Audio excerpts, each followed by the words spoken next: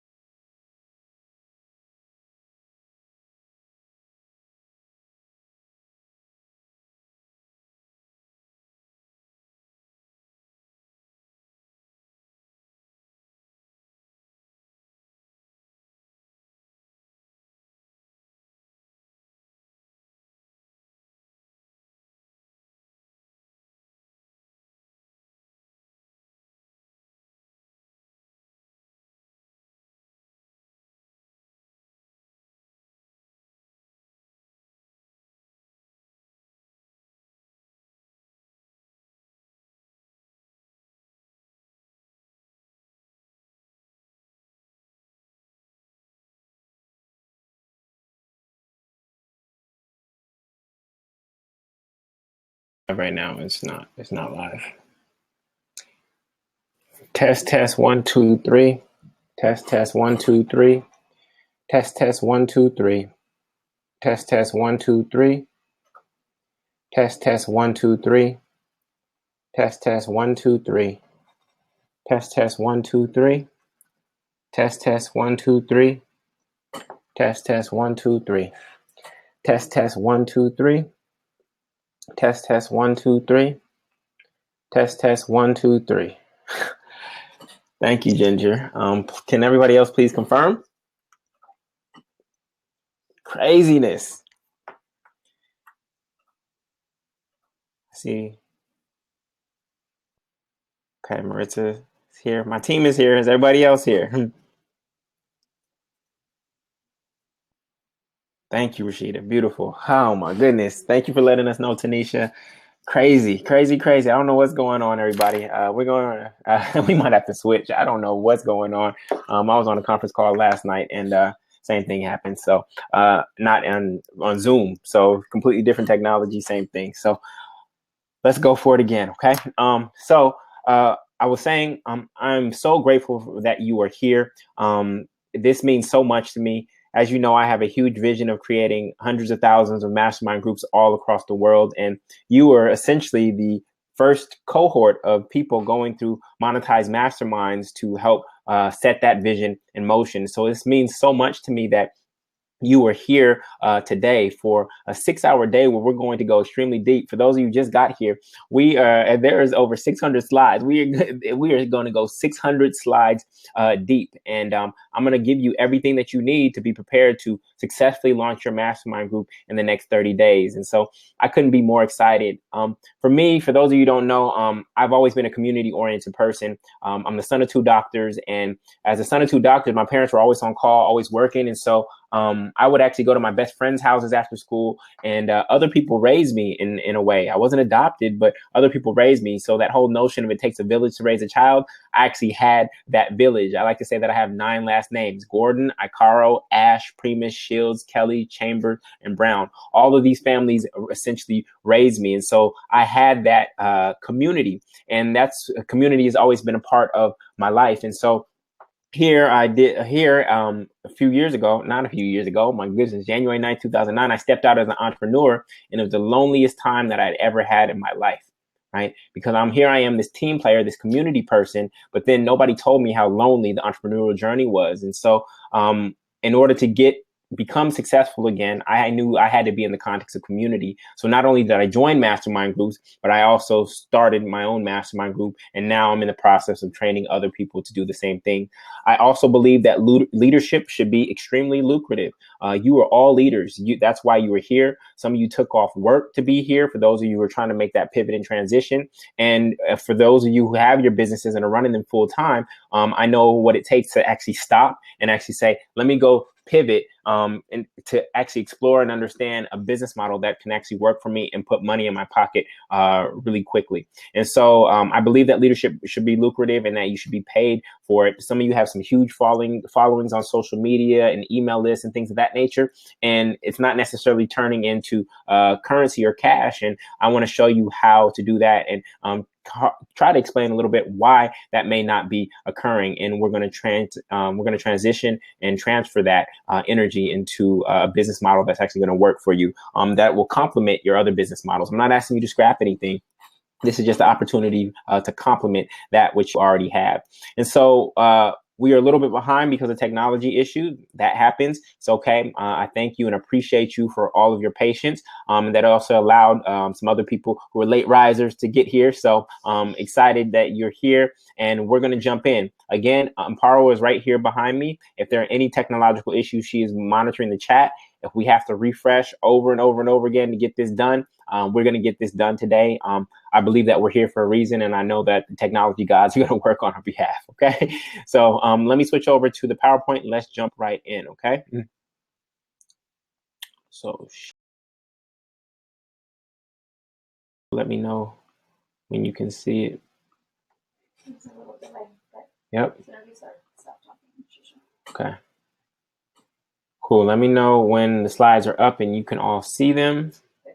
Okay. Slides are up. Good.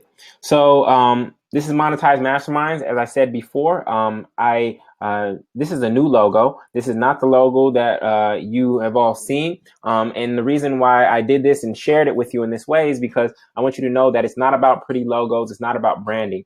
Business, that's one element of business, but it's not the key business. There's a lot of sexy brands out there who have no business behind them. And I'm actually focused on making sure that you create a business that is sustainable and that allows you to grow. This logo came after the fact. We didn't start out with a logo. We actually did what we had to do, built something that was of value to people. And then once we proved the value, then we went and did some of this branding stuff. And we actually had money coming in the door to actually go invest in this kind of work. And so this logo is actually the 3 pyramids. And the reason it is because the pyramids are a huge feat. They're one of the 8 wonders of the world. And it takes a mastermind. It takes a group of people in order to do amazing things like that. And so for me, this is all about building a legacy of leaders. And we're going to start out talking about leadership today. You are all already leaders in your own right. That's why you're here. Whether you started off as self-leadership, whether you're leading others via Facebook groups, via webinars, via online courses, you are all already leaders. And what we want to do is we want to build that capacity. And I believe that what we need in order to change the world that we're in today is more leaders. And we'll get to that in a second. So let me just give you a quick overview of the day and what we're going to be getting into. first, in order to succeed today, we're going to be here from 11 a.m. to 5 p.m. Eastern Standard Time. So I hope that you can be fully present. If you can't, there will be a replay that you can access. We're actually going to take the replay and we're going to cut it up into the different modules so that you can find them located in the proper place on the selfmasters.com. The way it's going to work is we will do teaching, apply it through the online workbook on the Self Masters, and then I'll come back direct to camera and we'll do questions, then we'll do teaching, apply, and then we'll come back to camera, direct to questions, and we'll be doing kind of hot seats and live coaching right here to get through the modules when people get stuck. The next thing I want to make you aware of is oftentimes all of you are smart, all of you are brilliant, and so I want you to try this on. So some of you will see some of the content and say, no, Julian, I'm cool. I don't want to do that. And then you'll go back to your existing business and sigh and wonder why the existing business isn't growing. And so what I want you to take on today is to try this, right? Do everything exactly as I say. I want you to try it. And then if it's not working for you, then you can deny it. But when you look at this information, don't look at it and deny it first, and then go back to what you've been doing and then sigh that nothing is changing. I want you to fully take on everything that I'm saying today. And I know that's hard because we think we can outsmart our way through this. And for me, this is actually a recipe.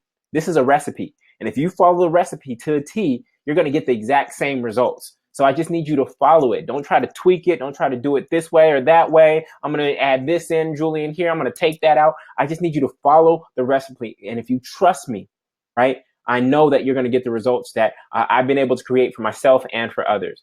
And then finally, today, I want you to treat yourself for lunch. I know we're starting at 11 for you on the East Coast. Lunch is not too far away.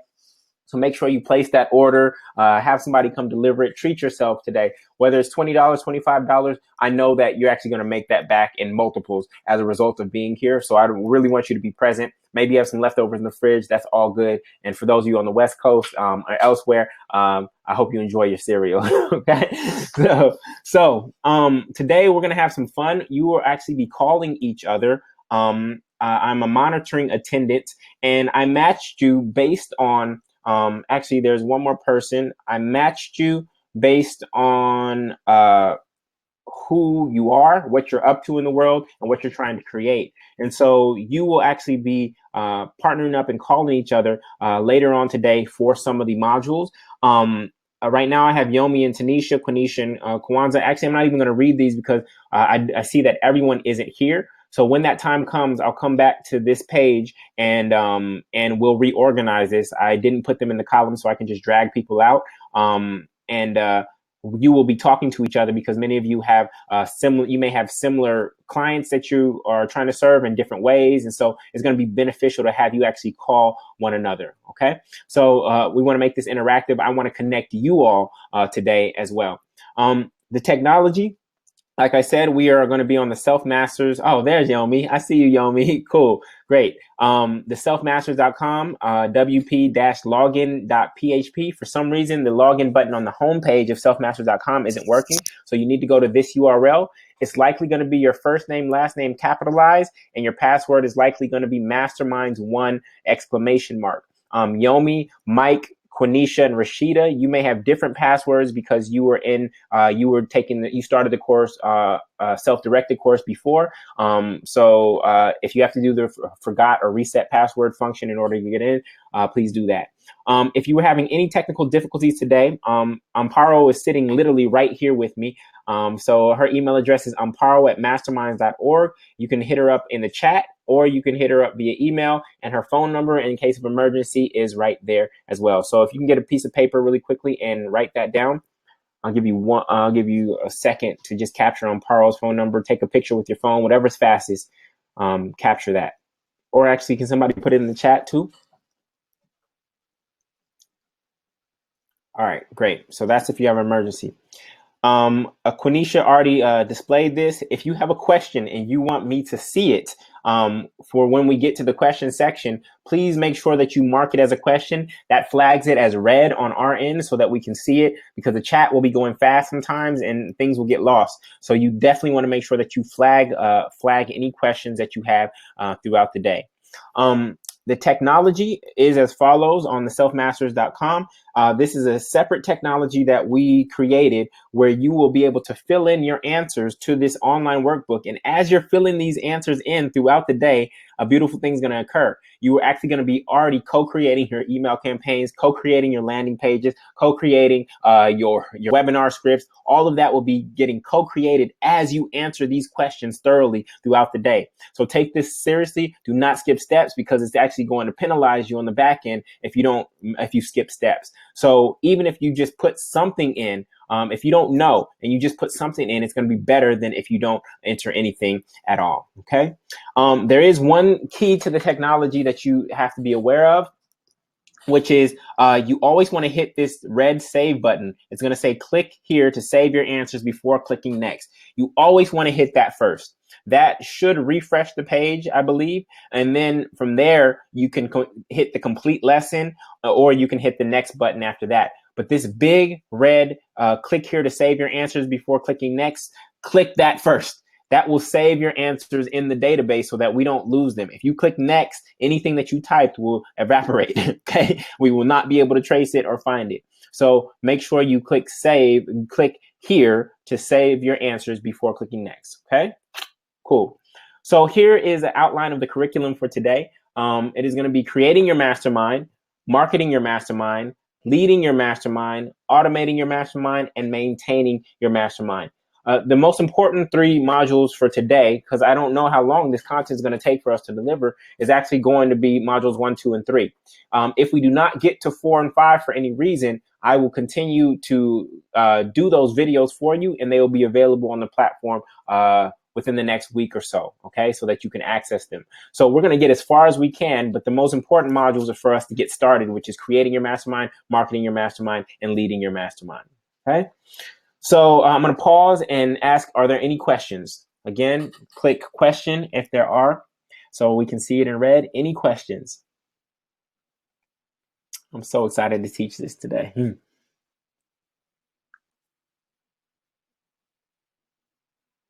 Okay, good. We're going to move forward.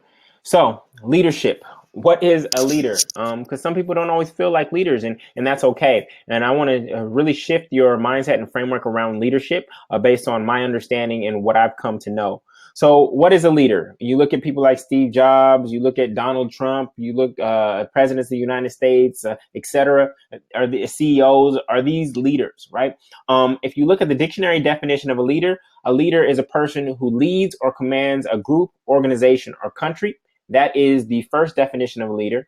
The second definition of a leader is a person followed by others. A person followed by others. But just because you have 5,000 followers on Twitter, does that make you a leader?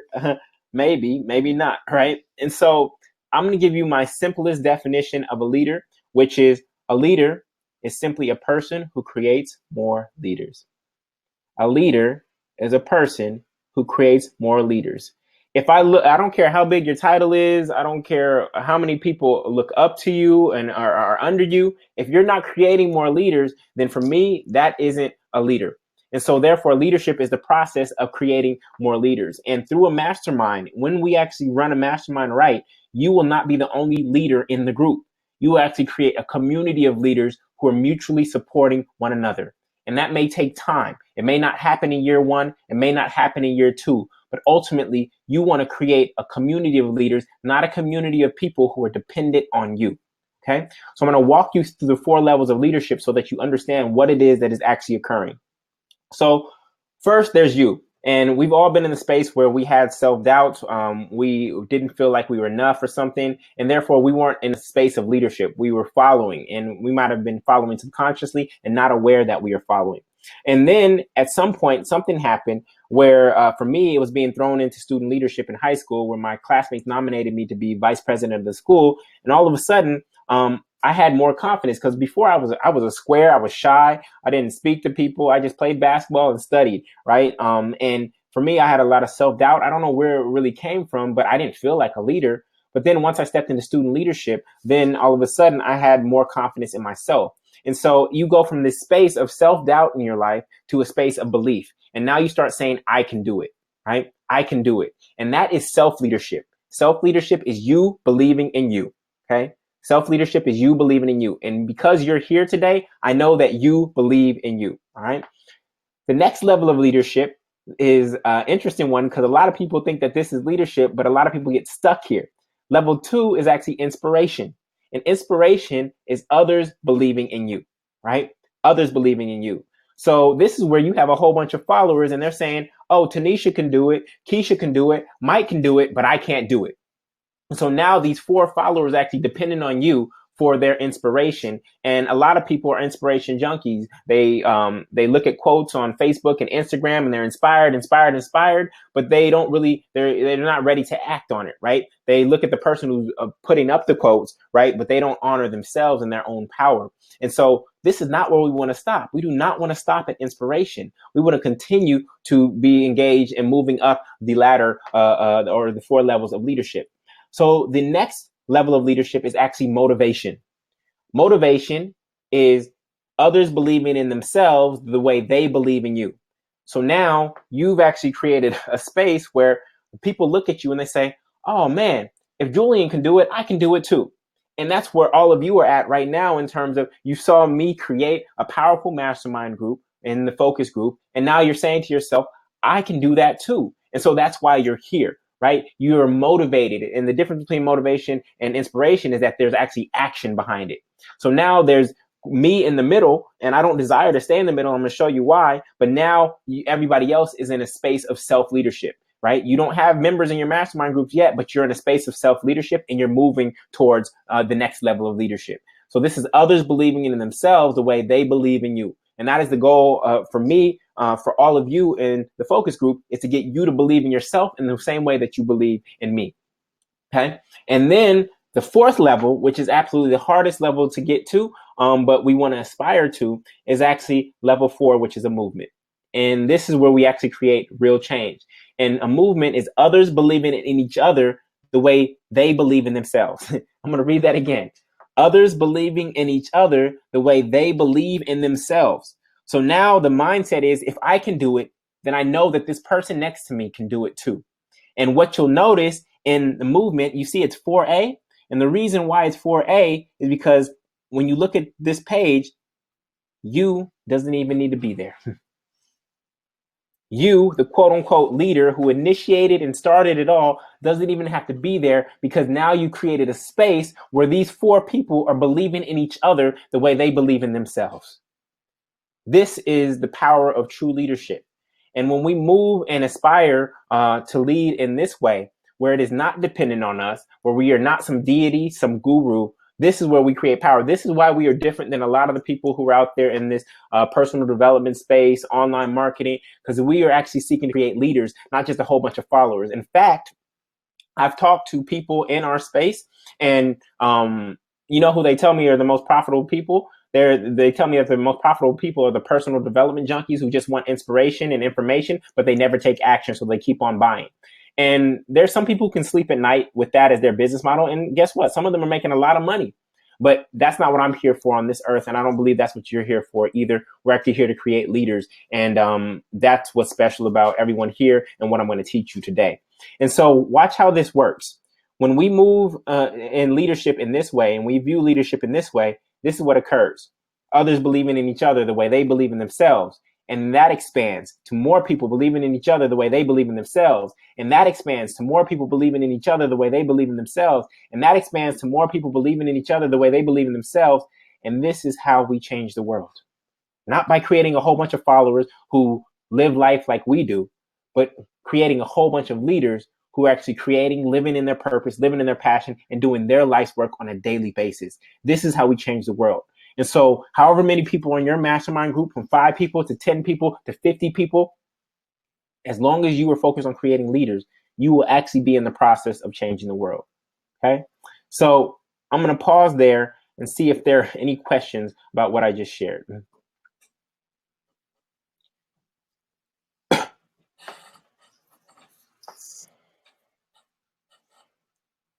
Any questions? Saw you all get still for a moment. I didn't see the chat moving at all. Any questions? Is it frozen? No. Just a delay. No questions so far. We all good? At least tell me we all good. All right, Quenisha, I see you. All right, cool. Hold off 1 second. There is like a 15-second delay between my teaching and you getting it. So Maritza, good to go. Rashida, we good. Christina, powerful. Love the framework. Beautiful. All right, let's get it. All right. So what is a mastermind group? Some of you were there at our New Year event. I went through some of this, but I think it's important to reiterate it, especially for people who are new to this concept, because the reality is that only about 1/3 of the people who are in my circle or on my email list, only 1/3 of them actually know what a mastermind group is. And so we may use this language on a regular basis, and may be nothing to us. But for the people that we are actually leading at this moment in time, many of them don't know what it is. And so I want to give you some language so that you can explain it and communicate it. So what is a mastermind group? You've heard the quote, whenever two or more are gathered, or two heads is better than one, to go fast, go alone, to go far, go together. All of these speak to the nature of a mastermind group. And a mastermind group could be a variety of things. We've all been part of mastermind groups. We just didn't call it. We called it the synonym. So if you've been part of group coaching, a goal setting group, a boot camp, a Bible study, a book club, a collective, a think tank, a men's group, a sister circle, a retreat, or some sort of association, a mastermind group is literally about creating community and transformation. So all of these speak to that. And you may not name yours an actual mastermind group. For instance, Keisha is here, and Keisha is in the healthcare field, right? And so masterminds is a foreign concept for people who are in the healthcare field. But what is common for people who are in the healthcare field is associations. You got association for doctors, association for dentists, association for this, association for that. So her mastermind may actually be called an association and not a mastermind. So you do not have to be attached to the language. I'm going to teach you how it works, but you do not have to lock in that language to the way you name your group. Okay. So on Facebook, there are a lot of what I call fake mastermind groups. If you go search Facebook, you will and type in mastermind and then click on the groups tab over here, you will actually see, I think, thousands and thousands of groups called masterminds, right? So what this indicates to us is that there's actually a demand for masterminds, right? And the fact that all of these groups exist with 6,000 members, 14,000 members, etc., it means that the language that we use is actually getting out there in the world, whether people are fully aware of it or not. And I'm going to show you how to manipulate these searches on Facebook to actually identify potential members for your group in a second. The three criteria for me in terms of defining the mastermind and why these Facebook groups are not masterminds is because these three criteria are fundamental for me. One, you meet consistently as a group.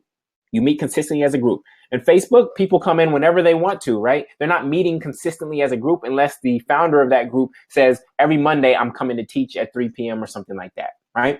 So that's number one. Two, there are hot seats or laser coaching. We do that on our halftime call, but hot seats or laser coaching is where one member of the group can step into the middle, share their struggle, and actually get coached, not just by the initiator or leader of the group, which is you, but actually be coached by the collective and tap into the collective wisdom. That does not happen in a Facebook group. I guess you can say somebody posts a question and people give you their answers. I guess that's the closest thing to a hot seat in a Facebook group. And then finally, all members give and receive. In a Facebook group, mostly it's the leader that's putting out content, right? And then everybody's receiving. In a true mastermind group, you want a space where everybody is giving and receiving. In our Facebook group for the focus group, there are just as many posts from other people as there are from me, right? I'm not the one who's dominating that feed there. And that's the ultimate culture that you want for your mastermind group. The definition or the word mastermind actually came from Think and Grow Rich, where Napoleon Hill wrote that a mastermind is the coordination of knowledge and effort of two or more people who work towards a definite purpose in the spirit of harmony, right? So this is where the mastermind principle came from. And then I also love this definition from Jack Boland, where he says, a mastermind group consists of two or more persons who meet regularly in an atmosphere of trust and harmony for the purpose of providing mutual support and encouragement, and to believe, this is key, to believe for each other things which each alone may find difficult to conceive and believe for himself or herself. So you having somebody believe for you, even when you're in a space of self-doubt. This is the power of a mastermind. So why will people join your mastermind? Why will people join your mastermind? These these are the three key reasons that we always put at the forefront, which is first, collective wisdom.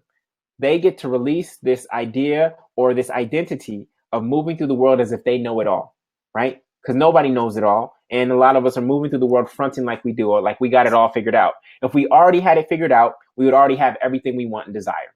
So that's first. The next is accountability and the power of proximity. Knowing someone who has what you want closes the knowing doing gap, and you get to experience the ease of rising with the tide of this group, right? And then finally, community. You get to accelerate your success. Most people say it's a matter of time. I say it's just a matter of team, because you get to access other people's capital. And you know, the way I define capital is personal capital, people's gifts, talents, and strengths; intellectual capital, their skill or subject mastery; their social capital, which is their networks up, down, and across; and their financial capital, which could be their own financial resources or their access to financial resources. That's the beauty of community, right? And so these are the three benefits. And now I want to get into the purpose of a mastermind, the number one goal of a mastermind. I talked about this at the New Year event. If you've ever been to In-N-Out Burger, how many of y'all been to In-N-Out Burger? Right? In-N-Out Burger has the simplest menu in the world. It's basically a cheeseburger, a hamburger, a French fries, and a drink. That's like all you get. If you compare this to McDonald's menu, it looks like very limited choice, right? And so if you go into In-N-Out for the first time, you will be making your choice based on what appears to be this limited menu. But the reality is, if you've actually tapped into the In-N-Out mastermind and the collective wisdom around In-N-Out, you actually know that there's a hidden menu at In-N-Out that most people don't know about. How many of you have fries that are animal style, right? That's not on the menu, but you can order it, and the people behind the register will know exactly what you're talking about. They will type it into the computer just like they're typing in the cheeseburger, and you will get it just like that, right? Because there's a mastermind that exists around In-N-Out, but you only know if you've actually tapped into the collective wisdom and to other people. And so the reason I bring this up in this funny example is because many people are moving through the world based on what they think is possible, based on this limited idea of what they think is possible for their life. And what a mastermind does, it actually exposes you to the full menu of options that we all have in terms of life, right? That's what a mastermind does. And that's the power of it. It exposes you to new options and possibilities that you weren't aware of on your own. And so here's how I language the number one goal of a mastermind. The number one goal of a mastermind is to help them, the person who is in the mastermind, think new thoughts and ultimately expand how they think about themselves, their life, and or business and project, so that they can see and experience new possibilities that were not available to them before based on their current beliefs and limited thinking, which is also limiting who they believe they can be, what they believe they can do, and what they believe they can have, right? So this is the power of masterminds. We are here to expand people's awareness of what is possible, because once we know that more is possible than what we've been choosing from, then we can start to move in a new way, okay? So what's going on with Ariel? Ariel's, mind blown. Okay, good. That's what we do. We blow up minds here, because that means that you're thinking in a new way. You read it in, for those of you who are Christian and have read it in the Bible, do not conform to the patterns of this world, but be transformed by the renewing of your mind. It is really hard to renew your mind on your own, right? And so by exposing yourself to people who are thinking differently, who are thinking bigger, who are thinking with greater possibility than you, it actually forces you to change your thinking. That's the beauty of a mastermind, okay? So we, as the initiators or leaders of the group, we help them make up their mind. Literally, listen to that language. Make up your mind. We all have the power to make up our mind. But what happens from birth until 18, we have all these other people who are making up our mind for us. They're putting in these ideas, whether it's our mom, dad, whether it's church, whether it's the economy, whether it's K through 12 education. All these people are putting their ideas of what life is and should be in our mind. And what we're trying to get back to is our original self when we were just born, before there was any outside influence on us. So the three ways that we do that is, one, we remove negative limiting thoughts about blank. And the reason I put about blank is because each of you teaches in a different area. So for Christina, she's going to be helping people remove limiting thoughts about digital marketing. that are no longer serving the person who's trying to build a digital marketing business. Tanisha is going to help women remove negative limiting thoughts that they have about success and motherhood, so that they are that are no longer serving them, right? So I put the about blank because that's where your kind of space goes in, right? Next one is you harvest successful thoughts about blank, right? That show the person who they truly are and can be. So this seemed to work for you over here. How can we apply that over here? So it's not that you're not successful. You were actually successful here. When how can we take the same formula and apply that to this area of your life, right? So you're harvesting successful thoughts. And the third way is to simply offer new thoughts about blank that will help them see anew and shift their perspective. So if this person was in a mindset of scarcity before, you offer a thought about abundance and how abundance works, and that challenges their old notion that they've been holding on to for a long time. Okay?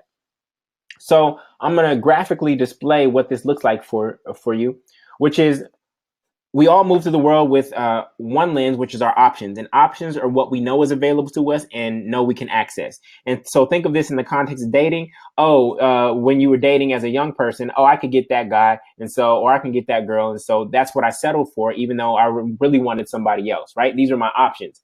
Now, beyond options is what's possible.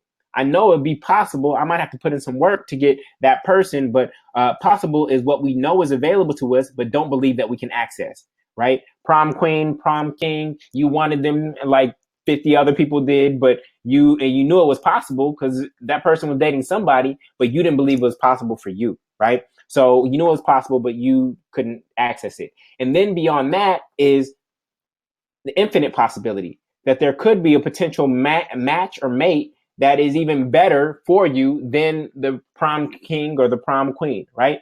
And this is really all that truly is available to us, but we can't even conceive of it. Therefore, we can't access it whatsoever. So here's what a mastermind group does. It takes what used to be options for you, what used to be possible for you, and it makes what was possible for you. Now those become your options. And then it takes what used to be infinite possibility, and it now makes infinite possibility possible for you. And then your boundary for infinite possibility expands way out even further, right? So this is where you think about Steve Jobs saying, I want to put a dent in the universe, right? That's infinite possibility. And I believe that everybody on in this class can actually get there as well, in terms of literally not just saying that, but actually believing that for themselves. So why start a mastermind group? So a couple things. Leading a group will help you and force you to step up your game, right? When you have stepped into a role of leadership, it makes you step up your game. Now, for me, I have a daughter, and when she was coming in the world, I knew that she would be observing me and my life and how I was moving, and she would be picking up my behaviors and patterns. It's crazy when I see her mimic me in some cases. And so what did that force me to do? It forced me to step up my game, because now I know somebody is watching me. And so for those of you who don't have kids yet, having a mastermind is a cheaper way to actually step up your game, because now other people are going to be looking to you to lead, right? To be the example, right? Of course, we're not adopting the old leadership model of look at me, look at me, look at me. But when you step into that role, it forces you to step up your game. Next, it's going to cause you to stay accountable on your goals more than you trying to do them alone. You will not feel so alone on this journey. You will increase your energy and motivation. You will become a better leader and listener. You will create real results in people's lives where you'll derive a ton of meaning from. I have a folder in my email account called affirmations, where people over the past have emailed me affirmations or thank yous for a speech or a talk or a book that I wrote, right? And even things that aren't in that folder. Tanisha, who's on this call, she mailed me my first edible arrangements basket ever, right? After we have finished a coaching program together, right? This is what you want. This is where I derive so much meaning. Thank you cards that come from strangers, right? So, and then finally, the derivative, the back end of all this is making sure that you can have a revenue stream, that your leadership is sustainable, right? That's the last thing, right? And that's kind of like the icing on the cake. Okay. So, what will it do for your students? For your students, being part of a group will help your students do everything that it does for you. Plus, it'll help them break free from the type A, survival of the fittest, work harder mentality. It will accelerate their success by witnessing others' transformation in the power of proximity, and it will provide an instant network and social capital that it would take them years to develop on their own. And then finally, what are some key structures of a mastermind? A few key ingredients are a group leader or initiator, a clear member mission goal and outcome, amazing committed members, consistent meetings, quarterly, biweekly, in-person, online, call or webinar, hot seats or laser coaching, a 1 to 3 day retreat or event, and a price. Why? Because everybody should have skin in the game. There is one free mastermind group that I've seen executed by Steven in Minneapolis, but beyond that, the masterminds that have lasted the longest are the ones that actually have a price, because now that person feels like they have skin in the game. Okay, money is a form of commitment for people. Okay, and then so finally, before we close out this intro section, is who is it for? Right? Who is your mastermind group going to be for? It'll be for those who want to stop relying on the will to win, but are willing to recognize their own limited thinking, ask for and receive help and feedback, who have plateaued and are ready to invest in themselves and continue learning, who also want to be a contribution to others and are willing to do their work, right? Not all the work, but to do their work, especially their internal work that's blocking them. So anybody who has mindsets around it's me against the world, survival of the fittest, to go fast, go alone, self-made millionaire, self-discipline, self-help, got to work twice as hard. If it's going to be, it's up to me. If you want something done, do it yourself. Every man for themselves. Pick up yourself by your own bootstraps. Anybody who has that mindset, your mastermind group is not going to be a fit for. It's going to be people who are ready to break free from all of these mentalities and actually step into a life of ease. And the reason that is the case is because when we look at the world's most successful people, whether it's Gates and Allen, Jobs and Wozniak, Serena and Venus, whether it's Henry Ford and Thomas Edison and the Vagabonds, whether it's Jordan and Pippen, whether it's Kobe and Shaq, LeBron and Dwayne Wade, whether it's Candace Parker and Pat Summitt, all the world's most successful people move in packs. It's like just there. Jay-Z, Damon Dash, Beyonce, Jay-Z, they all move in packs. They do not move alone. You can't find one successful person who succeeded simply on their own, because every success story involves other people. And until somebody actually recognizes that, they're going to be blocked and they'll be limited by their own will and by their own effort. Okay. Whew.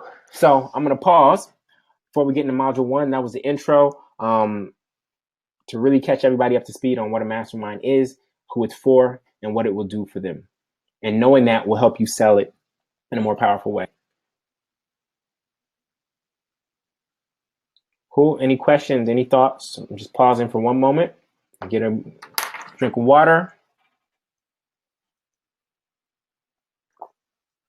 All right. Moving forward. Okay. Module 1, creating your mastermind. In this module, we will address how do I go from one-on-one to one-to-many and learn how to hold space for many members at once while still preserving quality. How to design a unique, valuable experience that taps into the collective wisdom of the group to create a richer experience than I can as a coach. And then finally, to set up the group for maximum engagement. So by the end of this module, you have a group vision and mission, a profitable financial model, a crystal clear avatar, a personal credibility story and script, and a pricing strategy and bonus structure for your offer. Okay? Good. So, boom. So, module 1. 1 second. Okay, module 1, how to create your group vision. So, vision is the ultimate long-term goal for your group. And I want to make a distinction between mission and vision. So mission is really your why you do this. Your vision is the what. What is it that we are trying to achieve? Your mission is here and now, right? This is what we are doing right now. Whereas the vision is actually on the horizon. It's kind of like where we're trying to get to. Your mission is something that you do. Your vision is something that you see. Your mission clarifies and informs. Your vision challenges and inspires. And then finally, your mission, you've heard the language mission statement, whereas your vision is kind of a snapshot / image of what it is that we want to see in the future. So I want to give you some examples of vision statements. So Warby Parker, to offer designer eyewear at a revolutionary price while leading the way for socially conscious businesses. IKEA, to create better everyday life for the many people. Google, to provide access to the world's information in one click. Amazon, to be Earth's most customer-centric company where customers can find and discover anything they might want to buy online. And Facebook, to help people stay connected with friends and family, to discover what's going on in the world, and to share and express what matters most to them. So those are some examples of vision statements. So your vision criteria: one, your vision is not really reachable, right? Your vision is not really reachable because it's out there on the horizon. It's something that you continuously aspire for. And just like a horizon, even as you move towards it, it keeps on moving, right? It keeps on moving. And so your vision is kind of this long-term thing that you aspire to, and you use it as kind of like your lighthouse. Two, it's ongoing. It's out there somewhere, right? It's aspirational, and it sets the direction and informs your decisions today. So that's what you use your vision for. Now, what I really want you to consider up front for your mastermind is I actually want you to get your mastermind group members to start thinking beyond 1 year. Because most people are going to think about the mastermind in the context of the payment terms, right? Which is, this is a monthly agreement for 1 year that I'm going to support you. But I actually want you to get them to start thinking. And first, you have to think beyond 1 year, but then you also have to get them to think beyond 1 year. So for the focus group, our vision is success without stress, struggle, sacrifice, suffering, or solitude. That is the vision that we are always moving towards, right? So in year 1, we focus on your income. And that's where we go through the freedom framework and how to package all of that. So your deliverable is your book, your online course, your mastermind, your signature talk. That's year 1. Year 2 is your funnel. This is about creating systems to free you while making income daily. That's the year 2. That's what I want year 2 to be about, is how do you make income daily, right? Not just in these one-off pops. So this is your funnel, your standard operating procedures, etc. Year 3 is about scale. How do you hire people to free you to expand your impact, right? As you know, I have a team of 4 now, amazing 3 women who help me scale this vision. That's the area we are in some of our business. We have 3 core businesses, which are publishing, speaking, and then masterminds, right? And we have 2 of those businesses that are ready for scale. And so I need to hire to that because I can't do it on my own. At some point, Richard Branson had to say, I can't do this by myself, right? In order to create all the Virgin brands that are out there, at some point, he had to wake up and say, I can't do this alone. And so you have to hire. So this is the vision that I want everybody in the focus group to have, is that this is a long-term journey, right? And one thing about masterminds, which we'll get into later, is that if you do a mastermind right, you can actually have customers for life. In the same way that Netflix has customers for life, you don't think about your Netflix subscription. Amazon Prime is going to have customers for life, right? That's the beauty of a mastermind, that this could actually be your crew that you're rolling with for the next 20, 30 years, as long as you are committed to doing this work, okay? So here are some examples of language that you can use for your vision statement. A world where blank, everyone is highly educated. A business that makes money every day. To one day, blank, in poverty. To ultimately do what? Create a self-managing business.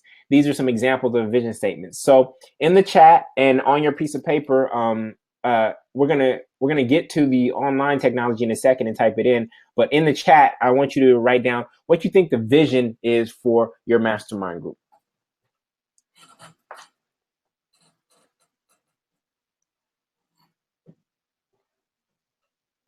What is the vision? If you had to come up with a vision statement, a world where what? A love life where, for like Chris, for Kazi, it'd be a love life, or a relationship where blank. Something that you're always aspiring to. It's not a box that you check off one day, right? And a business that makes money every day. Ariel, success through purpose without bureaucracy and not in solitude. Great. Great. I actually have to connect you and Tamara. You both about purpose as the foundation of your work. Anybody else? It's okay if it's a rough draft.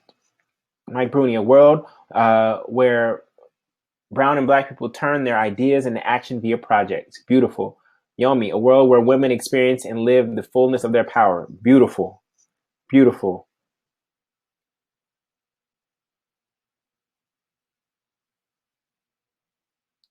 Wait for 2 more and then I'm going to move forward.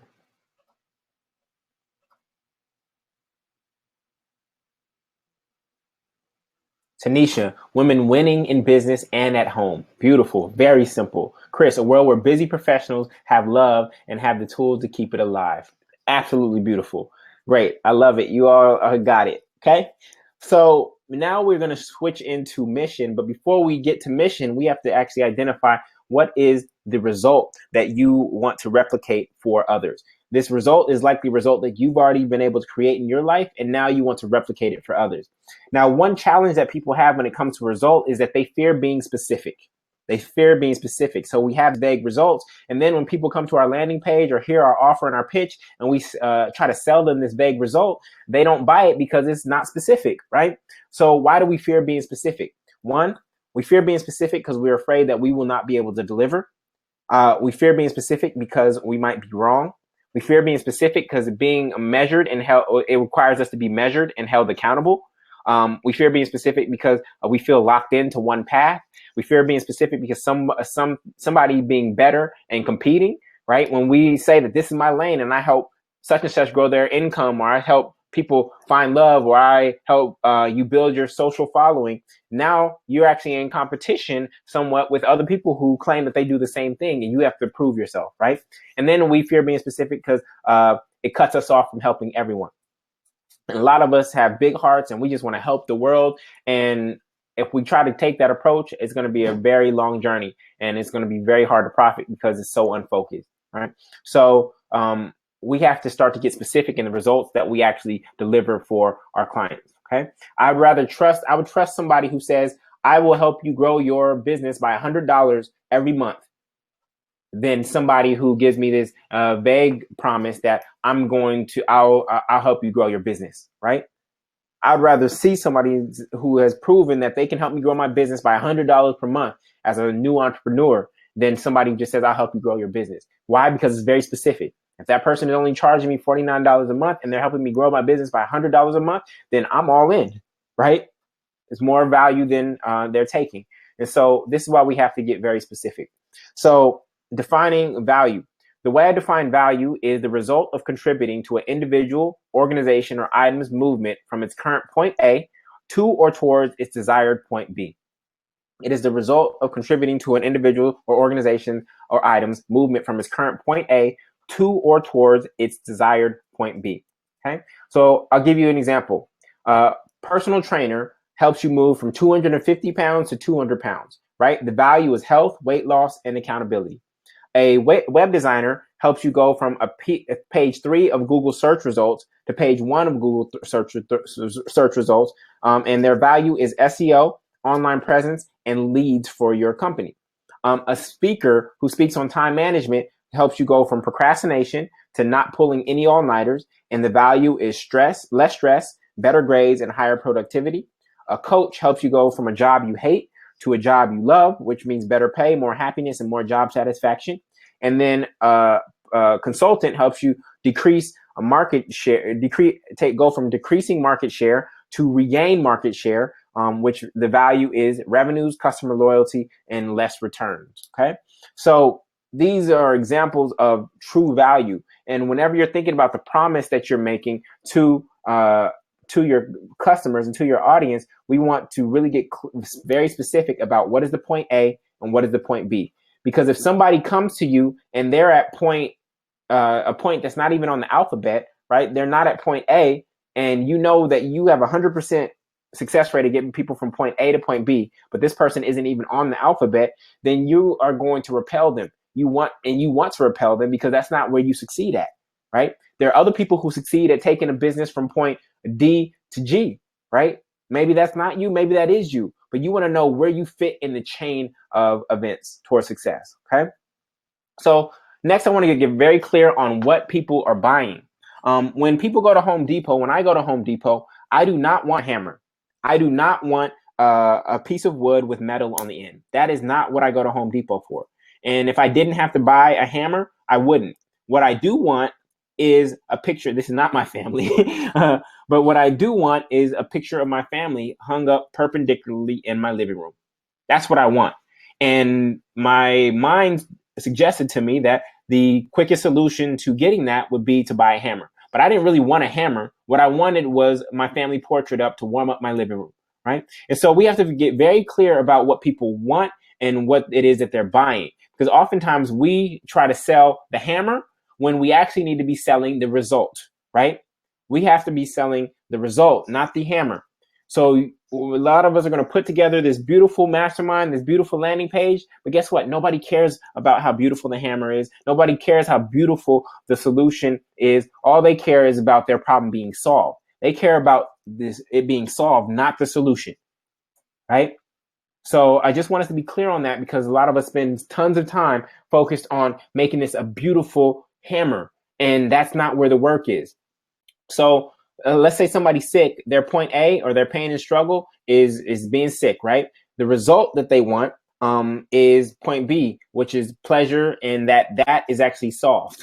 Okay. And so all this stuff in the middle that's going to get them from point A to point B, the medicine, the tea, the rest, they don't really want that. What they really want, right? What they really want is that their problem is solved. So your product, your service, which is the path to the solution, the path to their problem being solved, that's not what they really care about. What they care about is their problem being solved. And I just want us to be crystal clear on that we are not selling our mastermind. We are not selling our workbook. We are not selling our app. We're not selling any of that stuff. We are actually selling the actual result that they are going to get, right? So let's just be clear on that. So as you think about your results, there's various ways to sell your results. And many of you are coaches, some of you are consultants, and some of you are writers and authors, etc. I want to show you what that looks like in the context of career fulfillment. So the 3 ways to sell your stuff are: 1, to consult, to do it for them or with them; to coach, to teach them to do it themselves; and then curate, give them the information to do it themselves. So in the context of career fulfillment, that consulting is going to look like: send me your resume and the job posting. I'll write the resume for you and apply to 10 jobs on your behalf, right? That's consulting, right? And you can charge more for that because you're doing a lot of work. Coaching is: I'll personally show you how to write a strong summary, bullets, and cover letter, and the 10 positions to apply for. But you got to go do that, right? I'll show you how. And then curate means: buy my e-course and workbook on how to write great resumes with 100 free templates, and then follow the steps to discover potential dream jobs, right? That's curating. And so some of you have been doing various mixtures of these 3 things. And what I want you to know is that the beauty of a mastermind is that it pulls these things together. So your mastermind, your monthly group is really going to be around coaching and curating information, right? So that's the monthly group. But then your mid-year event or your annual event, whenever you decide to do it, that's where you actually get to walk people through things. And so for all of you who are in the focus group, we are scheduling our mid-year event, and that's going to be a 3-day event where we actually go dig deep and do more work on perhaps another area of your business, right? Or it could be how to grow your mastermind even further. So this is why mastermind is beautiful, because it brings all of these things together. Okay. So now we want to get into your mission. Now that we're clear on the result, we want to get into the mission. What will it help them do in the short term? Remember, vision is long term, mission is short term. So here are some examples of missions for the same companies. So Nike's mission is to bring inspiration and innovation to every athlete in the world. Facebook, to give people the power to share and make the world more open and connected. BMW, the world's leading provider of premium products and premium services for the individual mobility. Amazon, we seek to be Earth's most customer-centric company for our 4 primary customer sets, which are consumers, sellers, enterprises, and content creators. Okay, so what I want you to do now on a piece of paper is I want you to start listing your personal desires that you have in life. List about 3 to 5 of your personal desires. Then I want you to think about your peers, and I want you to list 3 to 5 of their desires that you hear come up in conversations, picnics, on the phone. And then I want you to think about your current clients, and I want you to list 3 to 5 of their desires in this kind of chart-based format. Okay. So what is it, by desires, I mean, what is it that they want? Some examples I have here: to publish a best-selling book, to build a 5-figure side hustle, to create a self-managing company, to create a 4-figure risk-free recurring mastermind, to scale through hiring, to automate almost everything, to double prices in 2 years, to have more work-life balance. Start listing some of the your desires, your peers' desires, and your clients' desires.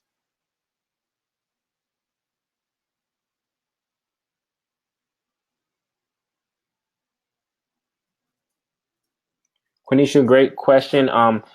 The missions can be read as long-term, but they are informing today's action, right? This is what drives them every day. And the mission is kind of like,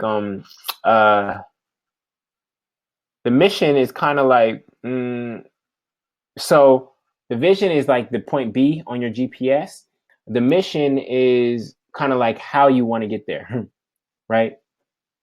It's kind of like what, because I can go from LA to Northern California. I can take the 5 freeway and go as fast as possible, or I can take PCH, the 1, and I can go along the coast, right? I'm still have the same destination, which is this long-term vision of arriving in the Bay Area, but the mission is how I want to go there. So BMW wants to go there not by having a low price cars and automobiles, right? They want to get there by having the premium driving experience for individual mobility, right? So it's more about the how you want to get there. So it can be read as long term, but it's really about the way and the why.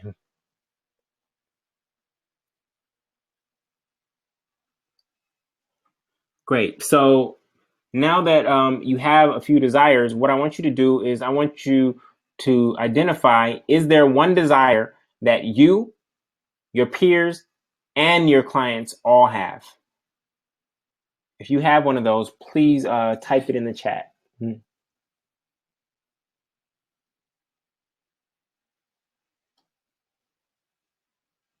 this is going to be the anchor of your mastermind group.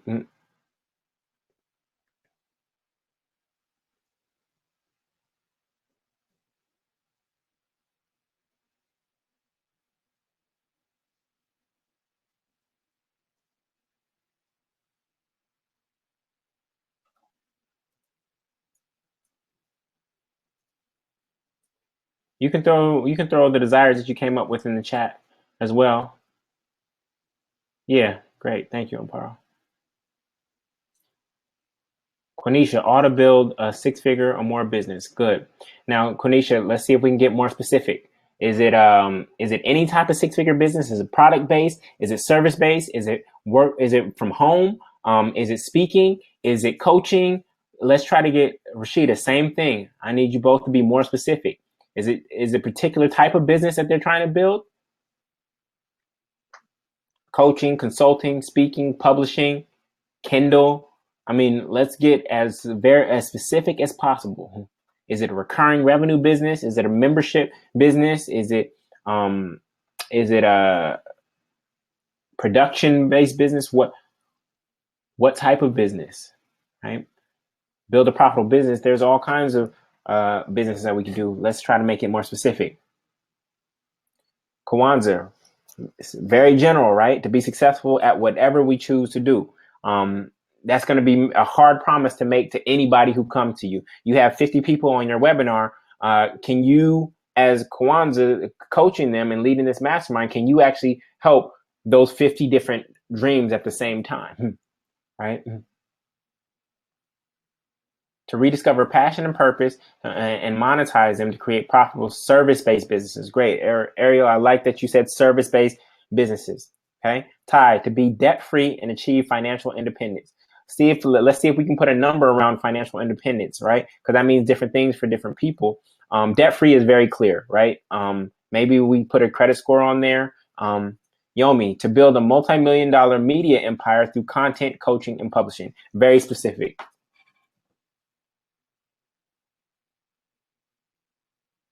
Beautiful. Okay.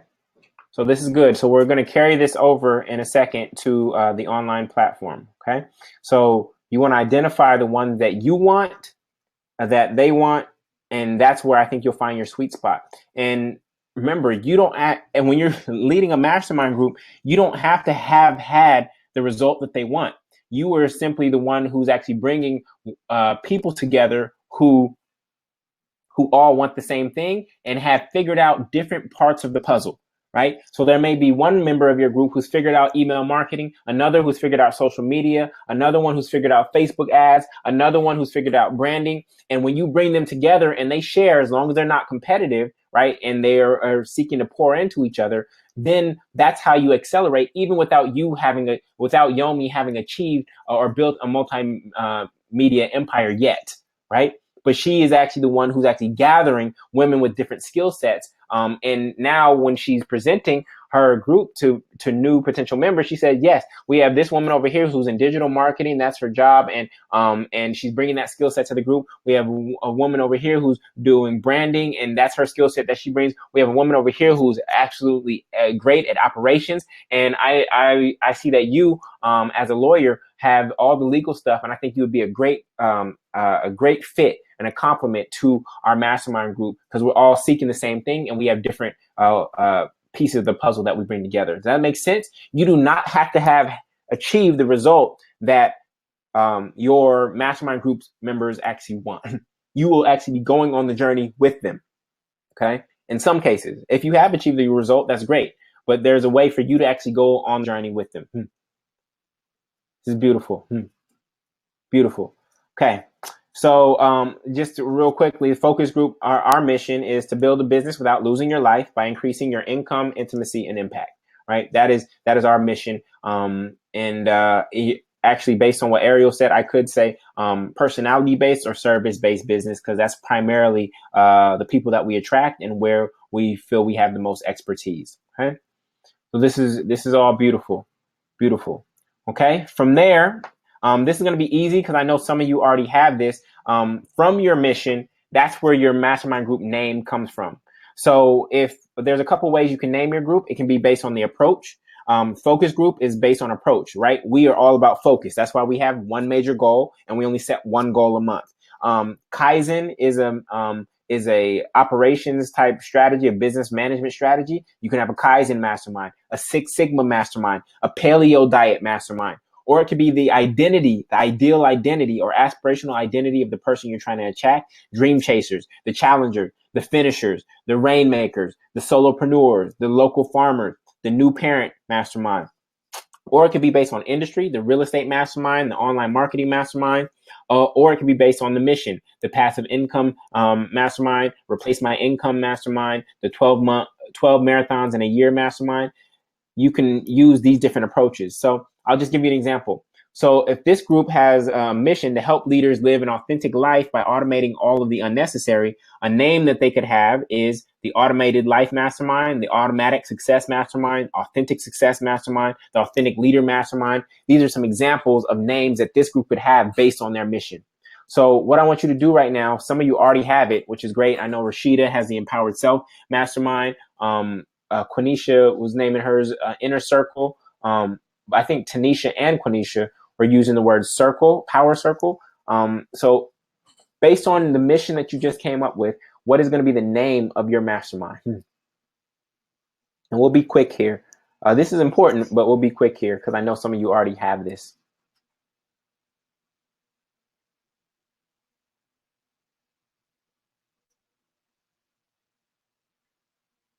Quenisha, I want you to be a little bit more specific about the life they desire. Is that more time with family? Is it travel?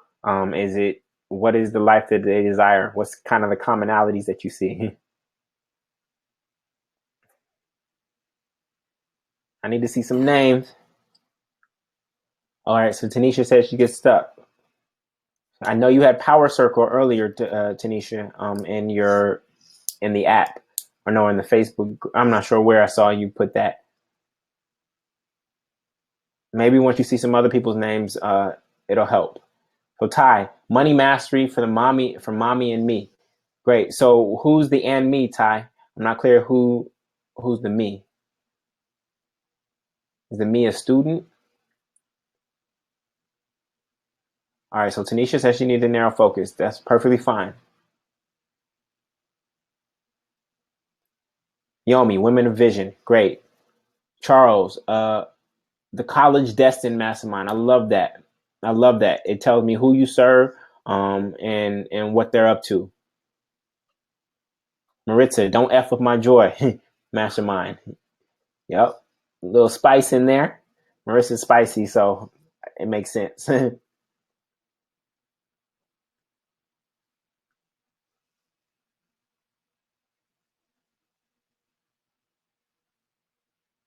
Got it. Money mastery from mommy and me, the child. So what that implies, Ty, is that the child is the one who's making the decision to join, right? So it actually might be me and my child, perhaps. Quenisha, straightforward, very clear. Black women CEO sister circle. Bam, very clear. Keisha, brilliant and bold home care mastermind. I love it. No, I like the sister circle. Well, you already have women in there. You suggest women twice, right? And so you may not need to suggest women twice, Quenisha. Igniting breakthroughs inner circle. So Ariel, that's not specific to me. I don't know what it doesn't tell me what it does. Breakthroughs towards what am I trying to break through? So actually I see how the name can be tie up a little bit, and that's okay. As we work through the other parts, we can always come back and circle back to the name. All right, beautiful. So what I want you to know, as you create this experience, because you're gonna shift over to the self masters in just a second. What you're trying to envision and create for this group of people that you're seeking to serve is this 12-month experience. For those of you who were on our kickoff call, you saw this before. When people come into your mastermind, or even when people start a new year, they have these beautiful plans. They finish the New Year guide, and they think it's just going to be this straight shot to the finish line. And we all know every year that this is the reality, right? Where there are ups and downs and challenges and obstacles and unexpected events that occur. And what tends to happen in mastermind is that when these dips and challenges come, people do one of two things. They either ask for help, which is what they should do, or they hide. And when they don't want to be there, right, in your mastermind, when they're not showing up on calls and things of that nature, that's likely in exactly the moment where they should be there. And it's on you as a coach to create a safe space for people to come as they are, not just show up when they are balling out of control, right? And so this is really key as you think about the 12-month experience that you were seeking to create for them. And I'm going to give you an example of a 12-month experience. You all are going to have your team huddle, your halftime call. But in January, it's pretty big. You want to onboard people in the right way. Of course, you can be recruiting members all throughout the year. I'm going to show you how to do that. But you want to actually figure out, what does this 12-month experience look like? So in January, we're doing visioning calls. We might do a welcome mailing. In February, you might do a Get Money Now live stream event. And so for Christina, who's doing digital marketing or digital sales, she might want to do a Get Money Now. And by Get Money Now, you don't have to call it that, but this is really about getting them a result ASAP, right? And the reason this is so important is if you get them a result ASAP, Kazi gets the woman a great date ASAP, then what happens is she stops thinking about the monthly investment. And we just want to get that off the table by getting the person, the new member, and our return on their investment as soon as we possibly can with our best stuff and our best content. That's why we're doing this Monetize Mastermind live right now, because I want to get you a return on your investment right away so we can get money off the table so you aren't going through the rest of the year thinking, oh, is this worth it? No, we took care of that in January. We knocked it out the park, right? You already have 10 people in your mastermind group, right? So that's how I think about it. Some people say, oh, Julian, well, if I get them a result right away and they're like, oh, I got this figured out now, won't they just dip? For me, I don't think that that's the case, because my commitment is to continue to get you results and get you more results, right? Because the greater results I get you, guess what? The easier it becomes for me to, this isn't the primary intention, but the easier it becomes for me to actually offer the mastermind to other people, because now I can say, I've helped 10 people do this. I've helped 20 people do this in the past 6 months. I've helped 30 people. So my commitment is to continue to get you results, to actually turn you into success stories. That's what I want. One, just for myself and for my own work, and for the expansion and the manifestation in the lives of everyone who you'll end up touching. But then secondly, for the business, right? And so then when you look at this 12-month experience, I encourage you to do a mid-year event to bring everybody together for connection and for execution. I encourage you in July to do a mid-year survey. perhaps do another live stream event just like this in October as people are trying to make it to the finish line, but they're a little tired, and do another live stream event. And then in December, you want to figure out a way to do celebrate everybody for the success that they've had.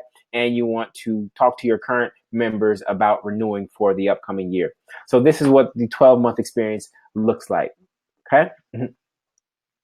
So I'm going to pause and see if there are any questions. Quenisha said, specific desire life, what I see they desire allows them to achieve harmony between their passion, purpose, and family. Is that still too vague? Yeah, what would that look like with a camera? If you were to take a photo of that, what would they look like?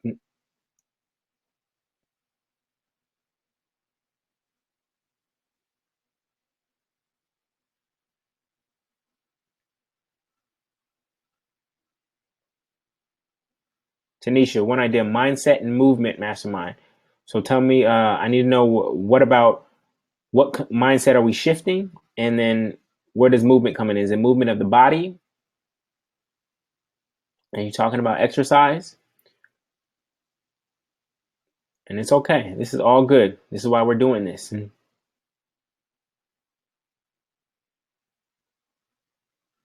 Okay. So what I want you to do now, I think I'm sharing my full screen with you.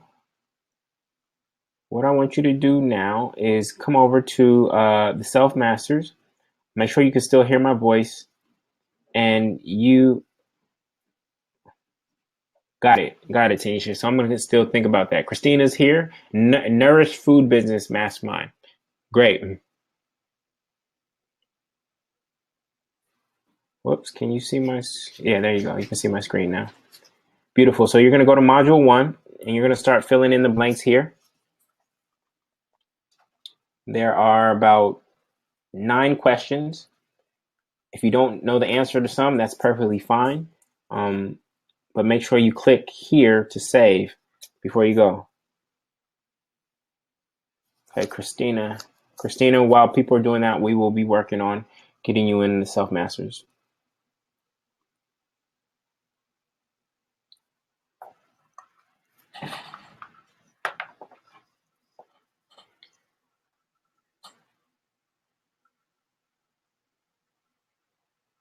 The journey to high level success.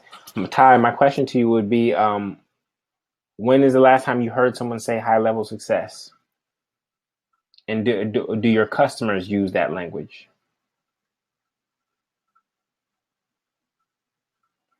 Quenisha, I think the sister CEO Inner Circle, that the name that was similar to that, I think that's fine. My only thing was figuring out how to take one of the sisters, or you said women and sisters. I don't think you need both.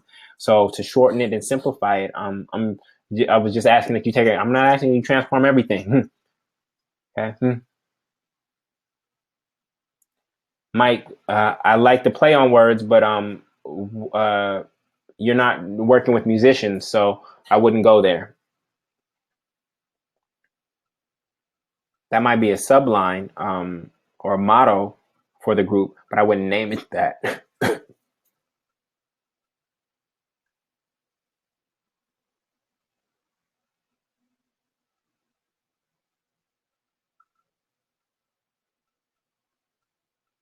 Quenisha, another idea, since you're being so transparent right now, something about getting what you want or finding what you want, perhaps in the title, right?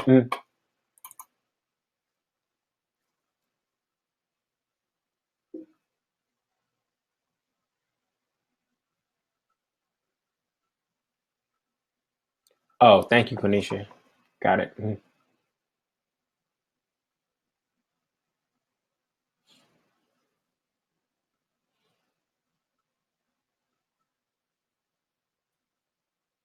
For others who are stuck, I'm going back to my one idea customer, not the broad spectrum of peers.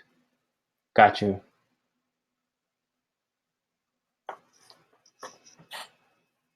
I think that's the right thing to do. Christina, we're working on your login.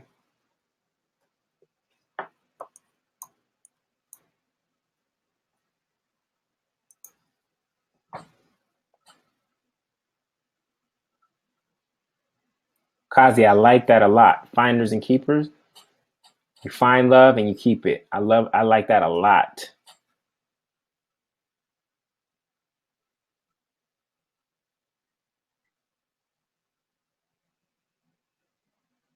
I think I would put love in there somehow, some way though. Love, romance. I don't know if it's gonna be on the front end or the back end of that. Or intimacy, something like that. I'm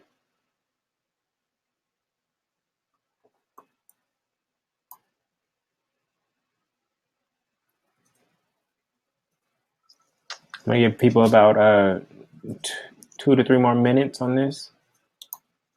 Christina, please use a Word document for right now.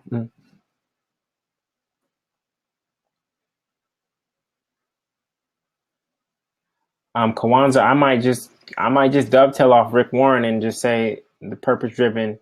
If it's for women, purpose driven divas. I might just vibe off of that. Since that's common language that people know, because Rick Warren knocked it out the park with that book. It's perfectly fine. Keisha, I think yours should be association.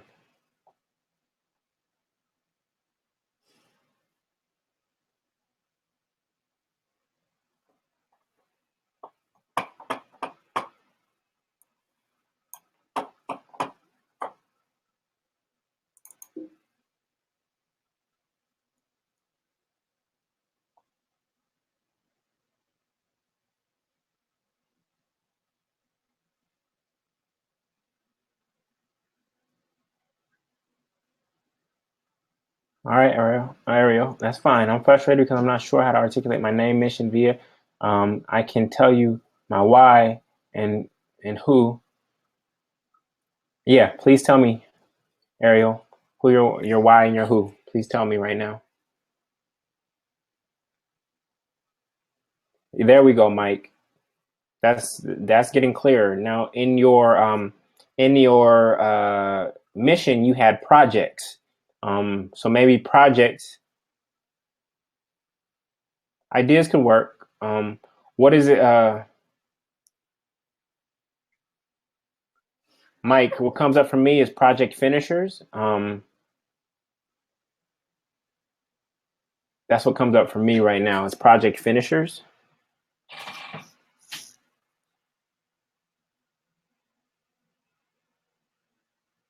We need a whole session on just this. We got to know who we're serving, right?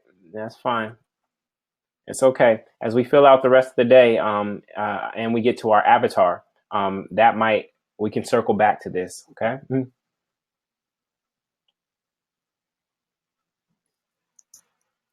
About 1 more minute to complete the page. Make sure you hit the big red click here to save button. Please do that.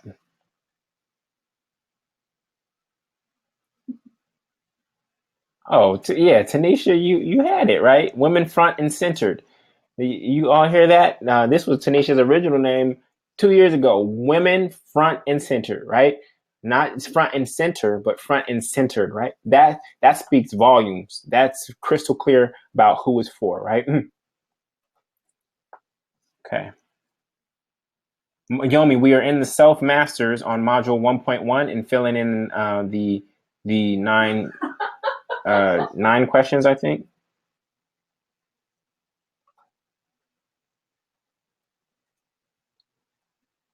Ariel, women veterans who have transitioned out of the military and are struggling with hmm.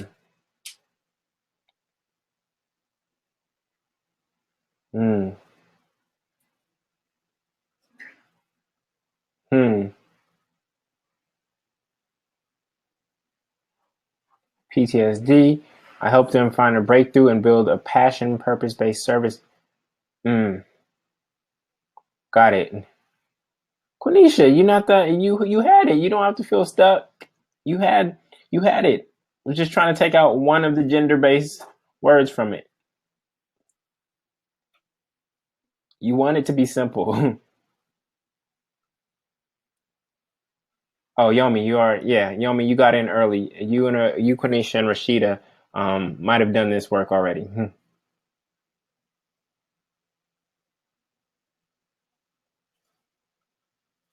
I'm not clowning you, Tanisha. Y'all crazy. All right, great. So I know based on the feedback that I'm getting from you all, I recognize that I'm going to have to do some more work on my end on naming and helping you identify names. Some of you, the name is right there and you veered away from it and now you're coming back to it. It's likely the first thing that came to your mind. So don't make it too complex. You want it to be able to attract the people that you are seeking to serve. Okay. Amparo, this is Christina. This is Christina's login right here. It's her first name, last name with the ELL. I know sometimes she goes by Christina Mitch, but it has ELL. No password. Password should be Masterminds. As soon as I get Christina's, we'll be back in action.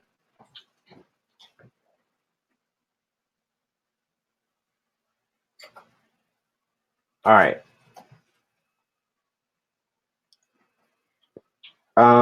Women front and centered power circle. I think power circle. And then I haven't forgotten about you, Ariel. I'm thinking, I don't know that market too well, so I'm thinking the woman veteran. I'm trying to think what is it that the woman veteran want. It'll be woman veteran. I don't know if it's prosperity, if it's I know you have breakthrough. I know you have passion. The woman veteran. I'm trying to figure out what that word is that goes there. Okay. Christina, she tried it already. She asked for password. She said, okay. Christina, we are changing your password right now. Generate password. Masterminds. 1 exclamation mark. Okay.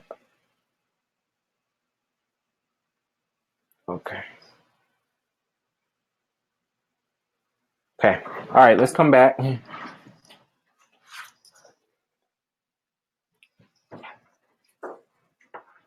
right. This is good. All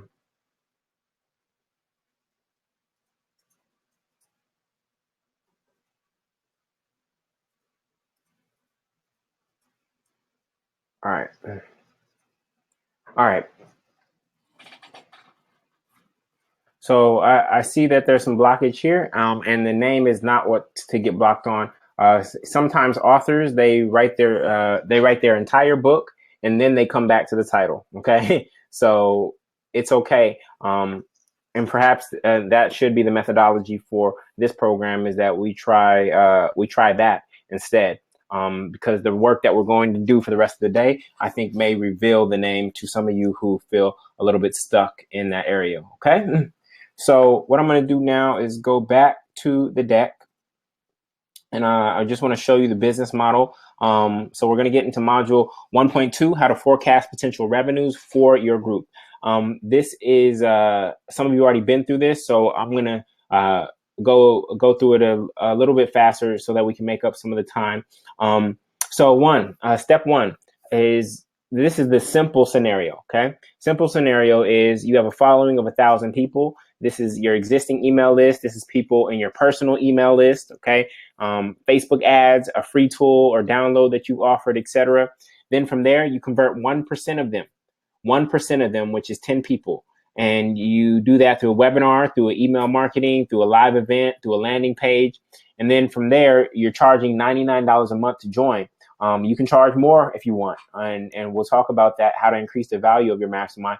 But this is a very simple scenario. So in this scenario, this is an annual revenue of $12,000 a year. It's not paying for everything, right? But it is a new stream that you created, and it's an ongoing offer. That's the beautiful thing about a mastermind, is that it's an ongoing offer. People can be coming in and and ascending into your mastermind group from your lower offerings every month. So you get new people on your email list, etc. This is an offer or a sequence that you could lead them to. Say, hey, I see you checked out all my amazing content. How'd it go? Do you want support on that? Do you want to be inside a community of other women or men or whoever who are doing this work on a monthly basis? And you can offer that ongoing. So let me go into scenario 2, which is average effort. Okay. Average effort is that you have more followers. The conversion rate is lower. So now you have 15 members in your mastermind group. They're paying you $129 a month, and the monthly revenue is about $2,000. For some people, that's a mortgage. For some people, that's their student loan bill, $23,000 for the year, right? Then the fully committed, like if you're really going to go in, then for some of you, this would actually match or double your income from last year. If you have a list of 5,000, only a 0.5% conversion rate. You have 25 members who you're serving at $149 a month, which is about $3,700 a month, which is $45,000 for the year, right? That's more than somebody on minimum wage, right? And this is just by serving 25 people out of your 5,000 list, right? So this is an example of what's possible from a monetary standpoint when you're leading a group. So what we're going to do is we're going to go back to the Self-Masters. We're going to go to module 2.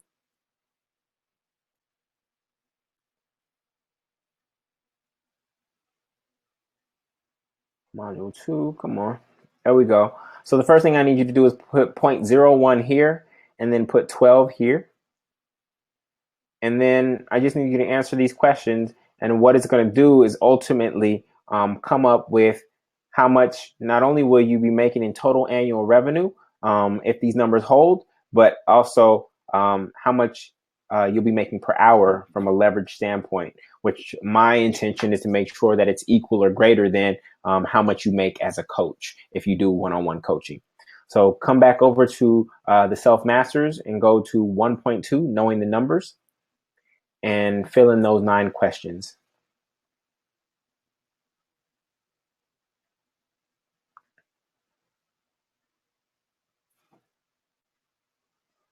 For Yomi and Rashida, I encourage you to go ahead and go to the future modules and review your answers, because I know they change. The focus of the focus group has changed over time. So while people are doing some of the stuff that you've already done, feel free to go back and revisit your answers and see how things are lining up. Okay.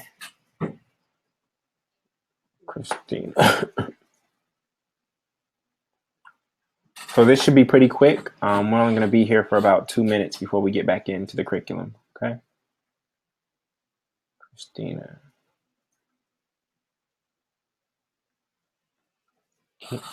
Can you log out and try to log in with Christina's information?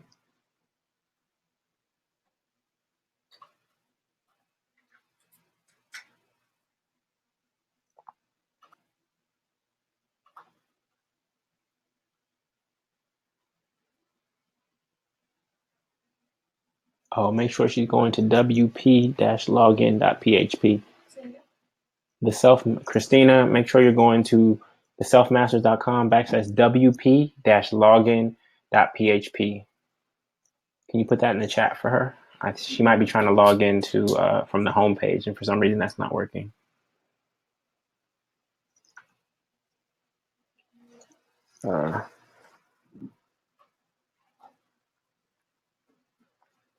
Masters.com wp-login.php. Here you go.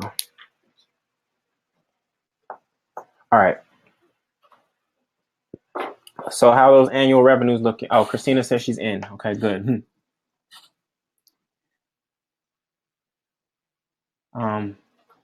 What were the numbers for the top? Oh, that those numbers have to be put in to the system for calculation purposes. The 0.01 and the 12, they just have to be put in. we couldn't automatically put them in for you. She got in.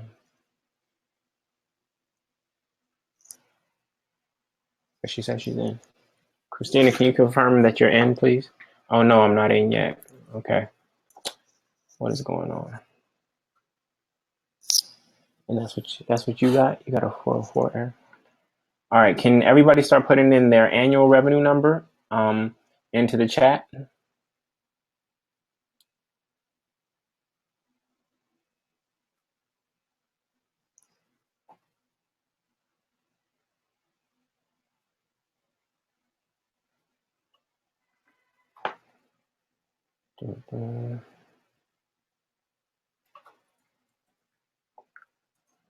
Quenisha, 74. Woo! Killing it. Can you let us know how much, how many members and how much you're charging per month?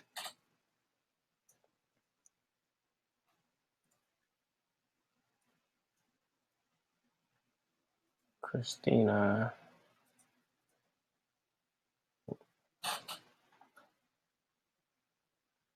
Update.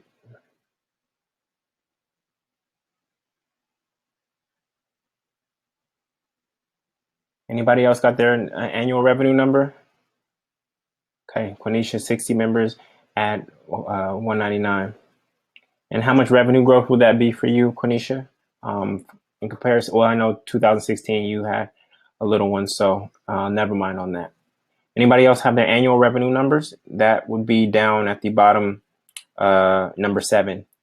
Number 7. Charles, 45. Great. Charles, how many people is that? Can you try logging in with Christina's, please? Charles, can you tell us the numbers on that for you? How much per month and how many members?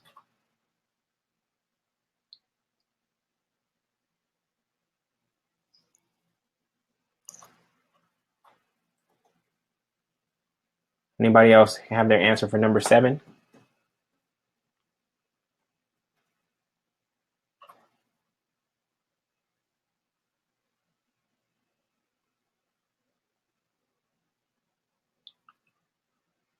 All right, I'm gonna hold space for just a few more seconds. Cool. To let Christina know that you got in, but you're gonna have to log out. You're gonna have to log out from her account. Keisha, 47. Great, 20 members. Beautiful. So you see how this can add up, right? And I'm going to show you how to keep getting members even after you've launched. So this is absolutely beautiful. So we're going to move forward now. We're going to move forward now into the next module, which is 1.3. And 1.3 is really important because this is where we're going to start to define your customer avatar. And your customer avatar is really who it is that you're serving, and what it is that they desire, what is it that they're trying to get away from. And for many of you, I think this is going to help you actually name your group. Okay, so module 1.3, how to create a customer avatar for your group. So first major distinction for everyone is you choose them, they do not choose you. This is different. You know, a lot of times we start a business or we put up a web page and we wait to see what customers choose us, but we're actually going to do it the exact opposite, where we actually choose our customers. Imagine in dating, right? We actually want to have the power to choose. And for some of you out there, you created a list of who it was that you wanted. And all of a sudden, once that list was created, you started to attract that type of partner into your life. Well, we're going to do the same thing with our customers. We're not just going to go out to the club, basically, and let people choose us based on what they want, because just because they want you doesn't mean that you want them. And so we're actually going to declare who it is that we want to work with, who it is that we want to spend time with, who it is that we actually know we can help succeed. And that's the only person that we're going to seek to attract. Okay, so this is going to be completely different than the way many of us have thought about or think about building our business. And I got this from Russell Brunson and ClickFunnels, this chart here called the secret formula. And this is the scenario where clients choose you. One, we do it backwards. We come up with our product and service first, and then we ask ourselves, what kind of result does this create, right? And then from there, we say, who would want this result? Then where are they? And then what do I need to attract them? And that can work in some cases, but it's actually not the most effective way to build a business. It can be a painstaking way to build a business, to create something in a vacuum first, and then go try to find somebody to buy it, right? We're going to flip it and do it the other way, which is one, we identify and get very clear on who we want to serve. This is our ideal client and avatar, who I want to work with. Everybody who's in the focus group, I love working with all of you. And one and two, I know I can create breakthrough success for all of you based on the fact that I particularly chose you. Some of you had to go through fit calls in order to get in. And there are people who had fit calls that we said are not a fit. We cannot help them, right? Or just they weren't givers. They didn't demonstrate that they were about contributing, that they were really just here to take. And we sense that, right? So we choose our client first. Then we ask ourselves, where are they? What place do they spend the most time? And this can be online or offline.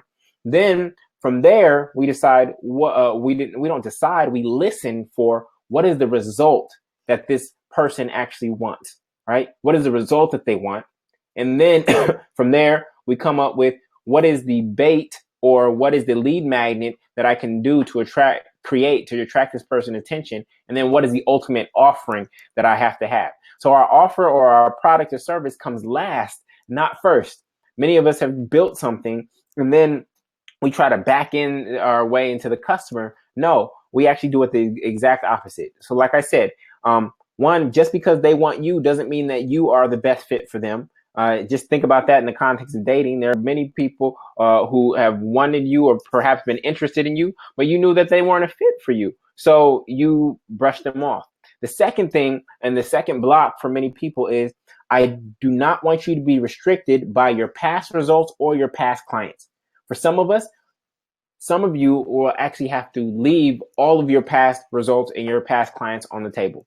They may not be serving you because you're actually frustrated in serving people who don't have the money to actually pay you what you deserve, who don't have the right mentality, who aren't really that accepting of help, right? And so by continuing to serve people who aren't a fit for us, we ultimately get great at things that we hate. So you end up serving a client that you don't really like and you knew wasn't a fit from the beginning, but you did it just for the money, and you do something good for them. And then what do? They tell another miserable client about you. And now you got another miserable client calling you for more help. And so all you're doing is attracting more of what you hate, right? So do not get great at what you hate doing. You get to choose your clients, okay? And so we're going to talk about how to do that. Is this making sense for people? Some of you will have to leave your current clients and your past clients to substitute them and create space for the clients that you actually want to serve. Okay? So, who can you and can't you help guarantee results for? That is the question. We only want to attract people who we can actually help. So, you're going to get into this in the online workbook, but what you'll be thinking about is, what are their character traits? They're ambitious. They're smart. They're a giver. What stage are they at? Remember, there are people who help businesses get from A to C. Then there's people who help businesses get from E to G. Then there's people who help businesses get from M to Z, right? So what stage are they at, and what stage are you most effective at helping people at? Are you effective at helping businesses that haven't earned any revenue whatsoever? Are you effective at helping businesses that have at least 5 figures in revenue and have a product? Are you effective at helping people who have an online presence and a following? What stage do they have to be at for them to receive your help? And then from a financial standpoint, yes, what are they earning? And then what type of business? And we talked about specificity earlier. Is it a product business? Is it a service business? Are you focused on speakers? Are you focused on lawyers? Right? What type? And then location. For some of you, for instance, Christina, she's in the Bay Area and her clients are primarily in Bay Area, though she actually wants to be free of that so that she can travel. So is location or industry or region essential for you in terms of who you can help, right? So this is the first step, is thinking about the character traits, the stage, the financial capacity, the type, and the location. Okay. From here, the next step is, who is it for and who is it not for? Because we want to completely repel all the people who we don't want to serve. They can go read our blogs, they can go watch our videos for free. They don't cost us any time. I'm not saying ignore them. We're just going to pass them off to things and other mechanisms that can help them until maybe they actually take advantage of those things and they prepare themselves to be ready to receive help from us. So Your group, who is it for? It's for long-term thinkers. It's for it's not for people who are here for get rich schemes, right? Your group is for people with revenues. It's not for beginners. Your group is here for people who are ambitious and driven. It's not for people who are lazy and easy road takers. Your group is here for people willing to learn, not people who think they know it all. Your group is for people who are executors and doers, not people who are just personal growth junkies.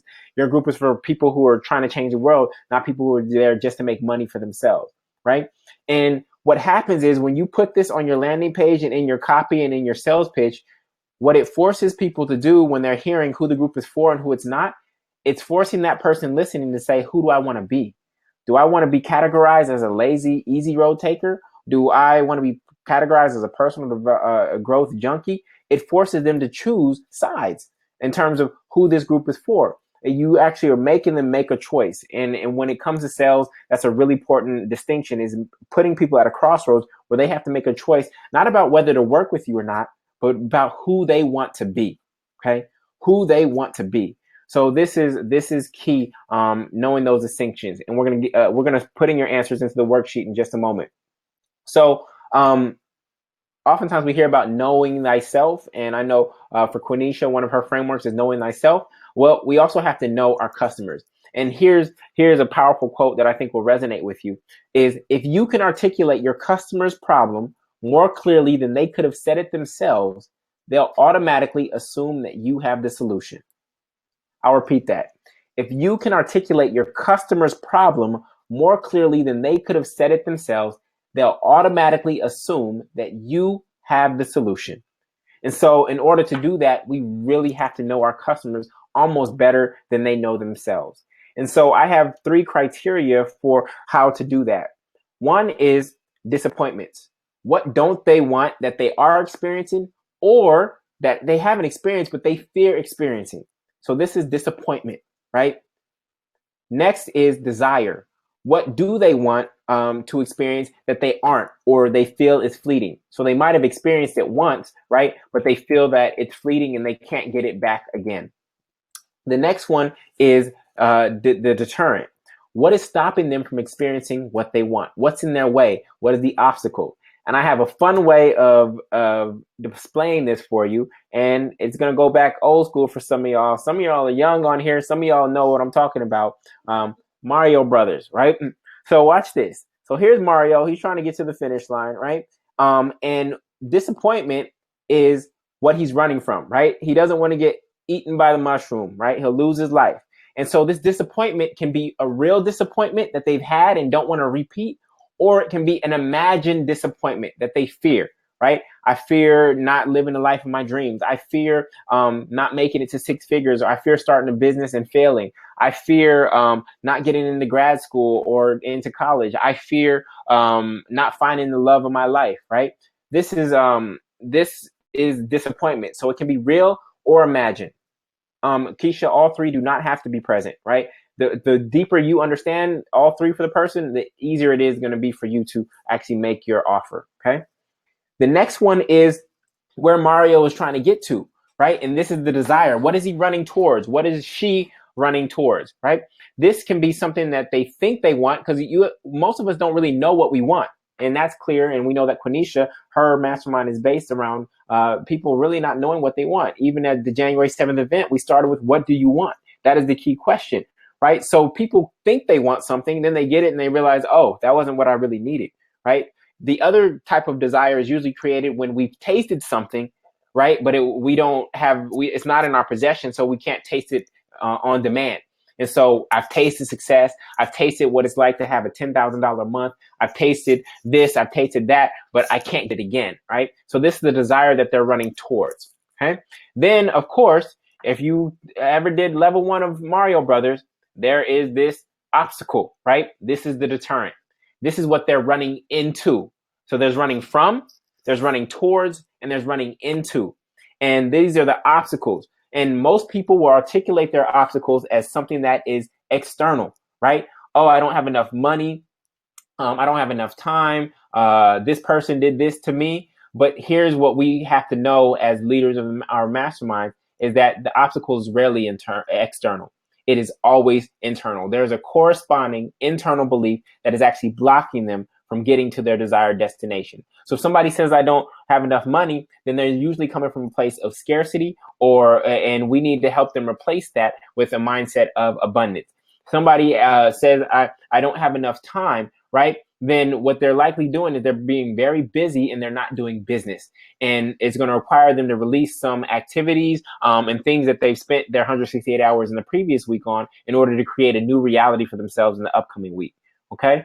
So this is just really important, and it's really key for you to understand what are their disappointments that they're running from, what is their desire that they're running to, and what is their deterrent that they're running into that's stopping them. Okay.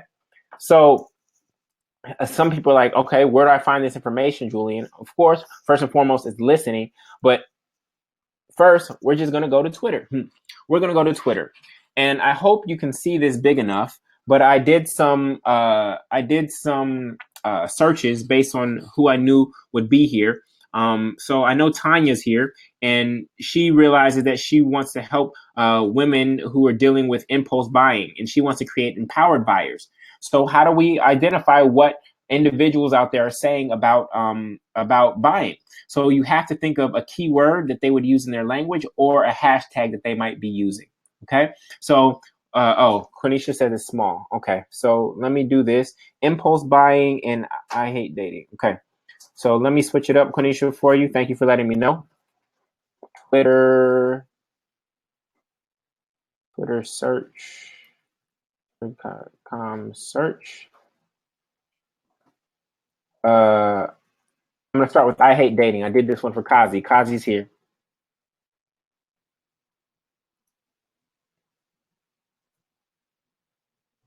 Keisha, disappointment is I'm running from having my heart broken. I'm running from losing a job. I'm running from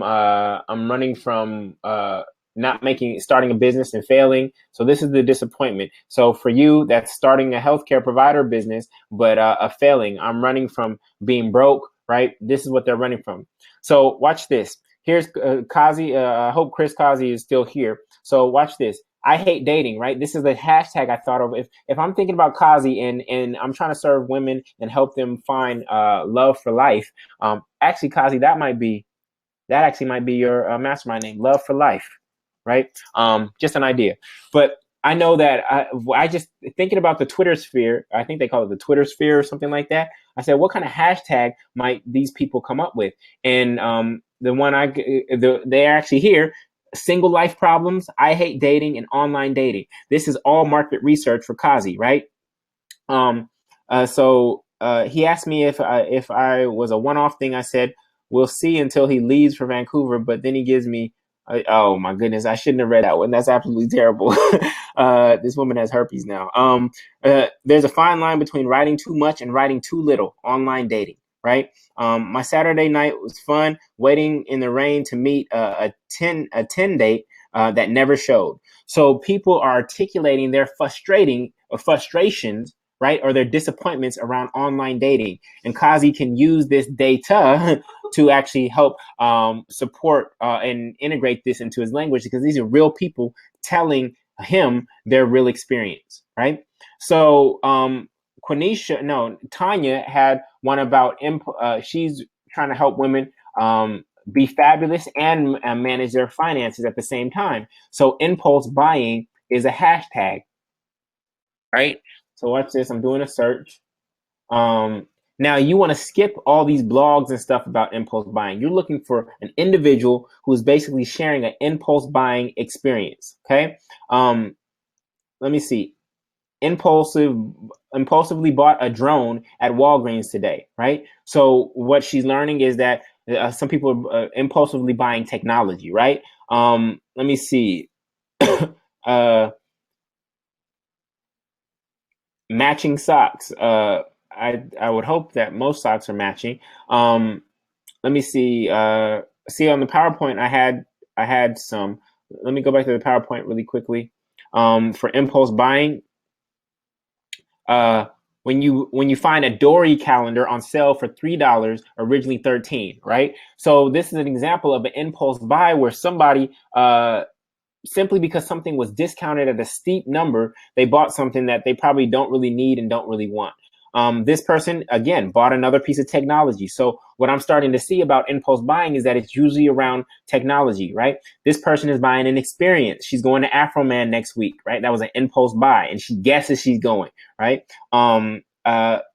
Sam's Club, you go in for office supplies and then you end up buying an electric skateboard, another electronic. So what I'm seeing is that a lot of impulse buying has to do with technology, and she can actually use that. Now, these were primarily men. She may find that that's also the case with clothes for women, right? Is this making sense? So you would have to figure out what hashtag might your potential avatar be using, and you can use Twitter to actually do research on them. So another space that I want to share with you is called the Experience Project. And the Experience Project is now a read-only website. It was a website created by a friend of mine, and it was for people to share their different experiences that they're having. So I'm going to take Impulse Buyer again. Let me copy this, and I'm going to show you what people are saying on the Experience Project about impulse buying. Oops, come on. So do you impulse buy? What was your last impulse buy? Again, this is market research. You are actually getting their language as opposed to using your own language. Let me see. Two $2 D-grade indie horror DVDs. I don't know how to say that word, but a pair of earrings, a pen that has 4 colors depending on which tab you push down. It's so long I can't remember. Bag of peanut M&Ms at checkout, right? So all of this is actually market research. Then there are related questions to impulse buying. Do you impulse buy, etc.? So, and you can see that there's 5 answers here. So this again is thinking about the keywords that your customer. Oh my goodness, this guy's showing up everywhere. These are ways to identify the language and the challenges that your avatar are having, so that you can actually speak to them. Again, if you can articulate their problem better than they could have themselves, then they'll assume that you have the answer. Okay. So I'm going to pause and see if there are any questions. And I also want you to order lunch. Okay. With that, I'll check for questions, but I want you to go back to the online platform, to the Self Masters, click on your avatar. And this is a longer section, so I'm going to hold space and I'll be receiving questions while I'm holding that space. And I want you to fill in these answers as thoroughly as possible. Again, this is a longer section, but this is probably the most vital section for us today. Okay. So name your avatar.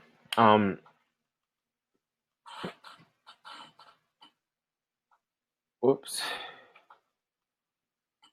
Name your avatar. And so this is giving them a character. This is giving them a character trait like entrepreneur Will, right? Solo Sally, procrastinator Paul. If you had to name your avatar, you're never going to call them this, right? But I want you to name them. Okay.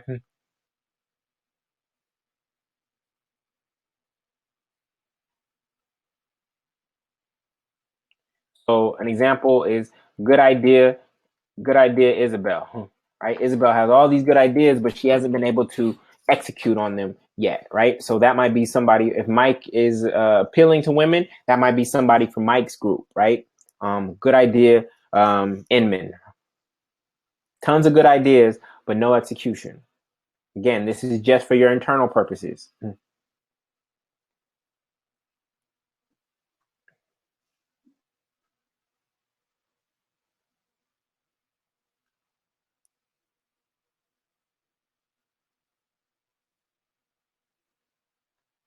Feel free to ask questions in the chat, mark them. Okay, Charles. My dilemma is that who I work with does not hold the purse. Does that change how I talk to my avatar? Yes. Great question. So sometimes your customer and your consumer are different. So I'll give you an example.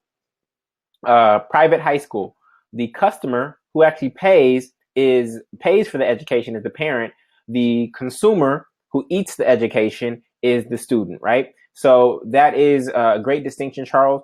Anytime your avatar will always, you almost have to talk to two audiences, but I want you to think of your avatar as the actual person with the person, right? You are speaking to the parent who is then going to make their student come to your prep classes.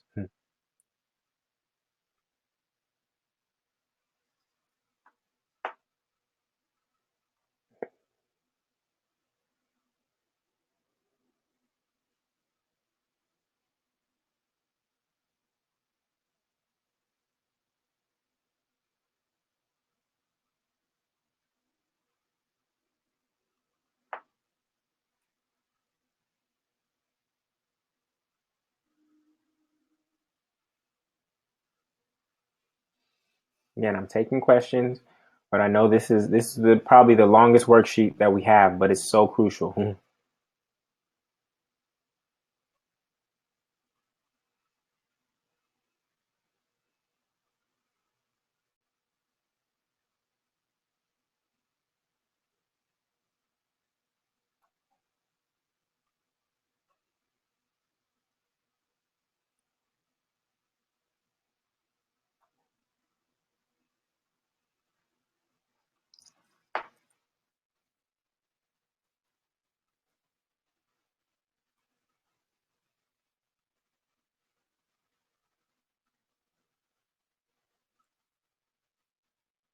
Okay, I see you, Christina. I think I might change my avatar from food business owners to food bloggers who haven't gotten traction and offer them another way to use their skills to build business. I know I need to do research, but what are your thoughts? Okay, so this is great. So food bloggers, it would depend on what you would be offering them. What does a food blogger want? They want a lot of website views, but are you offering a food blogger another business model? It sounds like you want to offer food bloggers another business model. What is that business model that you would offer them?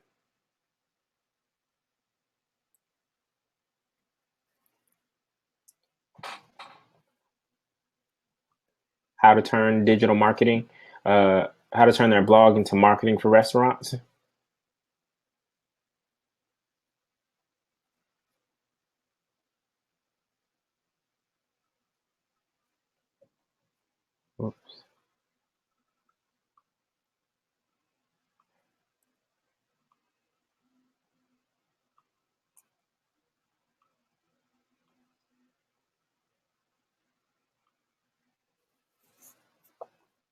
Okay.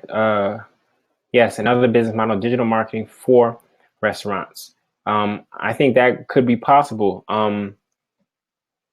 Right now, because the food blogger does not have any revenue, I'm hesitant for you to switch to that. We do know that restaurants have revenue, right? They may not be killing it, but they're willing to invest because they're not killing it. That we know that they have some cash flow. We don't know if a food blogger has any um, revenue whatsoever, and so that concerns me a little bit. Quenisha, any suggestions from me?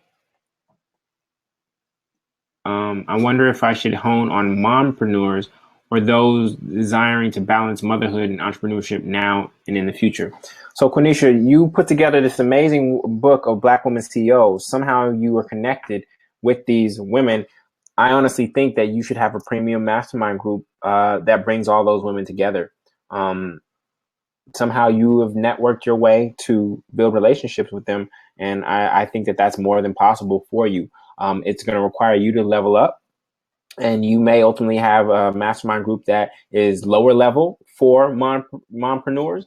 But I would honestly push you to have a higher end mastermind group for all these Black women CEOs that you were able to get to contribute to your ebook.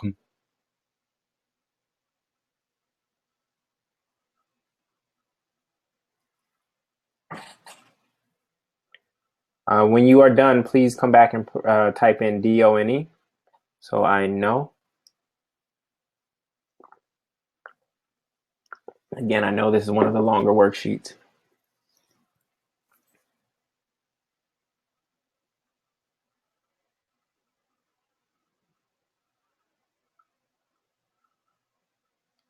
And for those of you who came in late, I want you to know that as you were answering questions, these questions are not futile. They're actually co-creating your email marketing, your landing page, and other types of other scripts and copy as you answer them. Okay. So I'm not just having you fill out worksheets for the sake of filling out worksheets. It's all going somewhere.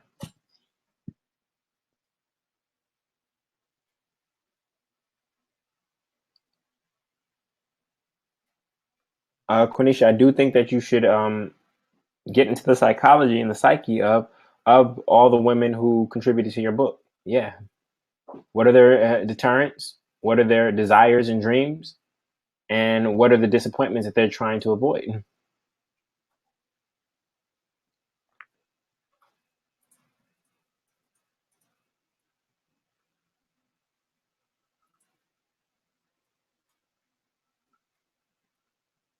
Again, when you're done, please type done in the chat so I know when we have a cohort of people who are done.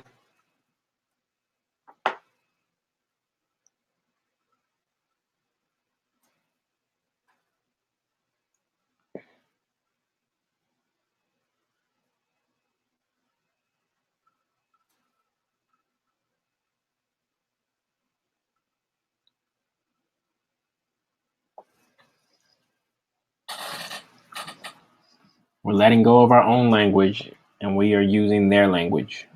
Okay. You can do the research on Twitter and in the Experience Project later. Right now, just capture what you actually know.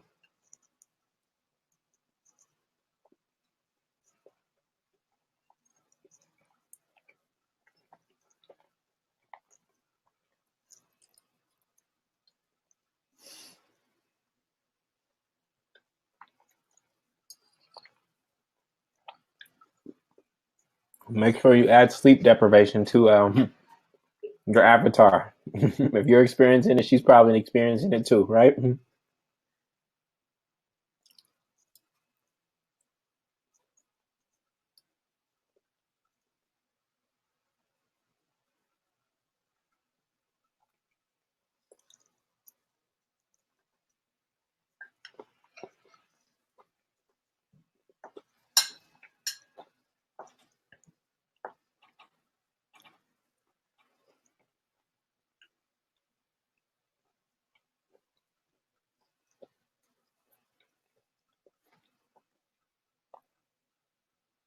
Anybody done?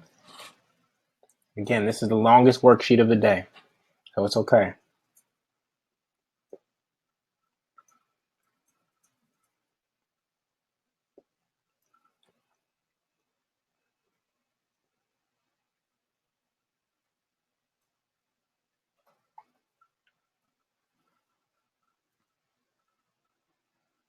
I felt that this was the best way to teach it because it just put it all together and let's just get it done together as opposed to sending modules one day at a time. So I know it feels like a lot, but I'd rather get the answers that we know out right now, and then you have time after to edit and refine until it really resonates, than to do it piece by piece and then life happen and you get thrown off.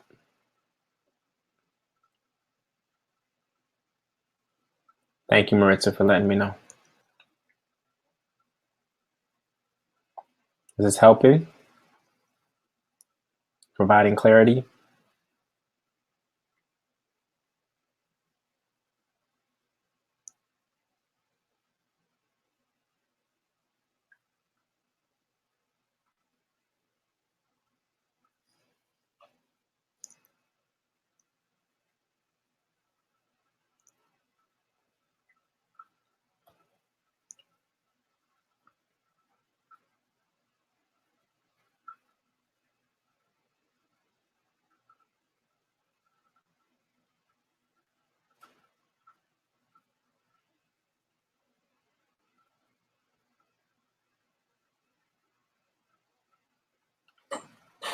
Good. As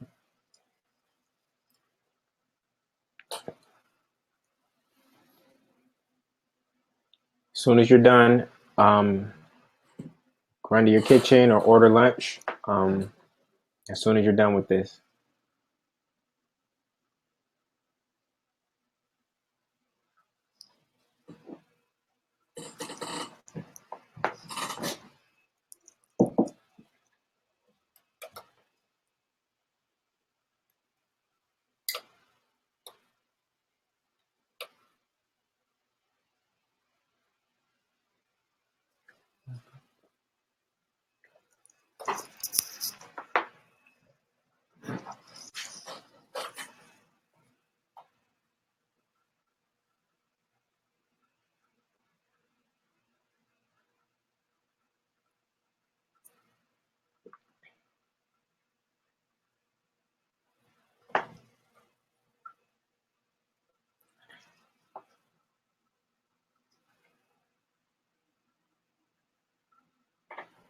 If anybody's done, come back to chat and let me know.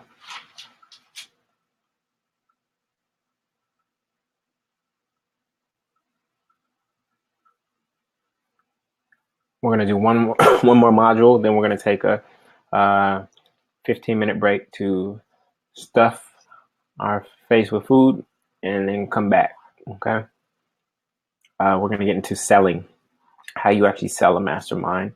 We're gonna do your credibility story first, then we're gonna get into after lunch. We're gonna get into selling and marketing, which are key. Specifically, masterminds. The work that we've done thus far is really actually could be used for your business in general. The work that we've done thus far, it's universal.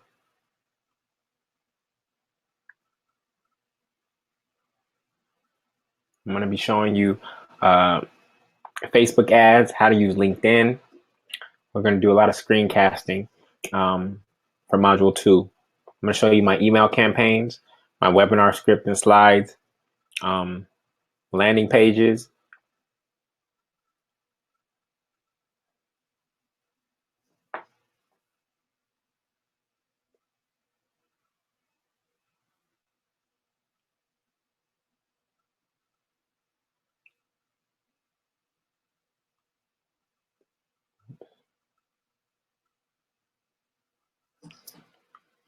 I appreciate you all for going in on this one. Maybe I'll break this up into 2 parts in the future, but I appreciate you for the thought energy you're putting in. You'll see. Watch when I show you what the technology does. You're gonna see how all this work that you're doing now pays off.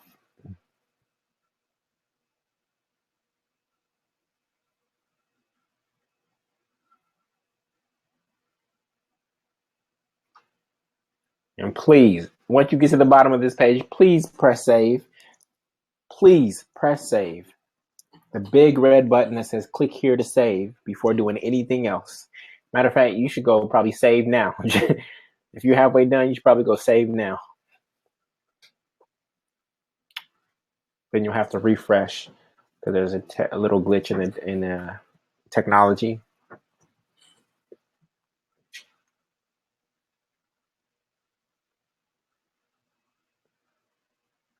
If you do save midway, you'll notice that there's a little glitch in terms of how the page reappears. So just refresh the page after that.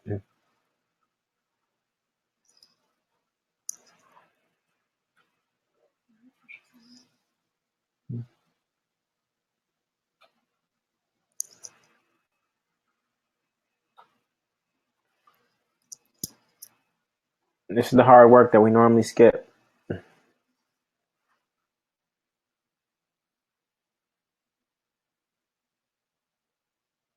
Everything here will be used, trust me.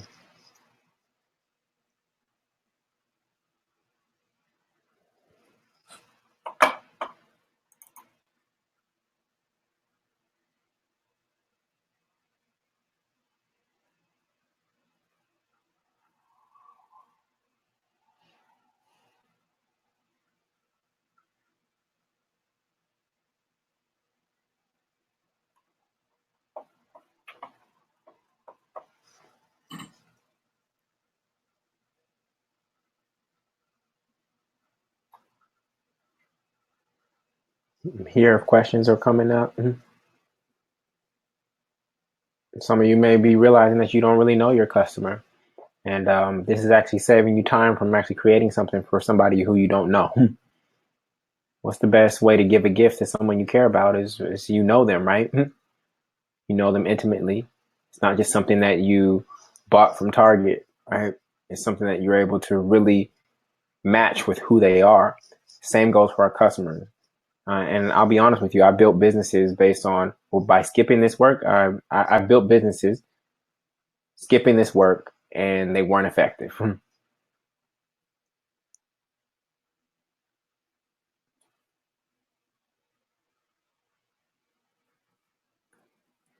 So if you recognize that you don't know your customer that well, and then all that means is we have to do more research. We'll use Twitter. We'll use the Experience Project. We'll talk to people.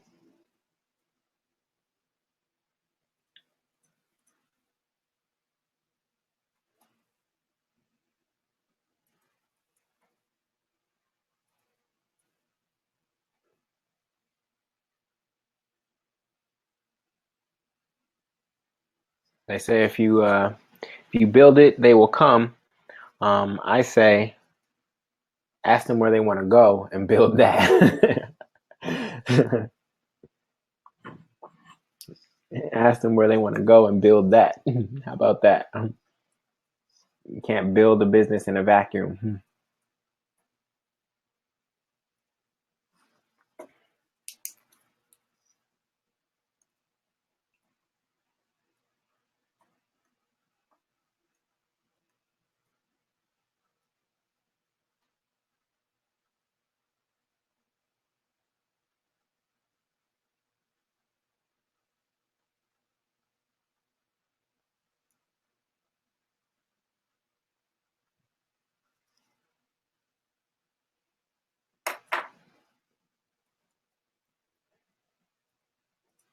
Come back to chat when you can. If you're done, let me know.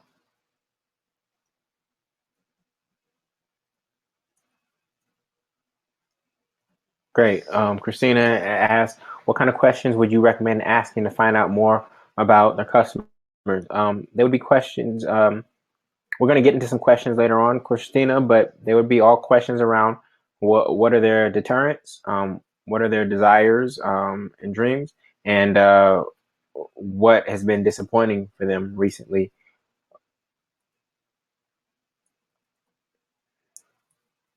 So if you're going to go talk to restaurants, what's your biggest struggle right now? What's top of mind for you every day? Um, uh, what kind of marketing strategies have you used? Which ones have been effective? Which ones haven't? Um, how much time do you have to invest in marketing while you're running the business? Um, what is your hope for the restaurant? How many people do you need? How many butts and seats do you need? Or orders do you need to take on average for this to be successful the way you want it to be? Um, what's stopping you from that? From investing the time and investing the money? Too busy. We don't have cash flow. I'm cooking. I'm understaffed. And you realize that those are the actual problems that you have to help them solve, not what it is that you might have thought you would need to be offering.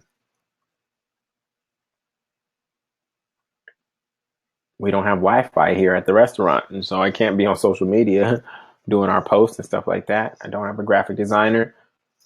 I don't know what to post. I don't know if it's going to be effective. It's just a shot in the dark.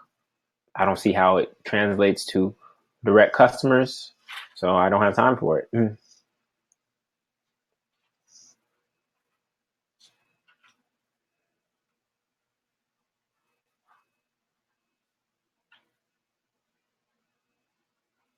Wow, this is good. So are you realizing that you know your customer well and intimately, or that you don't? What's coming up for you now? Julian, just shut up, man. Let me finish. I'm joking.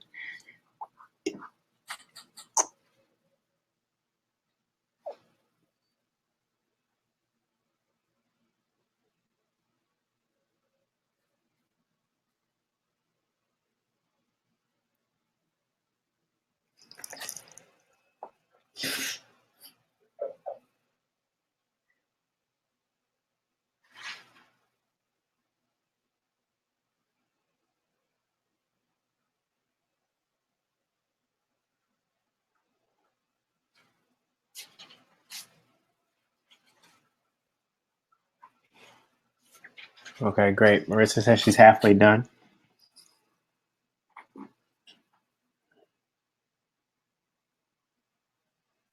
This is the hardest part of the day, and it's the longest worksheet.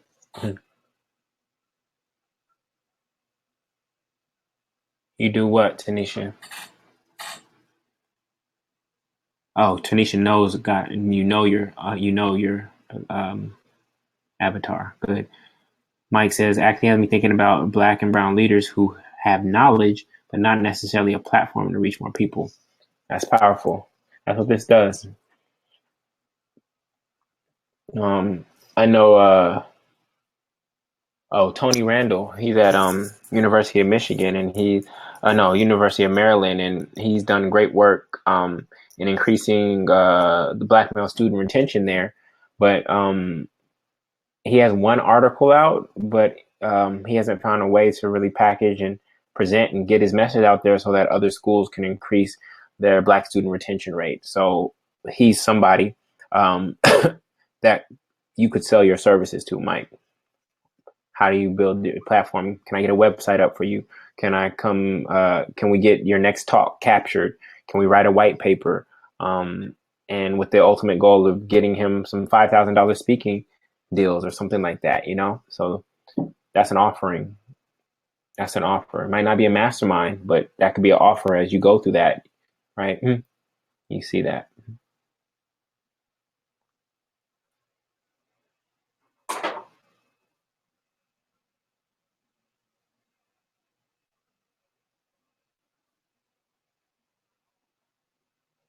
The language doesn't have to be pretty, and it shouldn't be your language. It should be their language, right?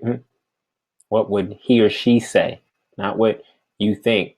What would he or she say? Try to use their language.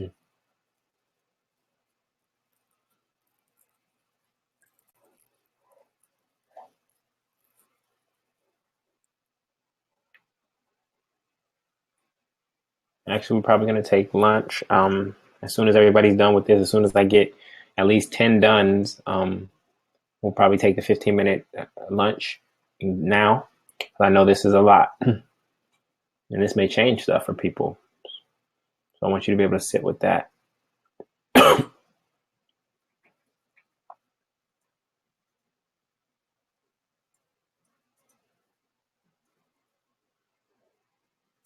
Trust me, every answer that you type here is going somewhere. Okay?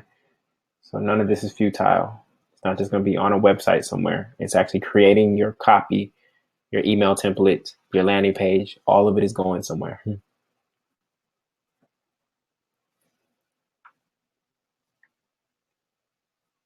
I told you all before, I don't sell just information like most people. It's about accountability. And if I can take steps and to-do list items off your plate, then I will. And so I invested in this worksheet type technology. I had it built from scratch to make your life easier.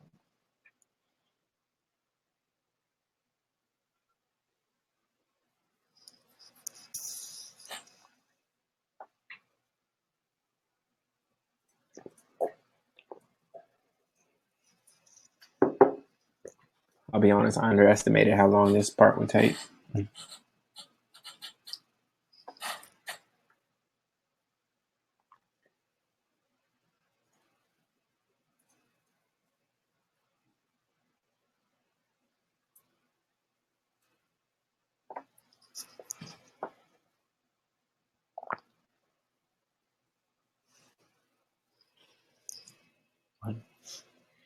Hearing the delayed audio, so confusing.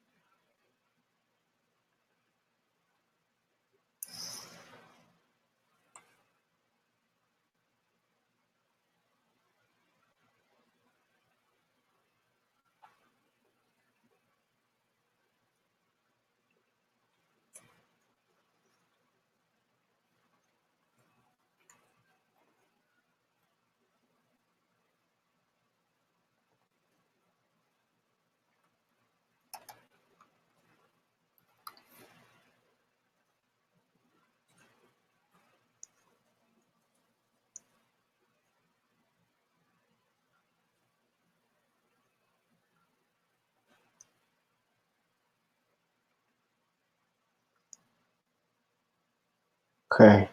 How to step away? Yeah, Kwanzaa. We are doing module 1. I think I'm probably responding. Yeah, never mind. Doing module 1.3. Then we're going to take a break for lunch. Charles, what do you do if you have two different avatars making the decision? Do you formulate both? Yeah, Charles. Right now, I do not have a separate worksheet for dual avatars. I do think that you may be speaking to the students as well. They have to be convinced as well. So you might have to do that in a Word document using the same question. You can just copy the text from that page and put it in a Word document or Google document for right now, and answer them from the student's perspective. Thank you, Mike, for letting me know.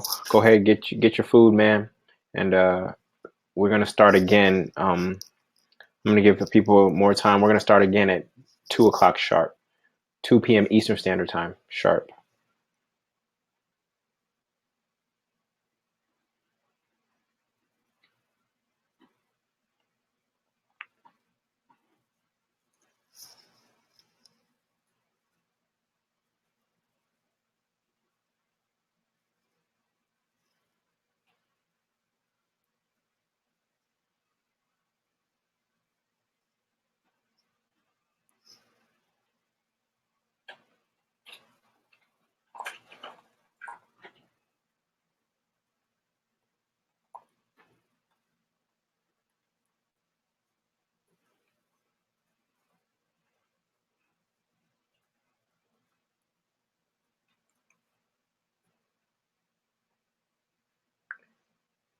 Mike, if you're still there, let us know what it did for you and what came up.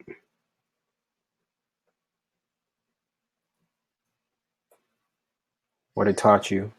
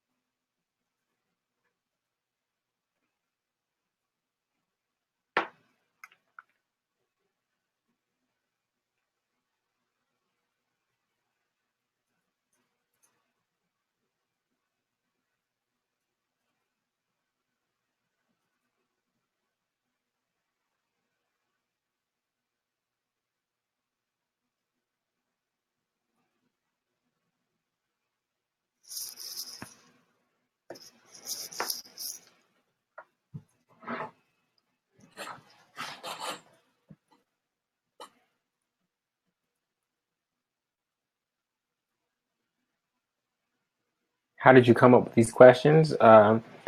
Great question, Yomi. My own introspection, and my superhero name is the interviewer, and my gift is asking the right questions, and then also research as well.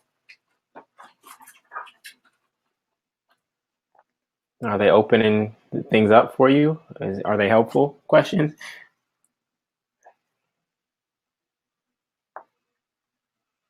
And they all fit under the three categories of deterrence, desires, and disappointment.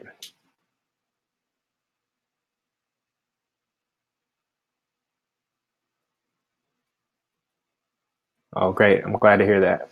I'm glad to hear that. We want you to attract the right woman for your group. Yomi and Tanisha are going premium. They are going to be doing smaller groups of about 10 people uh, for I for 10,000. I think it was 10,000. So it's really important that they target the right person.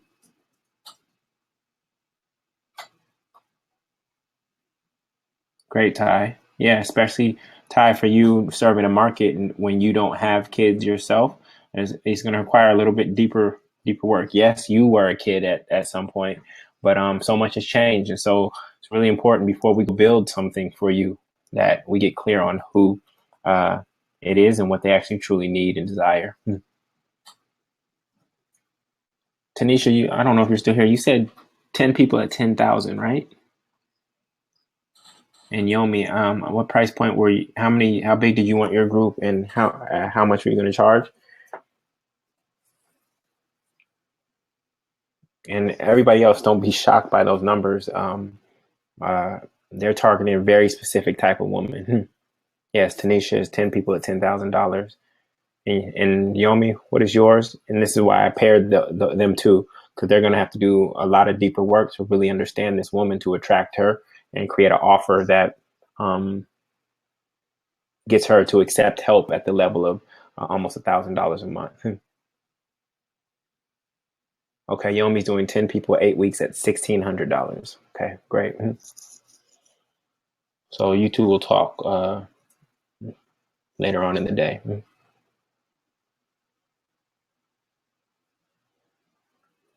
What you mean, Cornisha? You didn't know we could aim for a high-end mastermind? I already told you. All the people who contributed to your book you should invite them to a mastermind. You know that book that I wrote that you were in? Well, I started a mastermind of those women. So far, 1/3 of them have committed. Would you like to be in community with these other women? Yes.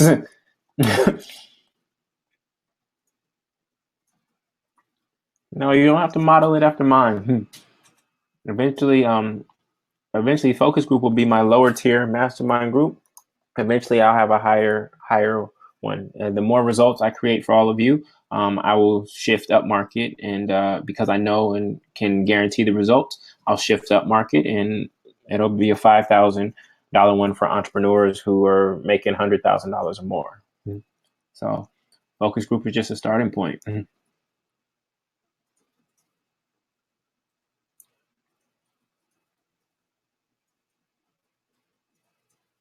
You create your model based on what's going to give you joy. For some people, with the focus group at 50, for some people that's too much. I have the capacity to do that. I have a team. This is why we hired. And I really love community. I mean, if you saw the pictures from the New Year event, over half of us were there, which was absolutely beautiful. Rashida flew in from Canada. People came from the West Coast. So I desire a community of that size. But like Yomi and Tanisha, they want 10, and they're going to create a huge amount of intimacy with those 10 people. It doesn't matter how you want to do it. That's why I gave you the freedom to create the numbers. There's no particular size that you have to have. Some of you are going to have a mastermind group of 4 people at $1,000 each.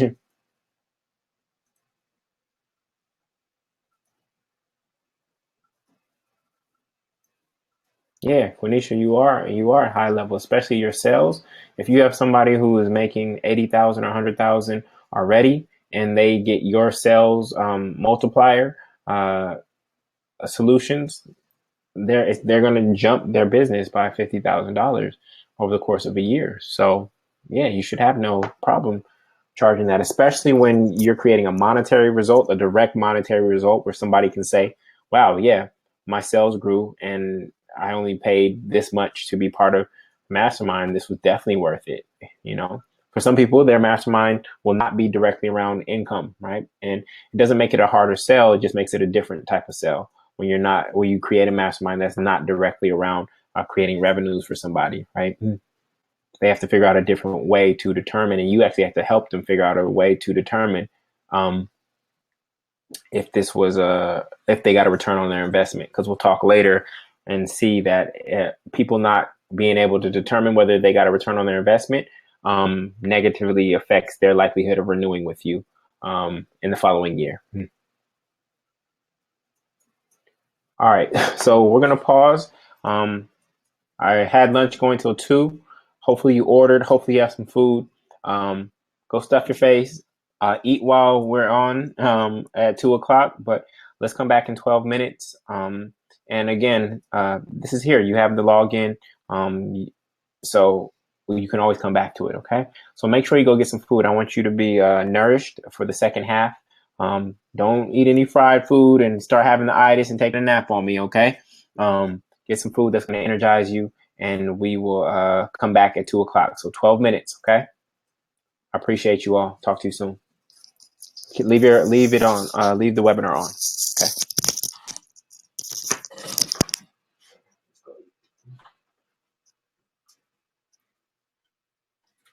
Actually, let's bring it up here.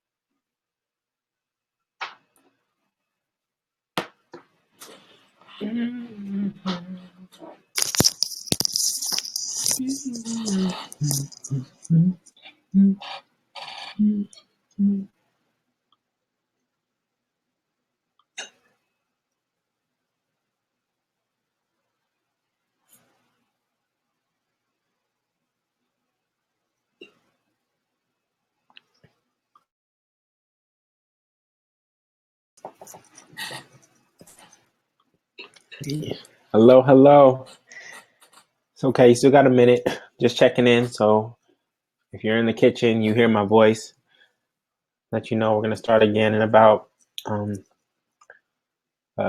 60 seconds, 2 minutes. Wrap up, get some water.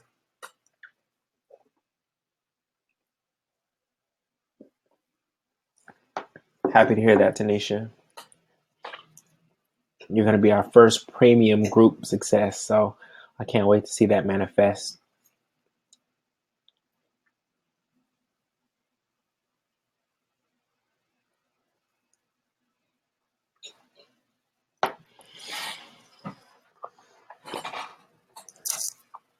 All right, about 60 more seconds, okay?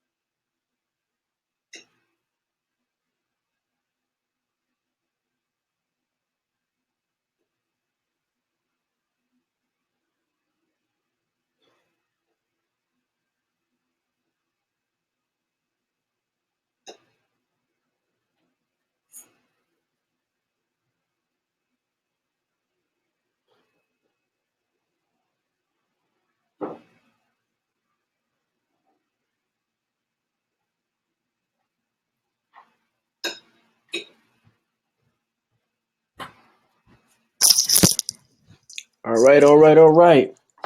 Here we are. Give me a shout out. Let me know that you are back and in action. Let me know that you're here. Let me know what you ate for lunch.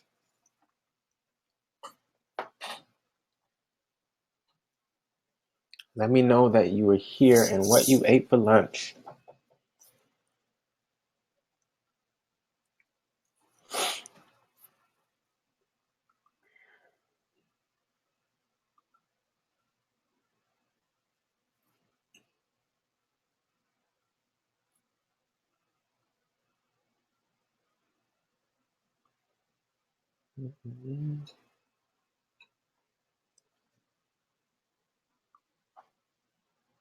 Hey, Christina. Taco salad. Beautiful. Beautiful.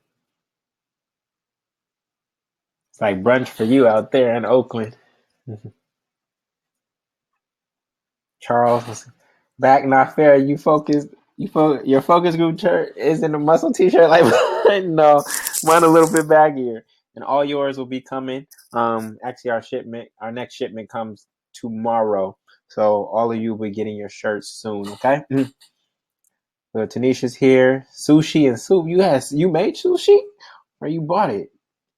And what kind of brand of sushi do you buy?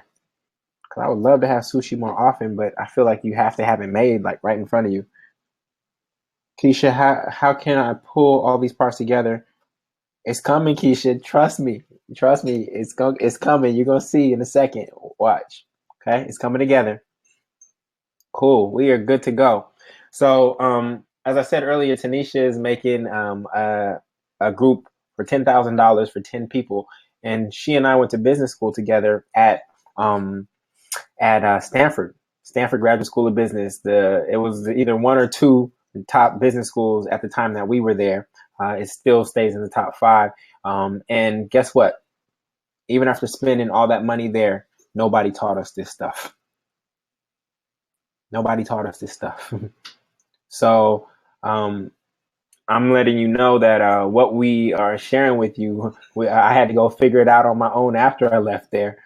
And now I'm sharing it with you. And that education costs what? Tanisha, what was it? 160, $170,000. Nobody taught us how to create $100,000 for ourselves.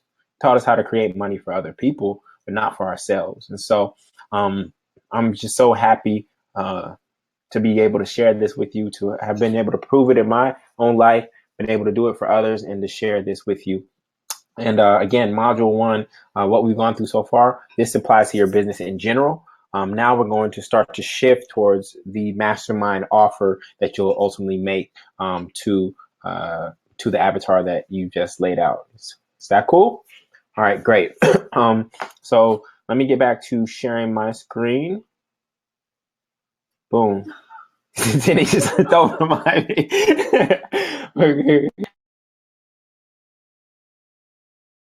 Nightmares, right? Cool. So, how to craft your reluctant leader story. We won't spend too much time here. It's a very short module, and I'll give you an example, and then we'll have you take notes on your story going forward. So,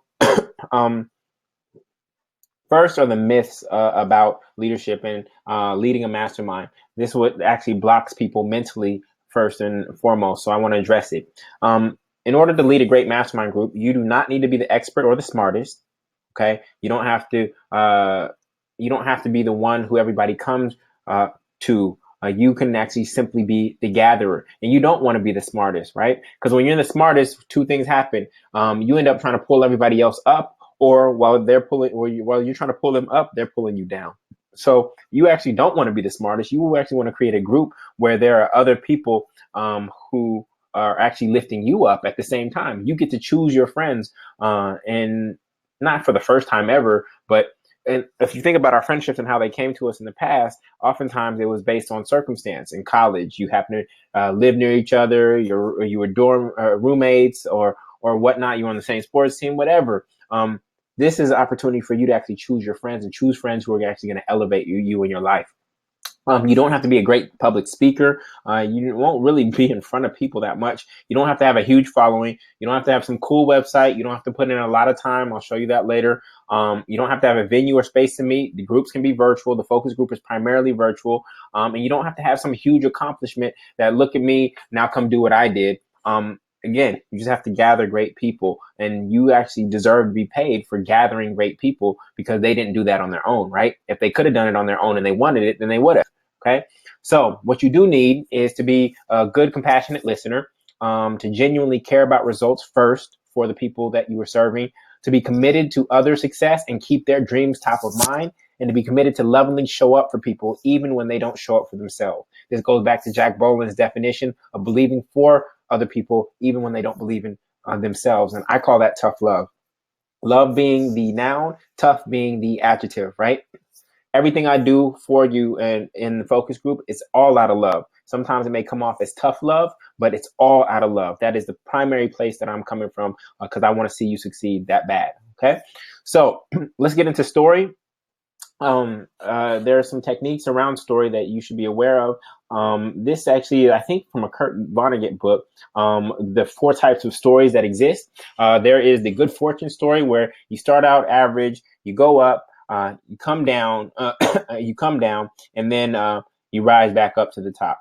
It's kind of the rags to riches story a little bit. So that's boy meets girl.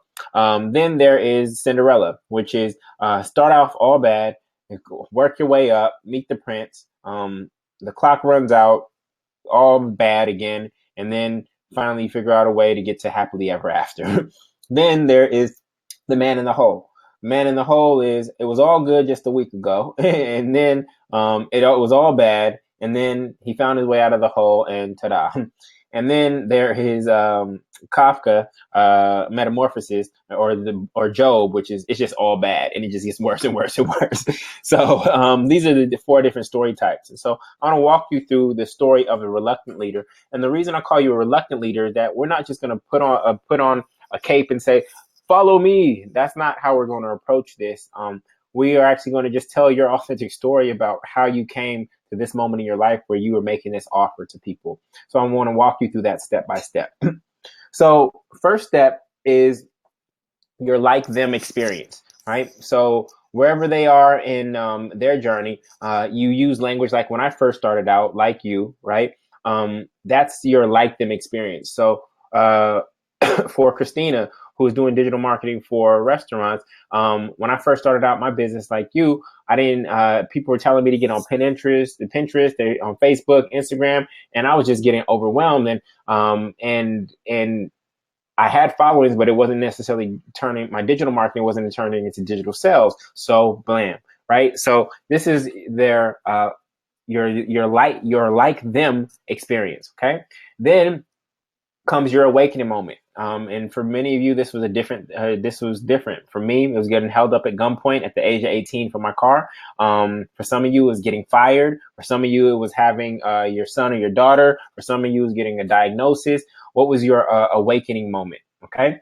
Then from there, it's your dark valley. And so for several years, I struggled, right? And I was depressed. I wasn't making any money. I thought I left out on faith to pursue my purpose, and it just wasn't working. I wasn't getting the kind of clients. I had to pay rent late, such and such. I had to my bank account was zero. So this is your dark valley. And for all of you, it doesn't have to be that dramatic. I'm just sharing with you how the typical narrative goes, and you don't have to use all of these elements. Okay. Then your mistake after mistake, right? So as you were building your business, as you were on this journey, what were some of the mistakes you made, right? I tried this and that didn't work. And then I lost money doing this. And then I tried this and that didn't work, right? And then you get to your discovery or your aha. And this is just showing that, I stumbled across this, right? And that aha, and then I read this book, or then I joined this mastermind, or then I was having a conversation with a friend and it hit me, or something along those lines. I was talking to a mentor. For me, one of it was I was talking to a mentor of mine, and he said, "Julian, you don't get it, do you?" I was like, "What do you mean?" He was like, "You don't get it. You could be Neo." And my mind was blown at that moment in time, right? That's recognizing my own power, that I didn't have to wait for somebody, that I could actually create the life that I wanted, right? Then there's your turning point. So after that moment, I finally started doing this. I started doing something different, right? Then you get into your personal results. I was able to speak at my graduation. Then I spoke at my Stanford graduation. And then I did a tour with the National Society of Collegiate Scholars that led to this, and 4 TED Talks, etc. Those are personal results. And then people kept asking me for help around finding your purpose, right? And so from there, I created Driver School for Life and this and that and that and this. And then I talk about my student successes, which is, so I started showing others, and this is what ended up happening. And then you get to your ending, which is your invitation. So now every year I lead a new group of, for Tanisha, it would be women, 10 women, 10 absolutely exceptional women. And we travel to 4 different countries throughout the year for 3-day retreats where we blah, blah, blah, blah, blah. This is your story. And the reason I call it an image-based story is because each of these squares, I want you to think of an image. Most people tell stories from a place of feeling. I felt so sad and angry and depressed. What I would want you to say instead, and I learned this from a storytelling company that I studied under called Narrative. Rather than saying I feel sad and depressed and so blue, you would say, I would wake up at 6 a.m. and at 3 a.m. in the morning, curled up in a fetal position in the dark and just be rocking back and forth, right?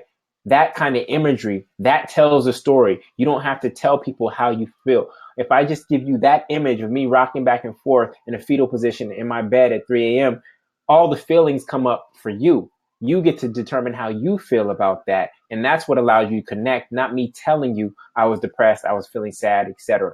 Right? So each one of these squares, I want you to think of an image of a moment that represents that. And that's how your story is going to come to be. Okay. So again, you do not need every element of this. This is just a particular path that you can consider as you're thinking about your reluctant leader story. So I'll give you an example, and you'll see that I didn't use all the elements, but I like to start off my webinars when I'm introducing myself with a kind of collage of all of the things that represent who I am. This speaks volumes. Again, what I talk about is artifacts and evidence of success, and pictures do it well. So you can see my family. You can see me gardening. You can see the Build logo, Game of Thrones, LeBron James. You see me playing basketball. You see me at TED. You see me taking cooking lessons. These images and this collage capture all of who I am, because when you're selling from a webinar or you're selling from stage or however you decide to sell, you only have people's attention span for a certain amount of time. So I have to try to help them get to know me, especially if they're a stranger. I have to help them get to know me as soon as I possibly can. Okay. So what I go from there is my goal. I tell them what my big vision and my goal is for all of us to have more income, more intimacy, and more impact, right?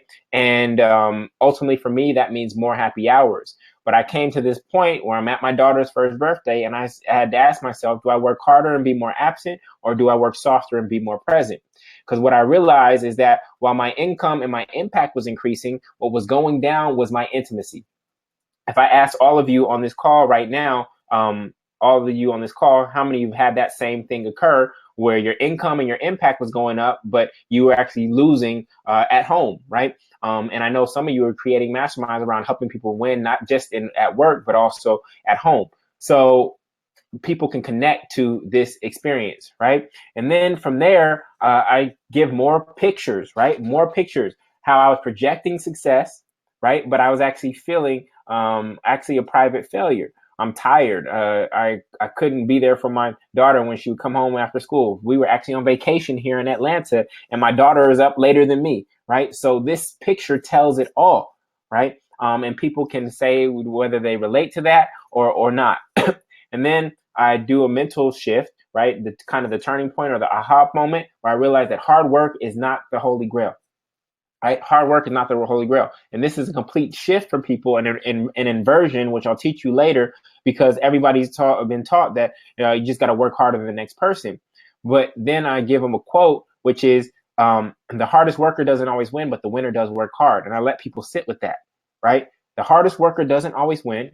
And we know that's true because we've been the hardest worker sometimes and still got out promoted, outperformed, etc.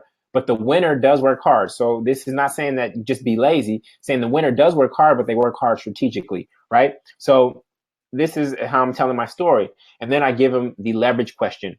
The leverage question is a question that I came up with. And again, I have an image. It's not an image of me, but it's an image of my avatar. She's out there. I actually had this image designed because I saw it and I was like, I need a Black woman out there who's pushing this ball, because that's who, for some reason, I've been able to attract, right? So I actually had the guy that was there, I had this image redesigned on Fiverr.com or something like that to make sure that my avatar was out there up front, pushing the rolling ball with ease. And this communicated everything to me, how smart she was and how she was getting ahead by not by hard work, which these other two guys are experiencing, but by just being smart and leveraging, right? So then I share the leverage question, which is a turning point and aha moment for a lot of people. And then and then the answer, if yes, the question becomes, how do I model their success?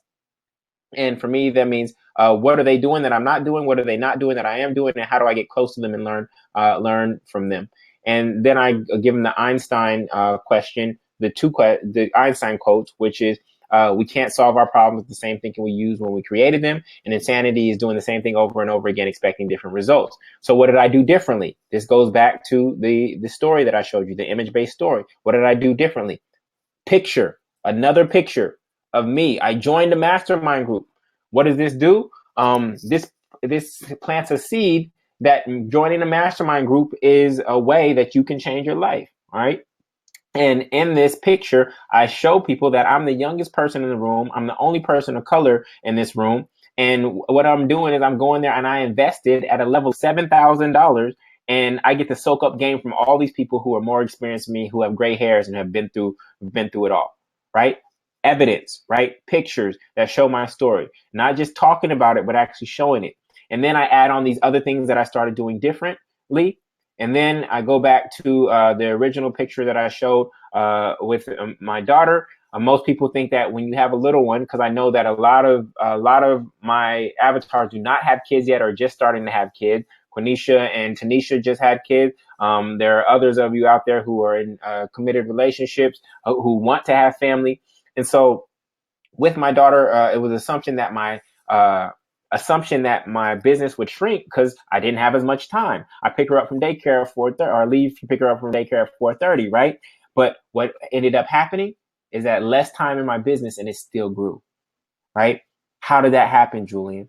And so from there, I created I created the focus group. I created the focus group to help people increase their income, intimacy, and impact. And then I give examples. This is Fatima. This is her leading her mastermind group. She has 19 members in her Facebook group called the Be Bold. And then I also have other evidence of Lanice landing a big deal. This is 25. She's been hired a $32,000 deal. This is a text message screenshot, right? Evidence that I can do this. And then these are images. Some of you are here. Mike is here. Tanisha's in this picture. This is evidence of other people that I've helped. Kazi's here. These are evidence of other people who I've helped grow their business, right? So as you can see, as I'm telling my story, I'm simply using a lot of imagery, and I'm telling my journey, my struggle that started out at home, and not being able to be the partner and the parent that I wanted to be, and knowing that that's not why I created my business. And that's how I tell my story, right? And for some of you who are on the webinar, that's how you heard it. And I just wanted to give you that as a demonstration, as an example. Ariel, I'm glad that you loved it. I wanted you all to know the psychology and the intention behind the telling of my story, so that as you go back into the online workbook, module 1.4, your credibility, it's almost as if it's not even almost it. The reality is you were born to do this. And this is just the natural storyline that led you to create your mastermind group, right? So what I'd like you to do is hop over there now to 1.4, and I want you to start inputting this stuff. Keisha, I know you asked, where is this all going? Trust me, it's coming together. You're going to see in just a moment. Everything that you're typing in here is being integrated into your email marketing plan, to your landing page, to your scripts as we speak. Trust me. All right. So go over to 1.4. There are about 8 questions there. And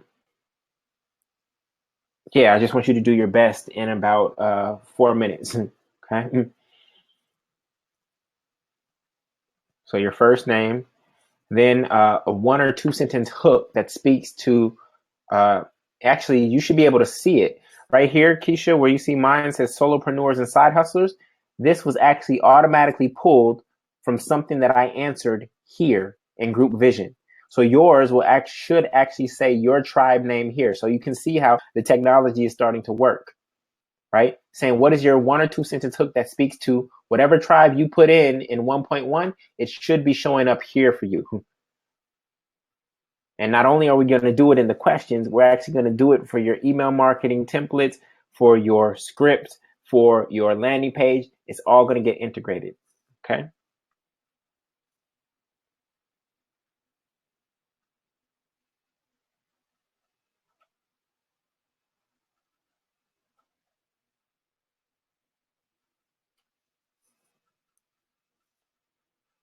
So again, I want you to get out. I want you to get out whatever's in your head. You just get it out as quickly as possible. It's going to be about 3 more minutes. Again, you all have access to this for as long as you need. So we're just trying to get the basics out.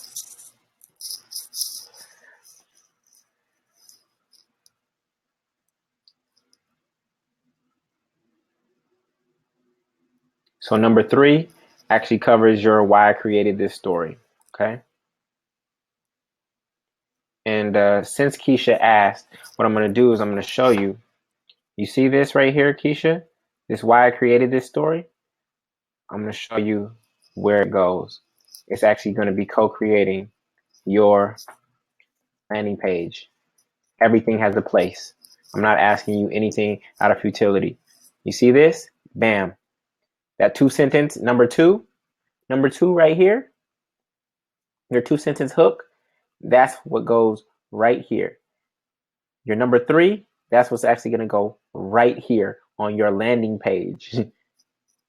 So everything that you typed in is actually going to be strategically placed in these places. I wanted to surprise you, but I can see that you're eager and wondering where this is all going. I just want you to know that everything has a place. We have planned this out strategically to make it as easy as possible for you to launch your group.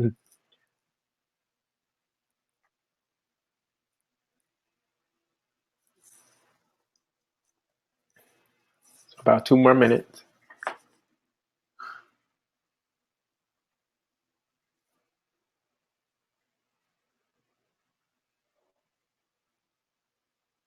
You may have a bio already that you've used. Go ahead and copy that in, but you're going to have to tailor it a little bit to talk about why you created this group. And it doesn't have to be as long as Fatima's was. It can be shorter, okay? Mm-hmm.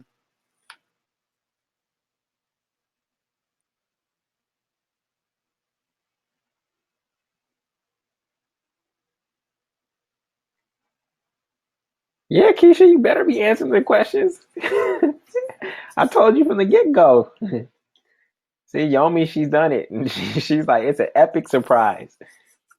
Nobody's out there doing this for you. I'm doing it for you.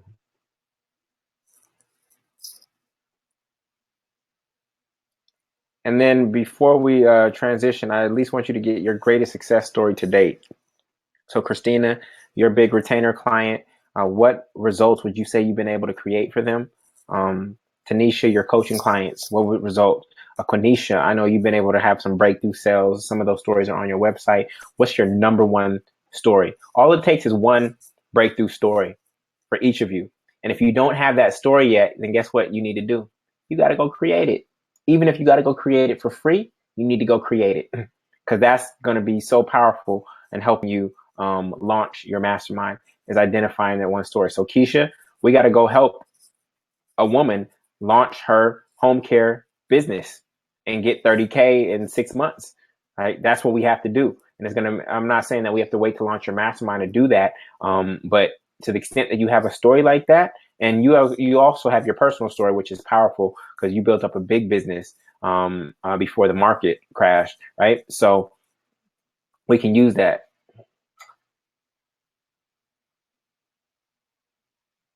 Keisha, it's okay. It's okay. do what you can. Remember, the logins are here, and you have access to this. And if you don't get through it today, and we're not going to get through module 5 today, we're probably going to get through the end of module 3. What we'll do at the end is we'll set aside, okay, Keisha, when are you going to get back in? I'm going to get back in on Thursday, and I'm going to get back on Tuesday of next week during my lunch breaks in order to complete, right? So it's okay. Ariel says, I need some one-on-one. That's cool. Rashida, the story cycle. Story cycle, yes. And Amparo, please remind me to add the story cycle to the module 1.4 page so that they can have it. So Rashida, it's there for you. Your like them experience when I first started out.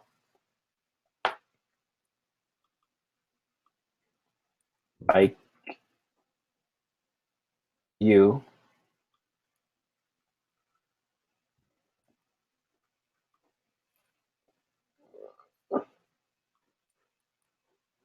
You are.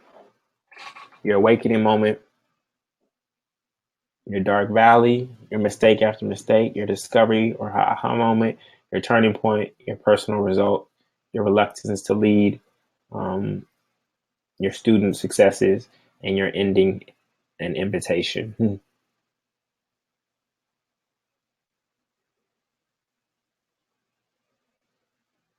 Keisha, this one should be the easiest for you because this is you. You have the story. I know your story. I've talked to you. The avatar, understood. That means we have to do more market research and get to know them better. But everybody here knows their own story.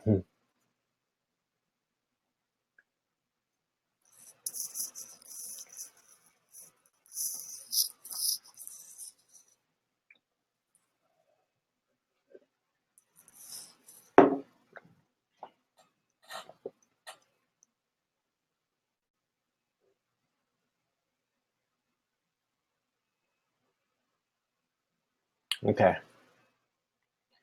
So at least put some bullet points in these spaces that you weren't able to get to.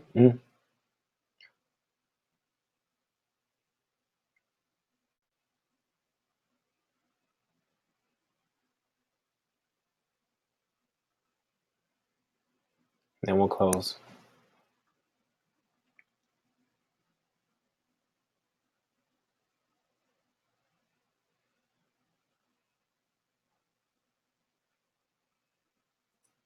So this story that we've created, it will actually be integrated into your webinar script, and you'll simply have to accompany it with the right imagery.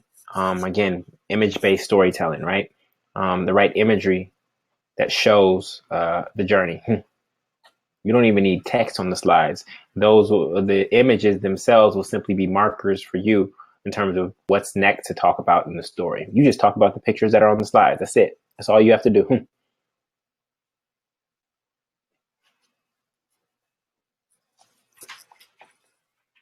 Okay, great.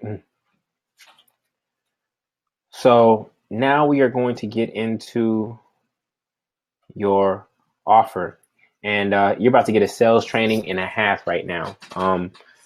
Like I said, nobody teaches us this stuff, and I'm going to show you how to create an irresistible offer for potential members so that they want to say yes. But first, we have to have some mental shifts in sales and what it means, because there are a lot of negative perceptions of sales. The sleazy car salesman, people don't want to do it. Some people have resistance to asking for money. Some people have resistance to receiving money. And if we want to be wealthy, we have to get over those things, right? Some people are content with their poverty story, and they like telling it, and therefore it keeps manifesting. Though their deepest heart desire is to have a different experience of life. And so, in order to do that, we have to sell. For some people, you may not be selling products or services, but at least you're going to be selling yourself, no matter where you go, right? So I want to share with you some insights that I've learned about selling that have allowed Ginger and I to close $37,000 deals on the college market, which were my first college speaking engagement was $2,500, and that was in 2009 or 8. And last year we did a $37,000 deal with one college, right? So that was always there. That possibility was always there, but my lack of knowledge around sales is what prevented me from seeing that possibility, right? So I want to share with you some insights to help you, one, potentially double your prices right here on this call right now, first and foremost, and then two, to help you set up for selling your mastermind. Okay, so selling. First thing we need to address is why people don't buy. Three reasons people don't buy is: one, they don't believe in the seller, which is you. They don't believe in the solution or the system, or they don't believe in themselves and success, right? So they believe success is luck, this and that. And so no matter what's out there, no matter how good it looks, no matter how many people have gone through it and succeeded, they don't believe in success for themselves. So we, in our sales process, actually have to address all of their reservations around this. So in terms of the seller, what are some things you can do to encourage?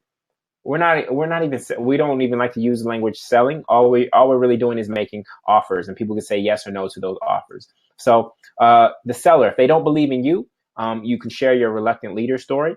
You can share your personal results. Sorry about that. I don't know what happened there. And then you can share your relationship to people they know. And so when your relationship to people you know, what I found is that many people in the focus group today somehow know other people that I know. That's what I'm learning. For instance, Christina and I got on the phone yesterday, and for our fit call, and we found out that we had a mutual friend in Danielle, right? So this doesn't have to just be one-on-one connections, and social media does that great. Whether it's LinkedIn or Facebook, you can see mutual connections. And trust me, people are searching for you to make sure that you're real and that you're legit, and they're going to measure that by who you're connected to. So I do really encourage everybody to let LinkedIn send out invitations to everybody in your Gmail account or your Yahoo account, whatever account you have, because that only increases your connections or perceived connections, so that when somebody is researching you, they say, oh, I know 5 people who know this person. And so that's a feature on LinkedIn that you can use that allows LinkedIn to access your email and send out LinkedIn invitations to all of them. Okay, so that's you as a seller. And next is the solution / system. They don't believe in what it is that you're offering. So what do you do to solve that? You share your results for others who are like them. Testimonials, and testimonials being what the others say, not what you say, not you telling the story, but actually them telling it. And if you can get it on video, even better. And then your media features and acknowledgments, right? So if you have been featured about your mastermind group or your business in a source that they respect, whether that's essence.com, whether that's Huffington Post, etc., that breaks down the wall that they have or the resistance that they have around buying from you. And then finally, they don't believe in themselves. And the number one, and this is actually the number one reason, I should actually flip it. And they may say it's the other two, but it's actually number 3 is the number one reason that they don't buy. And the best way to solve that is to help them get a result before you make an offer. You actually do good for them before you even make an offer to them. You help them get some sort of result in their life ASAP through your webinar, through a free tool that you offer, through a challenge that you have, etc. Okay, so I just want you to know this headed in. Okay, so now I want to share one of Jada's books that has come back into my life, which is Green Eggs and Ham. Okay, and you're like, Julian, where are you going with this? Well, if you read this book, it's pretty spectacular sales book, because in this book, Sam I Am actually gets more no's than yeses. He gets no mores than yeses, and the more no's he got, the closer he got to yes. I'll repeat that: the more no's he got, the closer he got to yes.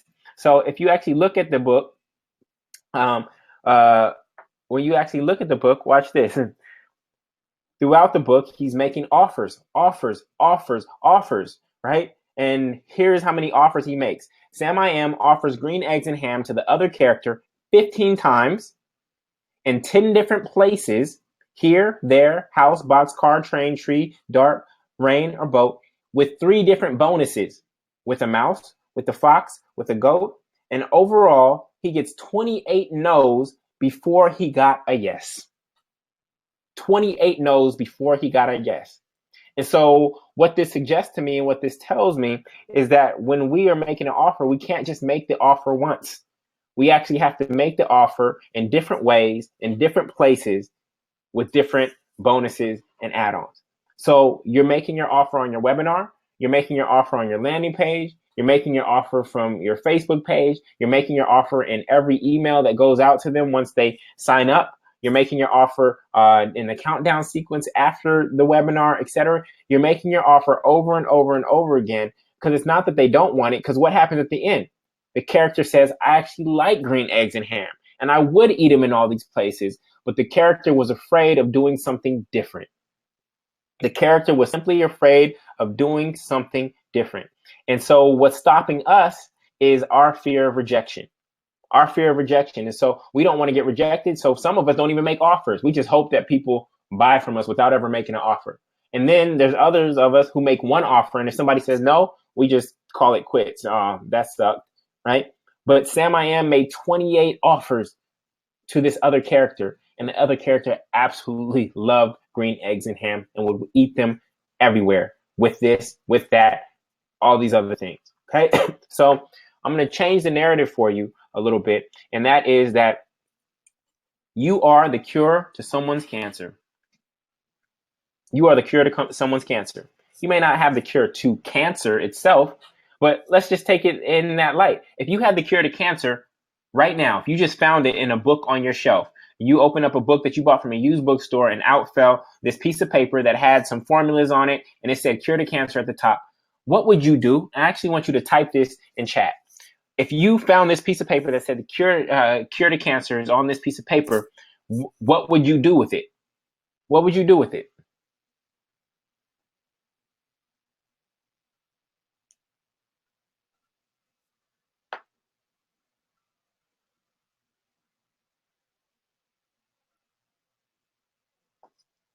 I know you do, Quenisha. What would you do with it if you found this piece of paper that said, this is the cure to cancer? Would you just hide it and say, oh, no, I'm not going to offer this to the world? Charles says, I give it away for free. Okay, Charles, how would you do that? You jumping on Facebook? You going to the news? You doing Facebook ads? What are you doing?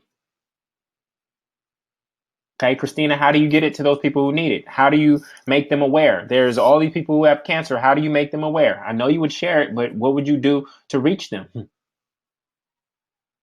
Okay, Mike. Yes, Mike. How are you going to share it far and wide? Give me the how. Tanisha, okay? Give me some exact ways. Give me some specific ways. Okay, Keisha, how are we going to do it? I know you would all share it. I know you would all share it, but tell me how. How are we going to get it to make sure that every cancer patient out there knows? And tag my doctor friends, okay? Cornisha's tagging her doctor friends. Great. This is specific. I'll find those in alternative medicine who have patients that need cure and open. Okay, you calling them, Rashida? Tell me how the connection's being made. You emailing them? You searching for them on Google? Yomi, Facebook, Instagram, Soapbox. Great. Call the media, researchers, doctors, social media.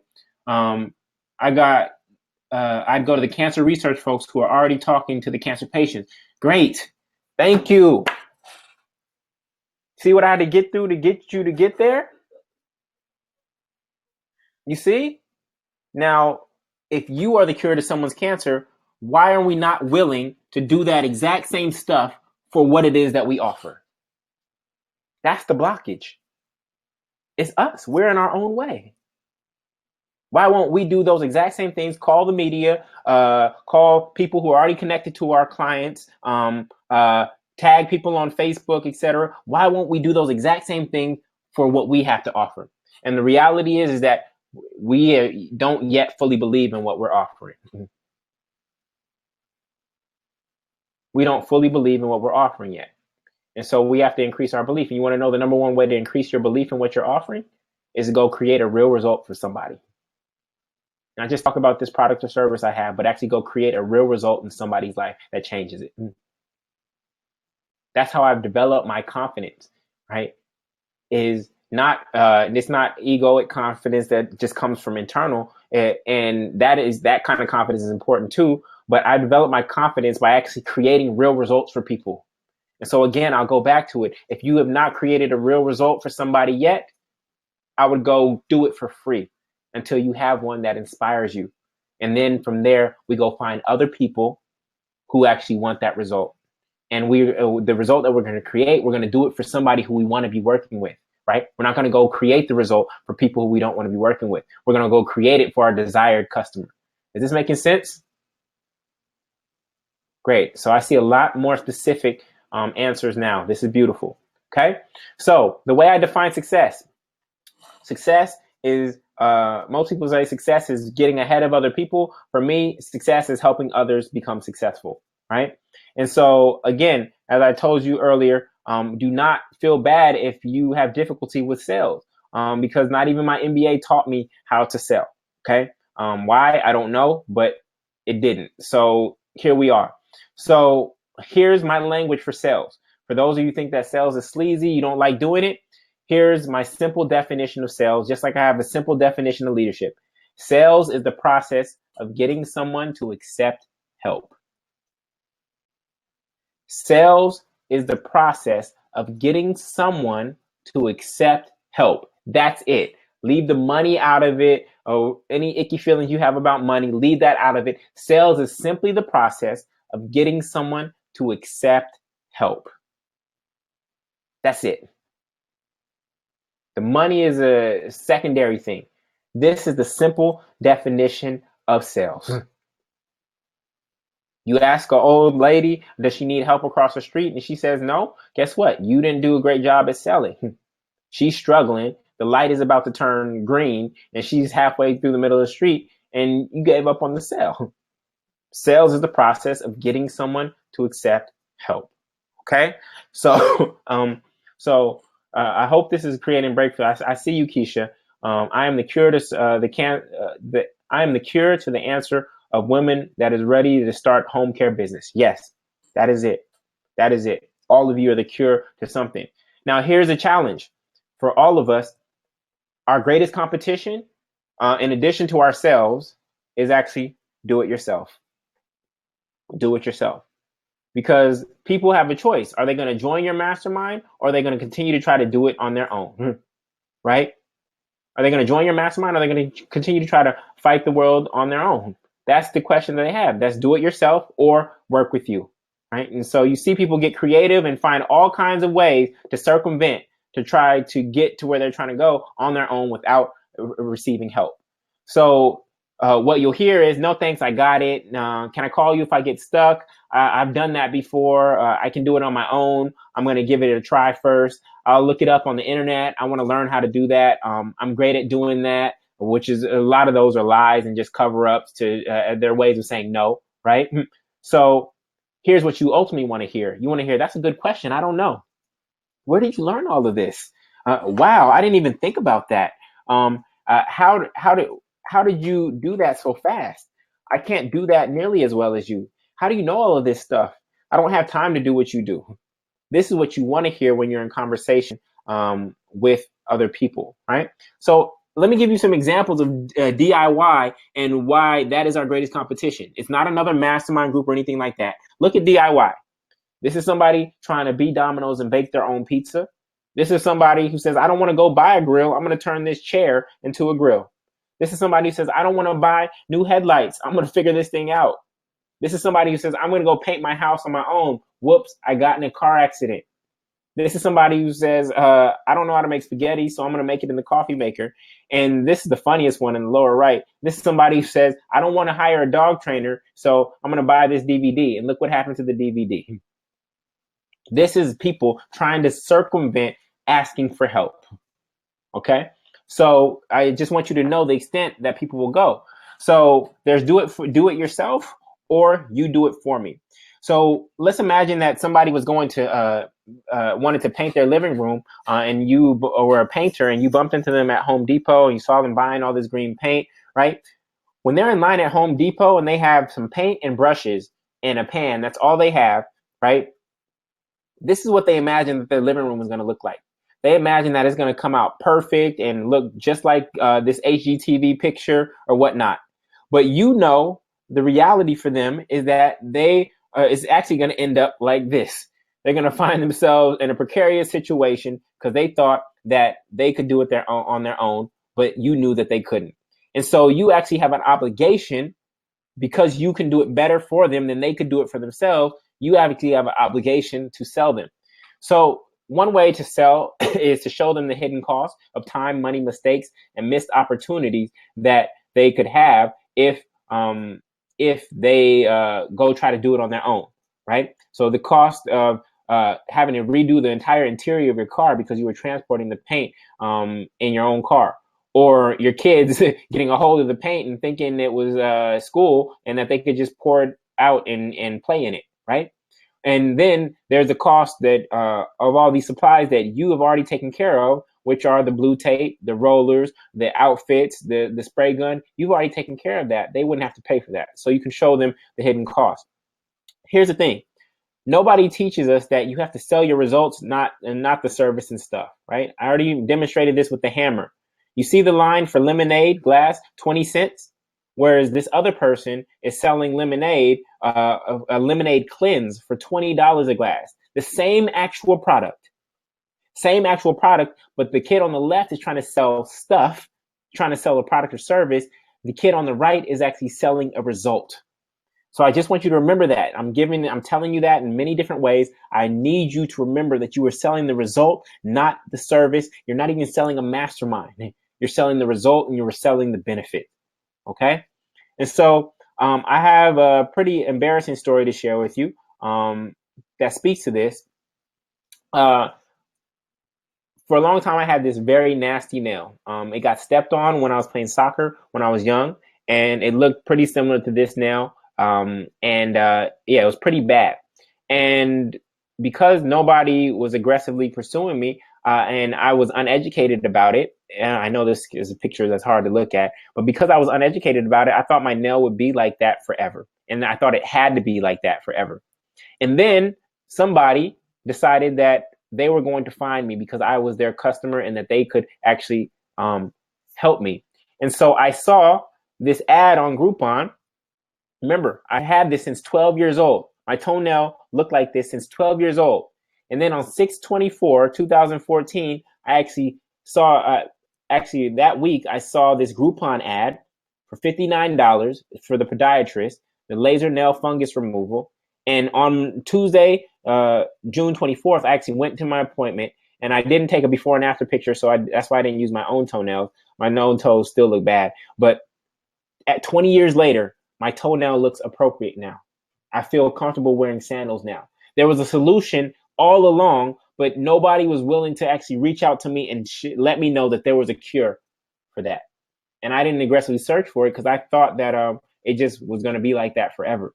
And so somebody could have helped me in that moment, but nobody was actively reaching out, right? In the same way, you were the cure to someone's cancer. Somebody was the cure to my toenail, but I wasn't educated that there was a solution and that wasn't going to be so costly that I couldn't afford it.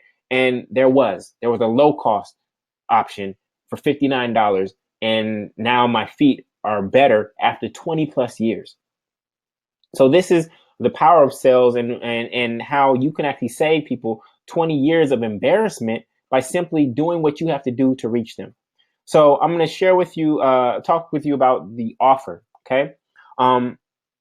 Masterminds are powerful because they do several things in terms of offer that make them easy to sell. First and foremost, the people that you're selling to, they get a who and a what. Most organizations and online courses and things like that, and most online gurus, they only sell you what? They're selling you more information, right? But when you are selling a mastermind, they not only get a what, they also get a who.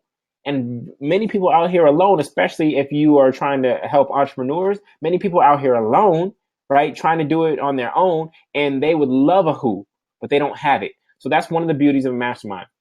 The second thing is actually they're connected, they're likely alone right now. And again, you're in your group can actually appeals to them.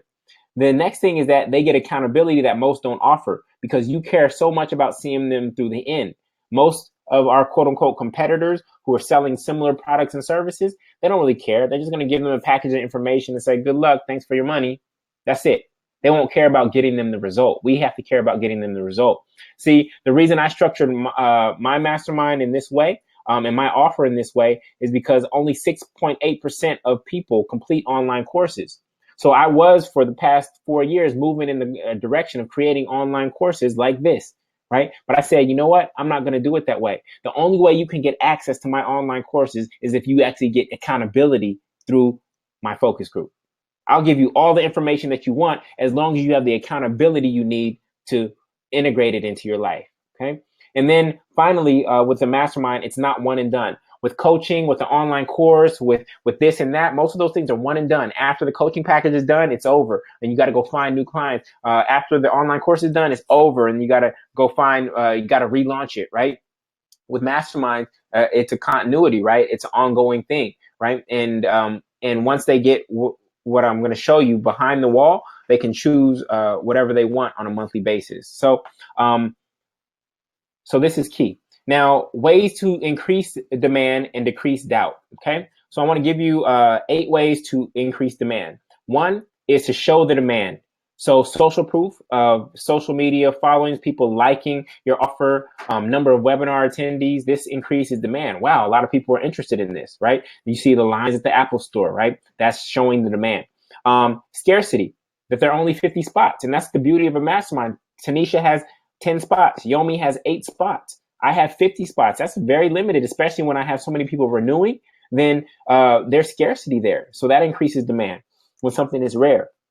Double something. Instead of just getting 1 hour of coaching, you get 2. You see this on infomercials all the time. Don't just get 1 slap chop, get 2, right? I don't need 2. They don't work anyways, right? Discount. For today only, you get 20% off the full price.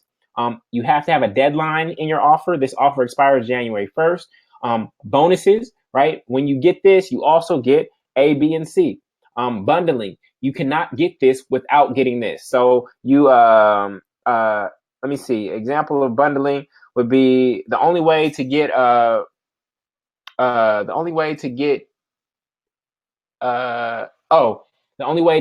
think I've seen Taylor Swift tickets, VIP at 10% off is if you have an Amex card or something like that, right?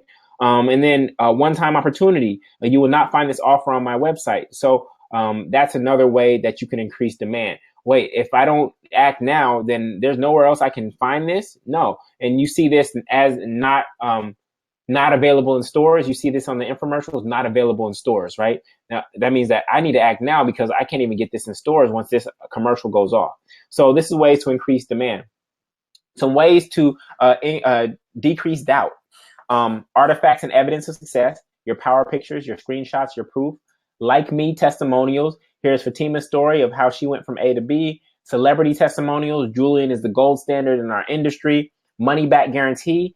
If you don't like it after 30 days, I'll give you 100% of your money back. And then trial or test. Experience it for 14 days and see if you like it. And so you have to figure out what you're comfortable with in terms of the mastermind model in regards to that, because you've created such an intimate space. Okay. So Tanisha, you should integrate as many of those as you possibly can into your offer. You don't need them all, but you should integrate as many as you possibly can. Okay. So what I want to do now is I want to walk you through my offer sequence and structure. It's 14 steps. It's going to look overwhelming, but I'm simplifying it for you right here and right now. Okay, great. So first is there's a Facebook ad, a blog, or an email, right? And that's saying that there's a free webinar on how to monetize masterminds. That's first, right? You all know how to do that. Then here's the mastermind maker formula for free on the webinar. You're just giving them a piece of your content, right? You're giving them something substantial, but it's just a piece of the larger equation. Number 3, this was the tip of the iceberg. I want to invite you to join Monetize Masterminds. Here are all the results that you will get, right? Number 4, it normally costs $14.99. I no longer sell programs a la carte because only 6.8% of people complete online courses, and I care about your success. So 5, today you can get it for free. Yes, 100% free, right? 6, all you have to do is join my monthly mastermind, the focus group. 7, here's what I'm going to do. Here's why I'm doing this. No more information without accountability. 8, here's what the focus group has done for others and can do for you.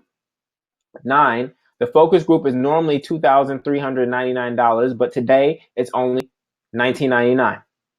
10, you also get a bonus, which is one of my e-courses, a ticket to my event, and the technology to lead your mastermind group.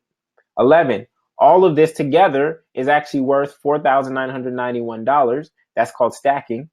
Then 12, you can get it all today for $19.99 or 12 monthly payments of $199. If you're still not sure, right, and you have questions, you can put down a $99 for a 100% refundable deposit for a fit call with me to answer any questions or uncertainties that you have.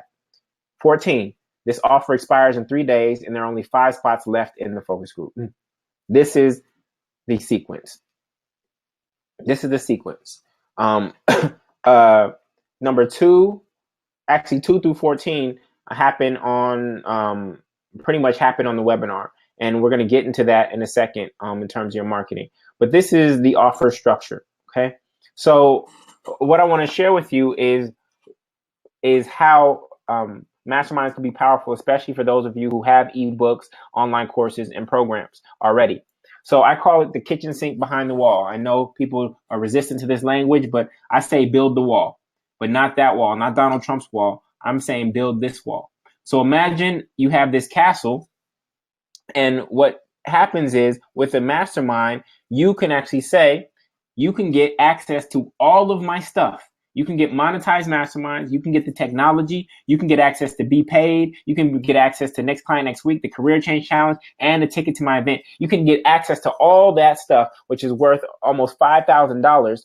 All you have to do is join my mastermind at $199 a month. Yomi, you communicate this on the webinar, your sales webinar. But for you and Tanisha, a webinar might not be the most effective way. You and Tanisha selling that high end might actually have to do an exclusive private event or dinner or brunch in order to sell at that level. Okay. So you are basically structuring an irresistible offer, because now for $199 a month, they get access to $5,000 worth of the content that you created. Okay. So this is the power of a mastermind group. And on top of that, you're going to be holding them accountable to make sure that they actually succeed at all that content. Nobody's selling accountability, right? Everybody's selling information. We sell accountability, okay, and community, okay? So now, how to mitigate the risk. This making sense to everybody? Okay. So all those ebooks that you've written or programs that you created that you thought were a waste or anything like that, they're not, right? It's just that you were competing against other people who were selling information, and you might have been competing against people who sold better information than you, right? Or had better results than you, personal results, but not necessarily results for their students. And so the way to restructure the offer is saying you get access to everything. You get access to the entire kitchen sink. All you have to do is join my mastermind for $199 a month. So basically, the way this is perceived by the client is, or the new member is, I get access to $5,000 worth of stuff for $199 a month. And as long as you are helping them create more than $199 a month in terms of your bottom line, because all of us are going to be charging different things, then they will stay with you, right? Because you are creating results for them. Okay. So now, how do you take on all the risk, right? A lot of people want to sell and they don't want to take on any risk. That's not how we operate, and that's not how I train in sales. So risk removal. How do you address the common question and objections and reservations up front? So some people say, I don't have time. So one, you help them find unused time in their schedule. You educate them on the actual time commitment to be part of your group. You make them aware of flexible cancellation policy. You educate them on how working with you will actually free up time in other areas of their life. You show them the cost of waiting and all of the missed opportunities and low-hanging fruit that they're not seeing. So this is how you address.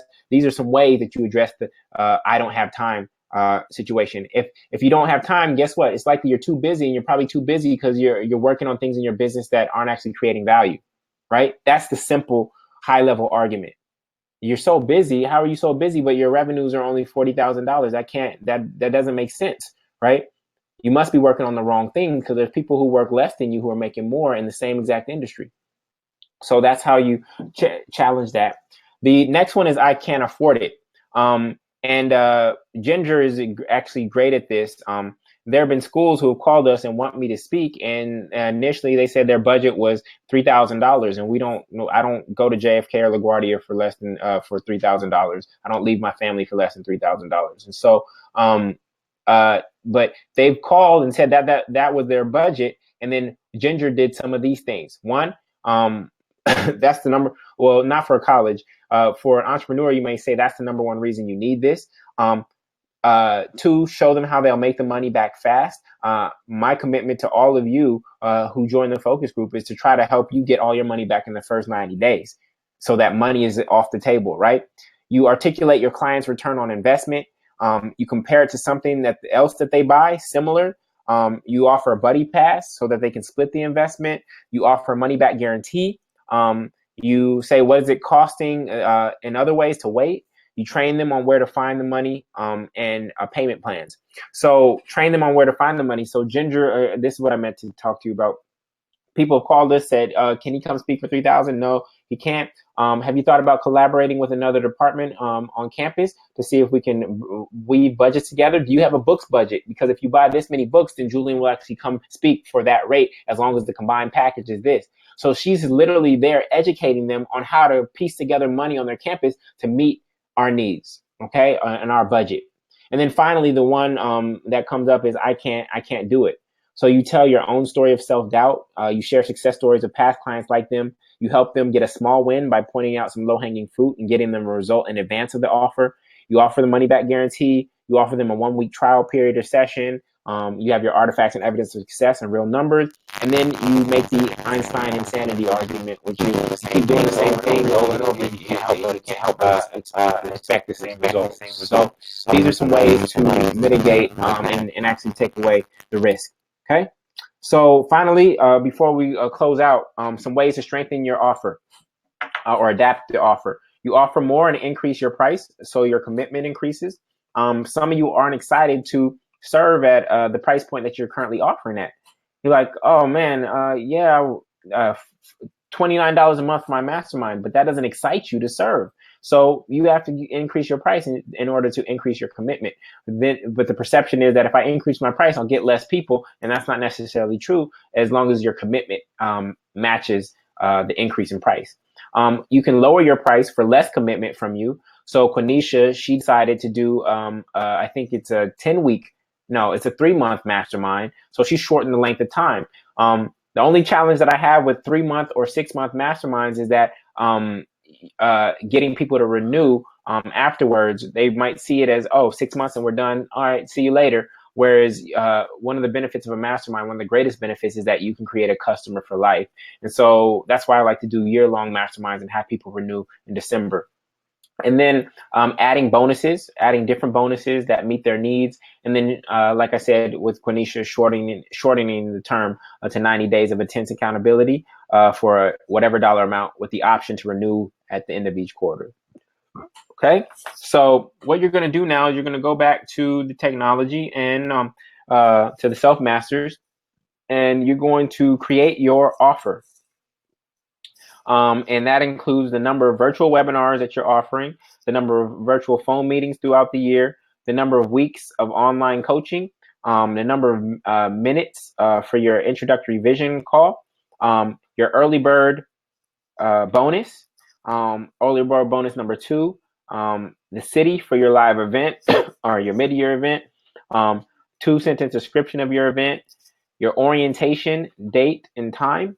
Don't worry about the webinar link for right now. Don't worry about the iCal and don't worry about the HTML. We're going to get into that stuff later on. Your new member survey link, don't worry about that. So really then here, getting into your pricing. These are your other links. So don't worry about these links right now. Really, all you have to do is these numbers up here and down to the 2-sentence description of your live event and your orientation date. Okay.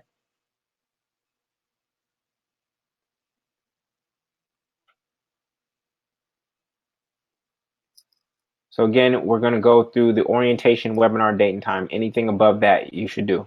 So it's only like 7 questions. The other links are going to come once you start creating your PayPal or shopping carts or your Infusionsoft shopping carts. Those links will be input there then. Okay.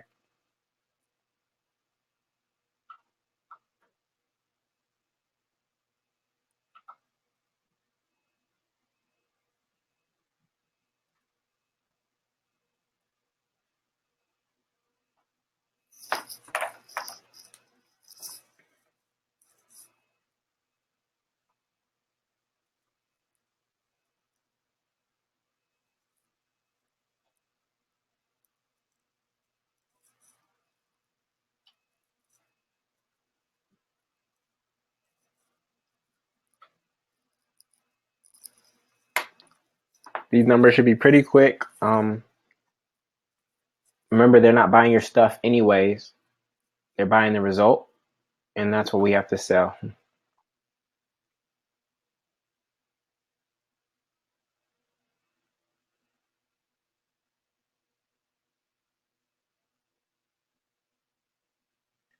Quenisha says, I stopped calling it a mastermind for that reason so I can switch to the year-long model. So for me, mastermind typically run the year. So help me understand, Quenisha.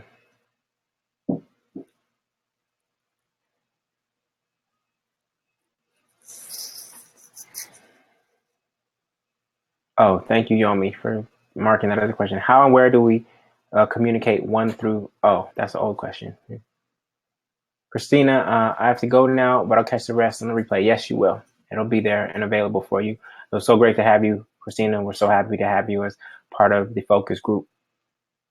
And you'll be in touch with Amparo or Ginger soon.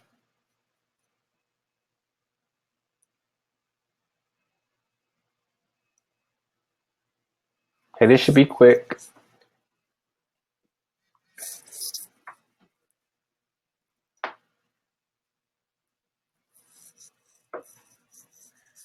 Number of virtual or webinar meetings, virtual phone meetings, number of weeks of online coaching, number of minutes for your introductory visioning call, what is going to be your early bird bonus, number 1 and 2, city for your event, 2 sentences, and your orientation date and webinar.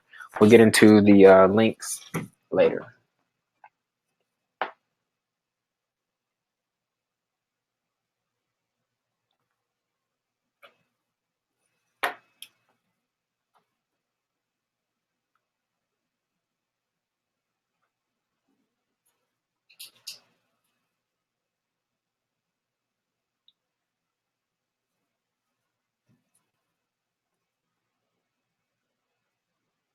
Okay. Perfect. So great. So now we're going into module 2. Yes, that's what it took to get through module 1. But as you can see, module 1 created a ton of clarity because we want to make sure that as we get into module 2, we're building on the right foundation. And so we're stepping into module 2 right now. And module 2 is all about marketing your mastermind. And so we're going to push, we're going to accelerate a little bit now. And so come back and let's get it, okay? So module 2, we're going to cover how do I convert coaching clients into members, introduce my offer to my existing list, find new lead sources for members, position my mastermind as exclusive and elite, but always looking for members, continuously generate leads year round. We're going to have at least 50 people who are interested, strategy for your founding members, webinar script and slide outlines, fully fleshed out email campaign, and done for you landing page. Okay. So let me walk you through the customer development process really quickly.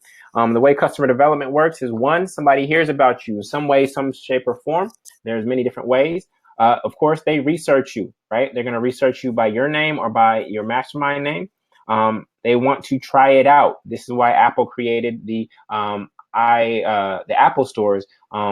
Originally, I don't even know where you bought iPhones from, or no, not iPhones, but Macs from. And so the Apple stores are actually unprofitable, but they gave people a chance to experience and touch the actual products.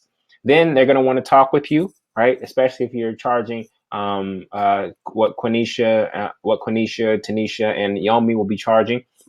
They'll then from there they work with you, and then they hopefully you want them to talk about you because they're having such amazing results, which leads to referrals. Okay, so handpicking your team. For those of you on the webinar, you've seen some of this. Remember, this is your opportunity to choose your friends. So you want to choose people who are reliable, not flaky, who show up. You want to choose somebody who's up to something that inspires you. And you're looking for givers and people who seek to be a contribution to others, not takers. So you're trying to create a culture here. So the first set of people are choosing your friends, right? And these are people who have what you want. And these are going to be your founding members. You compliment them because they're doing such amazing work. Oh man, you are just killing it in this particular market. I love what you're up to. Your social media looks great, etc. So these are your pioneers. These are the people who challenge you. These are your professional peers, the people who inspire you. And these are your potential partners, the ones who will expand you. Okay. So you get to be selfish because you get to handpick these people who will help you kick off your group. The next group of people is people who you offer your friendship to. So we started off with choosing your friends. Now you're going to offer your friendship to a group of people. And these are people who want what you have. Okay. These are your followers and fans, and they complement the group.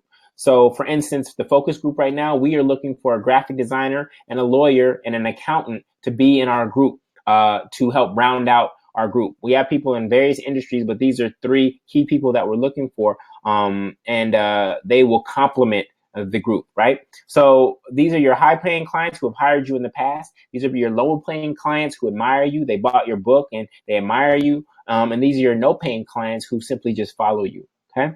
So these are the 3 keys. So again, you choose the top people, and then you make you're choosing your friends in the top section, and you're offering your friendship in the lower section.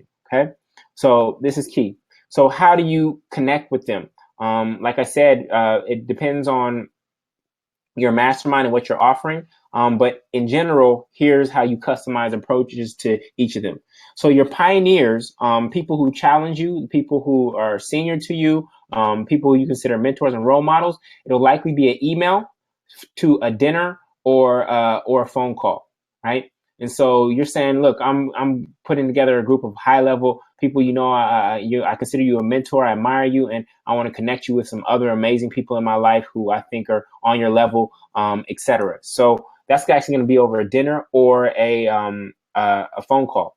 From there, your professional peers, somebody who's parallel to you, who's working with a similar market, you would probably do a Google Hangout with them or a Skype or a phone call. So it's the email saying, "What's up? I want to tell you about something. Do you have time to connect?" Then your potential partners, people who expand you, people probably at a distance. You don't have their phone numbers in your phone. You probably never hung out with them. Same thing: Google Hangout, Skype, and then or a phone call. And then your high-paying clients. These will likely they've been on coach calls with you, etc. So this will be an email, likely to a phone call or a Google Hangout or Skype. Basically, however you connected with them when you were coaching them, that's probably how you should connect with them for this. And then finally, there's your low-paying clients and your no-paying clients. You're actually going to invite them via email to a webinar, and then you'll do follow-up emails or a phone call or a fit call after the webinar. And ultimately, all of this is leading to your shopping cart. Okay, so this is how you customize the offer to the different audiences that you have. Now, ways to assemble the group: you can actually host a potluck.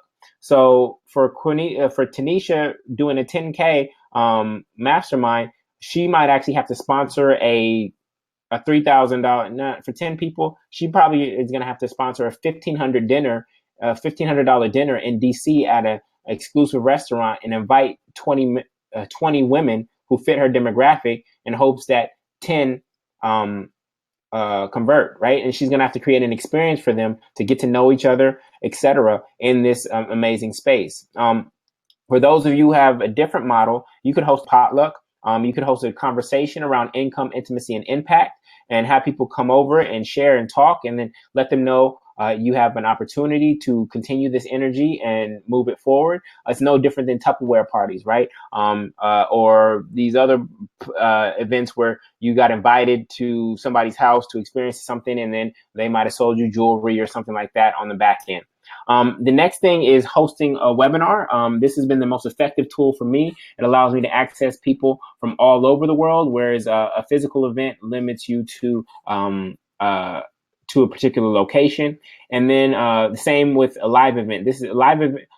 Potluck or exclusive dinner, that's likely going to be at your home or something like that. Live event is really like the January 7th event, where it's a full day, you get paid, or you charge for tickets, and then from there at the event you make an offer. So these are some different ways to assemble your mastermind. So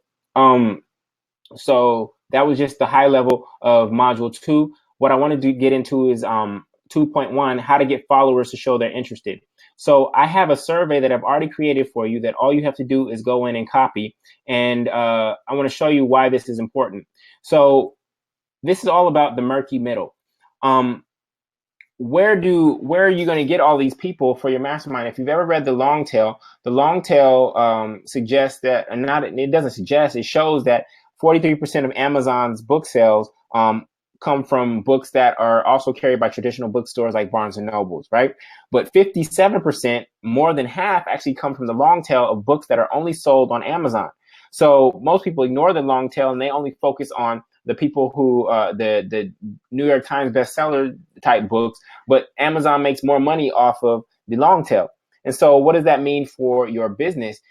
You have coaching clients who pay you such and such. You have one-off speaking engagements. You have your events. Then you have your books on the other end, which you may get $10, $20 for, right? What's missing is all these people in the middle. And so there's people who are in the middle who look at your one-on-one coaching and they're like, I like you, but I'm not ready for all that. Then there's people who wanted to attend your event, but they weren't available that day, or they didn't live in that city. And then there's people who have bought your books or thought about your books and say, I don't need another book to not read. How many books on your shelf do you have that you've not read, right? So here's the opportunity for your mastermind group, is what I call the murky middle. And the murky middle is the people who want to work with you, but don't want the high end or the low end. They want something that's in between. They want to be connected and close to you, but they want something that's in between. And so this is where a mastermind group fits in.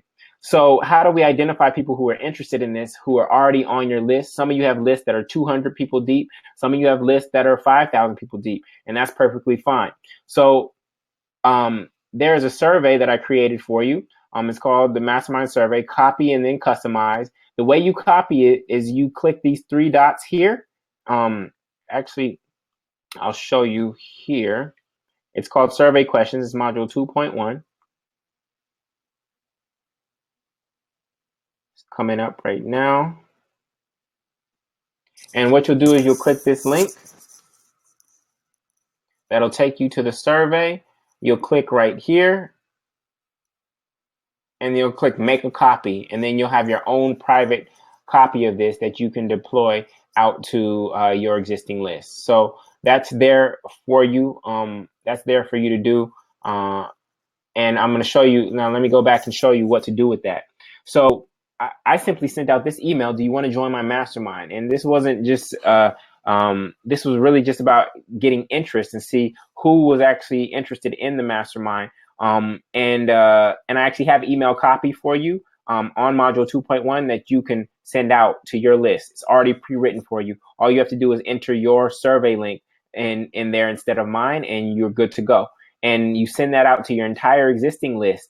And what you'll start to do is you'll start to get feedback from people. I got about 170 responses, and some of those people ended up joining the focus group, right? So I want you to know that based on this data of my list, let me see. I've never heard of them. 22% of people hadn't heard of them before. 20% had heard. I've heard of them, but I don't know what they really are. 38% said I've heard of them and know the network and accountability will accelerate my success. So more people actually knew good things about a mastermind, but you can see it's not common language for everyone. So this is why I introduced you to other language that you can use. But you'll send this out and you'll get this kind of data back from your existing list. They'll share with you what their number one challenge is, what their number one goal is. And from there, that will help you create your offer to actually meet their needs, right? So all we're doing is surveying and getting people to essentially raise their hand and say, yeah, this is something that I'd be interested in. The fact that they took the survey and they've given you their email address, said, yeah, this is something that I'd be interested in. That's how you get 20 to 50 hand raisers saying, I'm interested right off the bat, okay? So that is there for you to copy and just deploy out to your list. Let me see. The email is there, right? Okay, actually, I have to add the email. No, actually, the email is going to be in 2.6 when we get there. The email will be in module 2.6. It's there for you. It's in module 2.6. I'm actually going to move it to module 2.1. Move email from 2.6 to 2.1. So the email is there. We'll get to it in 2.6. Okay. So that's pretty simple and straightforward. And like I said, module 1 was the heavy part. Now we're going to be speeding through a little bit. 2.2, how to invite founding members and still preserve the value. So I don't know if you've ever seen this video on YouTube. It's about how the first follower turns a lone nut into a leader. And it's called How to Start a Movement. And so one of the keys to creating a successful mastermind group and launching it successfully is for you to find out who that first follower is going to be. And this is where founding members come in. This is where you get to choose somebody to actually roll with you and say, yeah, I'm co-creating this with whoever is the initiator. Okay. So the reason this is so important is because when you're starting a mastermind, one of the mastermind maker formulas is kickoff. And so you have to commit to consistency up front, because what happens is if you say I'm considering starting a mastermind, then people are just going to stand around, look at their phones and be like, okay, good for you. Right. But the moment that you say I've started a group, all of a sudden people have to make a choice. Again, you put them at a crossroads where they say, am I going to get on board or am I going to let the train pass? Right. So your founding members, you're essentially going to choose, yes, it's coming, Yomi. Your founding members are going to be 3 to 5 people who you want to mastermind with that inspire you to step up your game. And you can invite them for free, or you can give them the option to pay so that they are equally as invested as the other members. You will also use their dynamic lives and results to attract new paying members into your mastermind group, right? So this is who founding members are. It's the 3 to 5 people who you want to make a bold ask to, and you want to be around them so bad, not from a begging standpoint, but you know that they would elevate your life, that you're willing to give them membership for free and pour into their lives through accountability. But you also want to make the offer to them to pay so that they have skin in the game just like everyone else, because I think you'll get greater commitment from them in that way. So this is important for you not to be the lone nut. And the fact that you have other people who have committed already shows that this boat is already starting to set sail or getting ready to set sail. It's not just you making this offer. And it's okay if there's a way to do it without having any founding members. But if there's some people who you really want to be around in 2017, you might want to invite them as a founding member. And as a founding member, you really want to instill ownership in them as being key to kicking off this group that is going to transform the lives of other people, right? So here's the founding member approach. 1, they should be people who you want to be around and are going to challenge you. Tell them, I just want to be around you and see community and contribution in you already. You can give the founding member 50% off, but invite them to pay full amount so that they are just as committed as every other member. I know we have so much to learn from each other, and this can be a vehicle for that, while I also pour into your business through accountability. Then for general members, you basically, the way you leverage your founding members, for general members, you say the group already has 5 amazing women I met one-on-one, but once I told them about the group, they committed before I officially launched. And for general members, it would take years for you to cultivate these kind of relationships on your own. All you have to do now to have access to these relationships that I've been able to create and cultivate, and this one group of women that I've been able to bring together, all you have to do is say yes. Okay. So Keisha says, what's the best way to ask brand new home care business owners those questions if they're not on your mailing list? Keisha, for you, I'd probably identify 2 to 3 not brand new, but actually home care providers that are doing really well in their business to be part of your mastermind. I would invite more senior people. I wouldn't invite 2 brand new people because they don't provide you that much value in terms of attracting new talent. But if you have, your first few founding members are actually members who have already broken the 50K, I think you said 80K on average. If your 2 founding or 3 founding members have already broken that 50 to 60K barrier, then you'll be able to leverage their wisdom to help these new people who are just starting out their businesses. Does that make sense? Yomi says, what if they also have similar masterminds? That's going to be a challenge if they have similar masterminds. I do believe that 2 masterminds is doable. For instance, all of you are in the focus group, and then you will also be leading your own mastermind. But if they've already created their own mastermind, it'll be hard to attract them. And I'll just say that there's many fish in the sea, and that you can find somebody else who would be an ideal fit to help you launch yours as a founding member. Okay, everybody with me? Great. So here's my approach for a distant founding member, and Quenisha has pretty much deployed this already in an amazing way when she created her Black Sister CEO book. So you approach somebody and say, hey, such and such, how you doing? How's business? I'm reaching out because I'm putting together a big blog post about the #1 growth hacks that CEOs, coaches, consultants, etc. Have implemented in 2016 that led to more revenues. I'm just looking for 3 to 5 sentences to describe what really worked and moved the needle. Here's mine. Here's what really helped me grow my coaching practice by 50%. It was a great year for me. I hit some major milestones. Now my mission is to blank. And then that's where your mission of your mastermind comes in. I'm currently leading a monthly mastermind for about 50 people, 50 entrepreneurs to help them accelerate their success. I know you're crushing it, and I would love to share your breakthroughs and insights.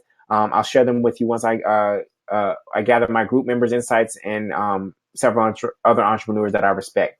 So this is a way to approach somebody who's distant, where you're not really asking them, you're mentioning your mastermind, but you're really asking them for something that can benefit your mastermind. And as you do this to 10, 20 people, there will be some of those people who say, can you tell me a little bit more about your mastermind? I would love to be in a community like that. Okay. Is this cool? Mm-hmm. All right. So what I want you to do is go to module 2.2. And for right now, we're not going to do the why I'm inviting this person. For right now, I just want you to answer question 1, which is list their names there and click save. Potential founding members list their names there and click save. So we're going to be quick.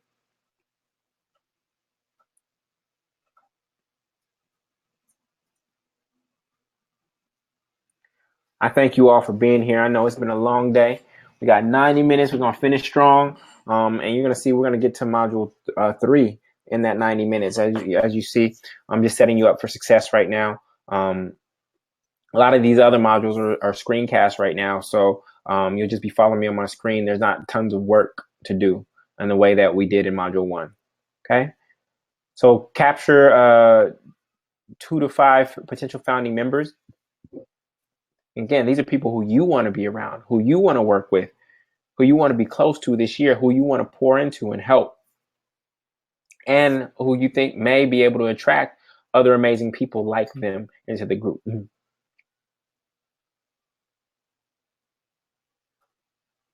Okay, so I'm going to hold space for that for about 1 minute.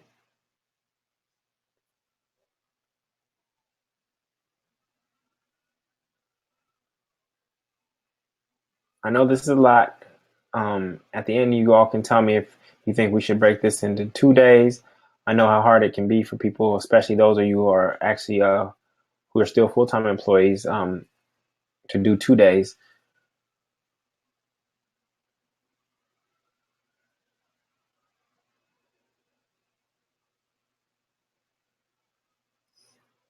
Okay, cool. So we're gonna jump back in. You see we're moving now. Okay.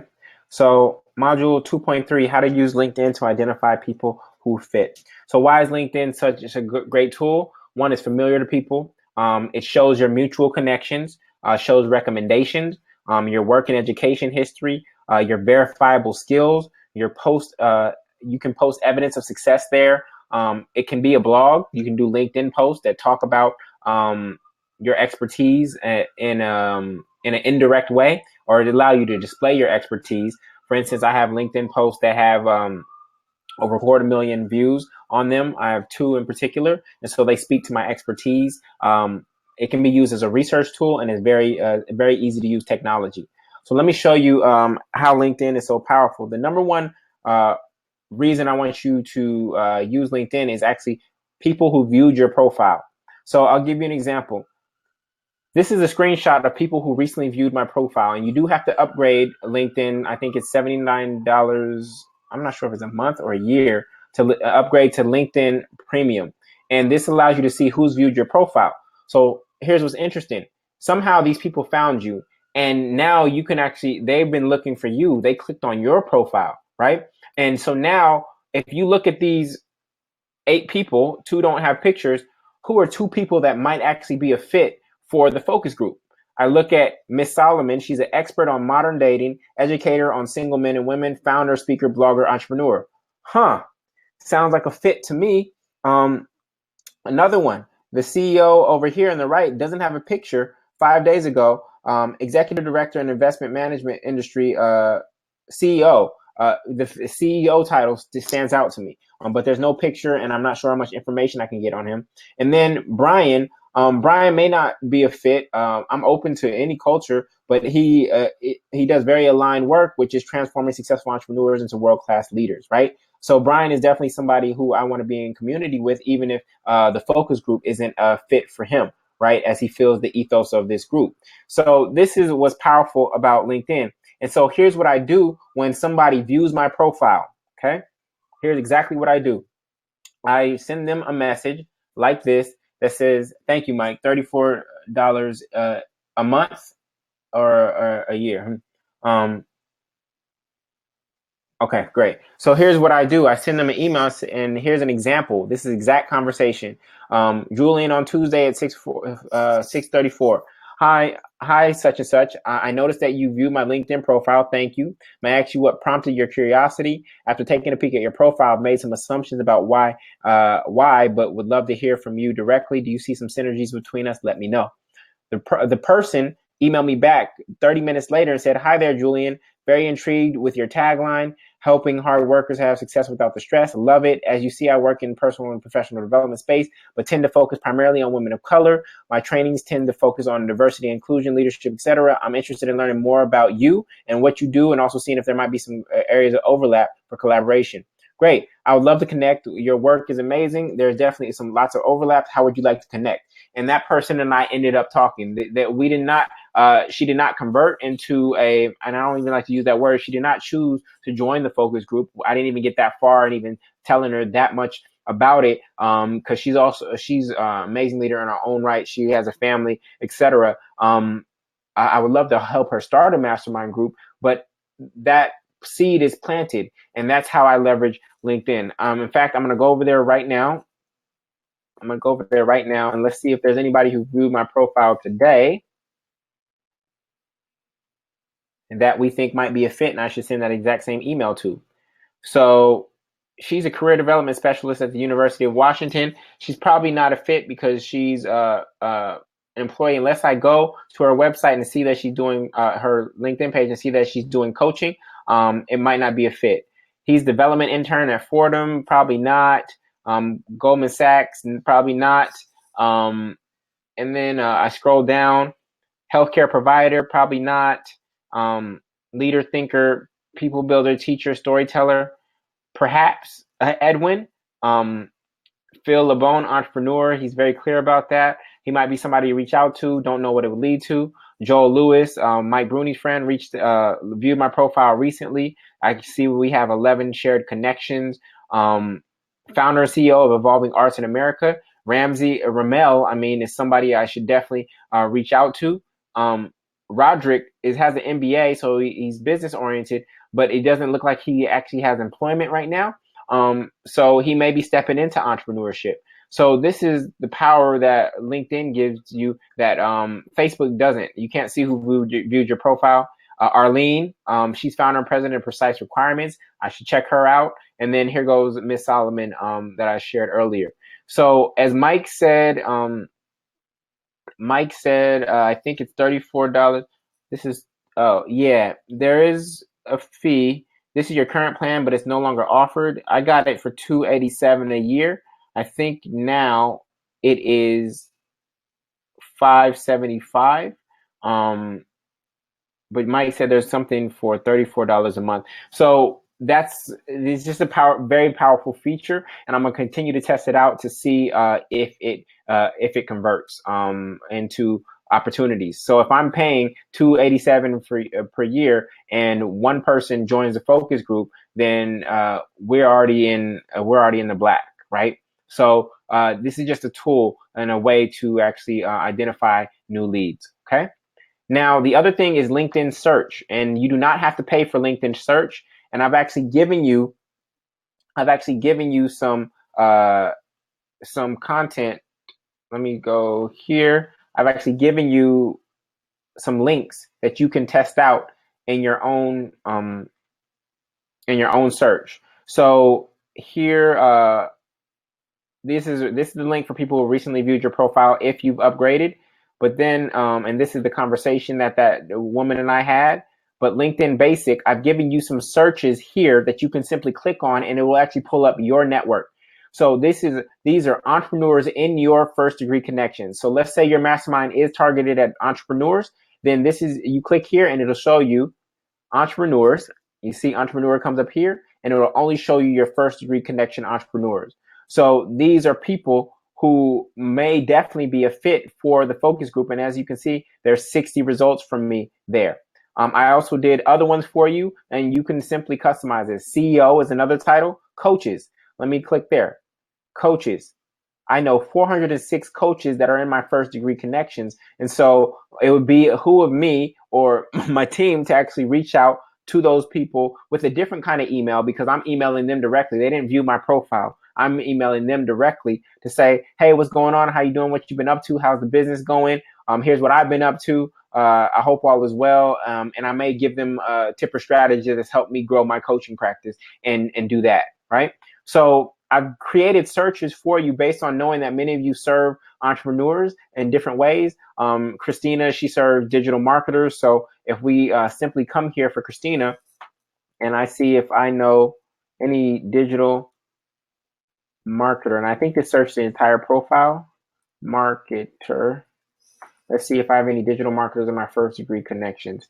Actually, the degree of connections went off. I can click here to say first degree connections. And there are 6 results that I have for first degree connections that are digital marketers. Okay. And if I see somebody that I think is a fit, then I can reach out to them. So I need to create, I'm taking a note right now, create another LinkedIn email for template for direct connect. So let me quickly show you how to invite all of your friends so that you start to get the connections on LinkedIn over time. Where is companies, people? There is a feature on LinkedIn that allows you to invite all of your contacts. And if I can't find it right now, we will figure it out in profile home. I want to show it to you because oh, here we go. Add contacts. It's under my network, add contacts. This is what I say you should do. You should put in your email address here. Then you should say continue, probably with Gmail, whatever it is that you use. And LinkedIn will send out invitations to everybody in your inbox. And this only benefits you from a market research standpoint when people are searching you and they see that they know 3 people that know you, or it allows you to have first degree connections with people who actually may be fits for your mastermind. So I really encourage you to leverage this feature. And I'm actually going to put this link in the Monetize Masterminds for you, because this is one of the most important things to do, because it's going to take people a couple weeks to add you as a connection. Okay. Okay, we all good there? All right. So moving forward, module 2.4, we're going to get into Facebook. I already showed you this, and I actually gave you a link here.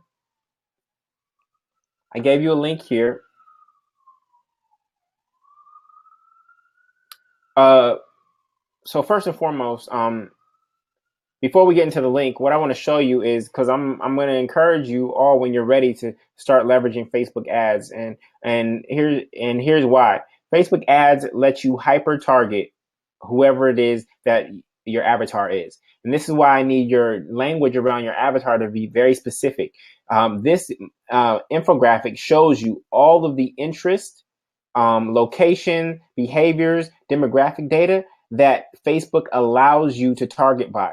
So for instance, if Kazi is looking for people who just exited a relationship, right, and are now, or exited a relationship within the past 6 months, he can actually target them via Facebook ads. Of course, we want to have the proper funnel connected to it, but he can target people who broke up in the past 6 months, who are women in this particular age demographic with no kids, etc. And he can actually hyper target them with Facebook ads. So before we get into Facebook ads, I just want to show you a couple things in terms of Mastermind. So one, if you click here to Facebook and you do a search for Masterminds and there's groups, you're going to start to see some familiar faces in these Masterminds. Remember, many people don't know what not many people, a lot of people don't know what Masterminds are, but there are people who are seeking out help via mastermind groups. Okay. And so here are mastermind groups that I'm a part of and that came up and searched for me. And the reason they came up is because I have friends in those groups. And so what's beautiful about this is that, let's say these, let's start here, because these two, this one is mine. I see that Danielle is here, that Mo is here, that Tiffany is here. And if I click in, I've already joined the group. If I click in, I can see my friends who are part of this group, because that's what Facebook is going to show me first. Ozioma is here, and she's part of the focus group. Jacob, he and I have a relationship. Defina, she's taken my online courses in the past. Mike is a good friend, right? And none of them told me about this group, but you can see how we've all been attracted to the same groups, right? Let me go back again. So this is how you start to see who might be a ripe client, and then we have to figure out our approach. You also see the same faces appearing over and over. So Fatima is not only in my focus group, but she is also in, oh, this is also mine. Let's see if I see some faces that pop up several times. As I scroll down, I see her face often. Maritza's right there, or this is the Mastermind Maker. Ozioma is there again. Jonathan Sprinkle is there. That is, oh, that's Alexis. Alexis is right there. So it shows my friends that are in the group. You see right here, it lets me know. And so these are people that we can approach, and that may be warm because they are here looking for masterminds. But these masterminds we know are not giving them the support that they need. So here's Mike and Gabby. Gabby was at my event.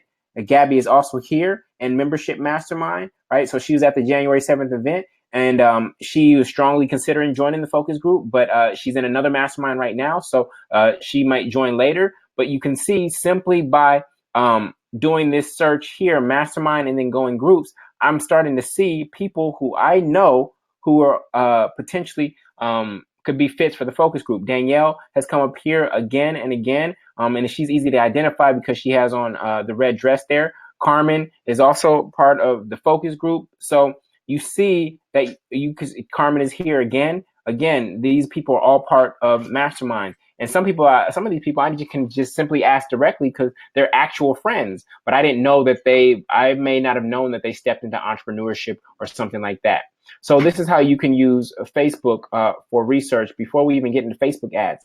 The other thing that's crazy is that Facebook allows you to see what groups I'm part of. So if there's somebody in your mastermind group, if I'm part of your, if there's somebody in your mastermind group, you can actually search for other people, other groups that they are in. So this is literally, you can take that link and see Julian's Gordon's groups, and you can see all the groups that I'm part of.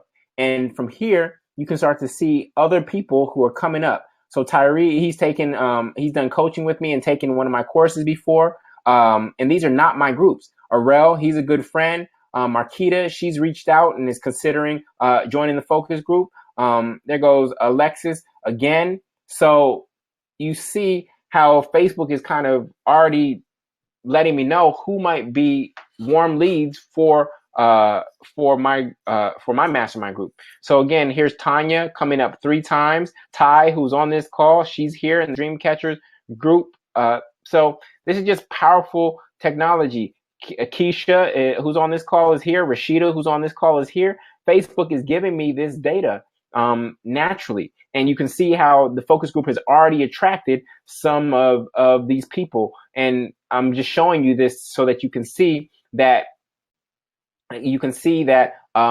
this may help you pinpoint other people and what groups that they are a part of. So let me just take, let me see, I'm going to try, I think Tanya's here.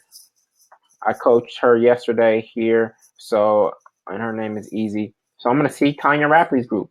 It's going to show me all the groups that Tanya Rapley is part of. And again, I can start to handpick people and say, oh, Ashley is part of that group. I know Ashley. Ashley's part of that group too. There goes Tiffany again. She's here and here. Bert is in the focus group. Maritza is right there.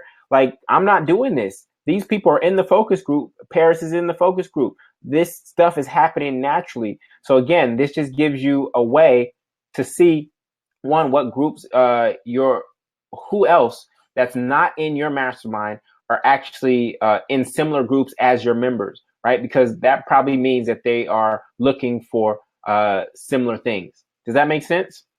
Okay.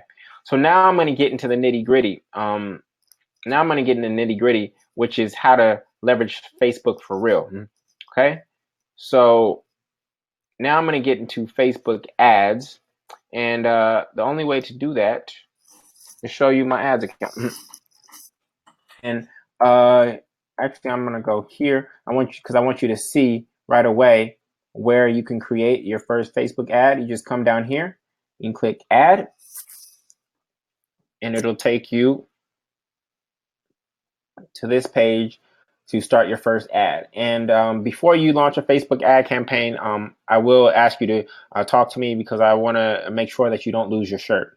Okay. But I want to show you an ads campaign that I have for the last Monetize Masterminds webinar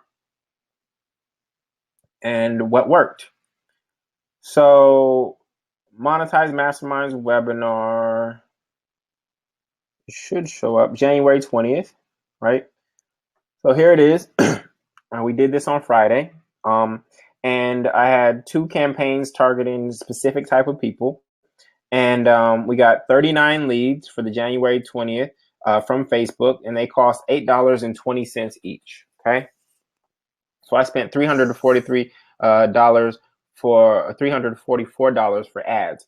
Now this is the power. I actually want to take a moment to show you the actual ads, so you can see that this one knocked it out the park. It was costing $9.14, but it was working.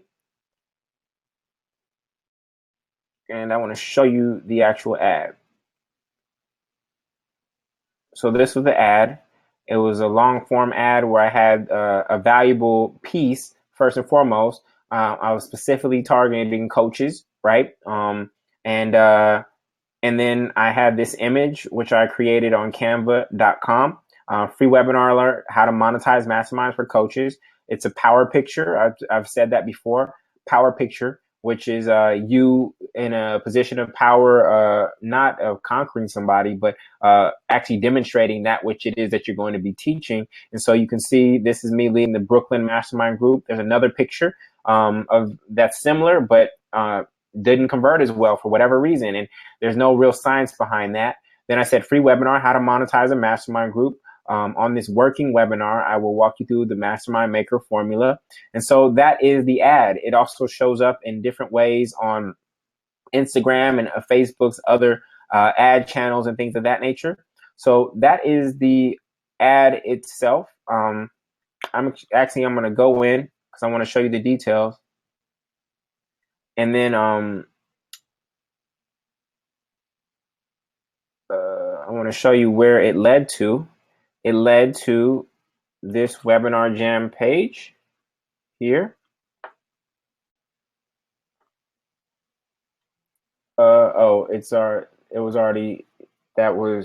It's going straight there. I want to show you where it led to. My webinars. And I'm just learning Facebook ads, and I'm only going to get better at it, and I'm going to teach it to all of you. So I want to show you the landing page. The landing page was actually created through Webinar Jam. I'm going to show you why this works. I know some of you like, Julian, I can't be spending money on ads. Watch when I show you how it works. So registration, but we got to get clear on your offer and your audience. Those two things have to be clear. So let me show you preview registration template. This is the landing page that the ad was sending people to. So it was a video. It was a video that broke down some of the numbers and possibilities actually that I showed you today on how to monetize masterminds, right? I had to address the money question right away because that's what I was promising. Then I have these bullets and I said, create a 5-figure mastermind group, which is my intention for everybody who's on this call, right? Nothing particular. I did have a haircut, no particular lighting or anything like that, just direct the camera. And that was that. So that's where it led people to. So I'm going to go back to the Facebook ad manager. So that's that. The other ad that I had, and this was to a different audience. See, these ones didn't convert as well. They weren't getting as much buzz. So I turned those off and left this one on. And so here, this one, 15 people converted, and this was $8.75 each. And let me show you which ad that was. And I forgot who that was targeted at, but the ad that was converting there the best was the one that had an image of the Monetize Mastermind calculator and me teaching. Same copy here, right? And I can even test other things. And actually, let me show you. This is what it looks like on mobile. This is what it looks like a feature phone. This is what it looks like on instant articles, desktop right, Instagram, audience network banner, audience network interstitial, and then audience network native. So just showing you what the ads look like. Have you used sales funnels before? Yes, I'm learning sales funnels, and I'm going to show you how it all works. For the woman you're trying to attract, Yomi, I'm not sure if she's on Facebook. So that's why you and Tanisha may have to have a different, a more high-end approach to attract that particular client. So any questions about Facebook ads right now? So are you understanding how it works? Again, I created this image and edit ad set. It looks complex, but it's really not. Any questions? Conversion rate. Yes, I'm going to show you all that, Keisha. I'm going to show you the 4 ads. Come on. Ad set. I don't know why it's not allowing me to go to the ads. Oh, actually, it's here. So here's the copy. Here's the copy right here. It's a long form copy. Here's the headline. Here's the sub headline. Here's the link that it went to, and then you saw the image. That's one image, but that one didn't convert as much as the other ones. Okay, so here we go. You saw that I spent. You saw that I spent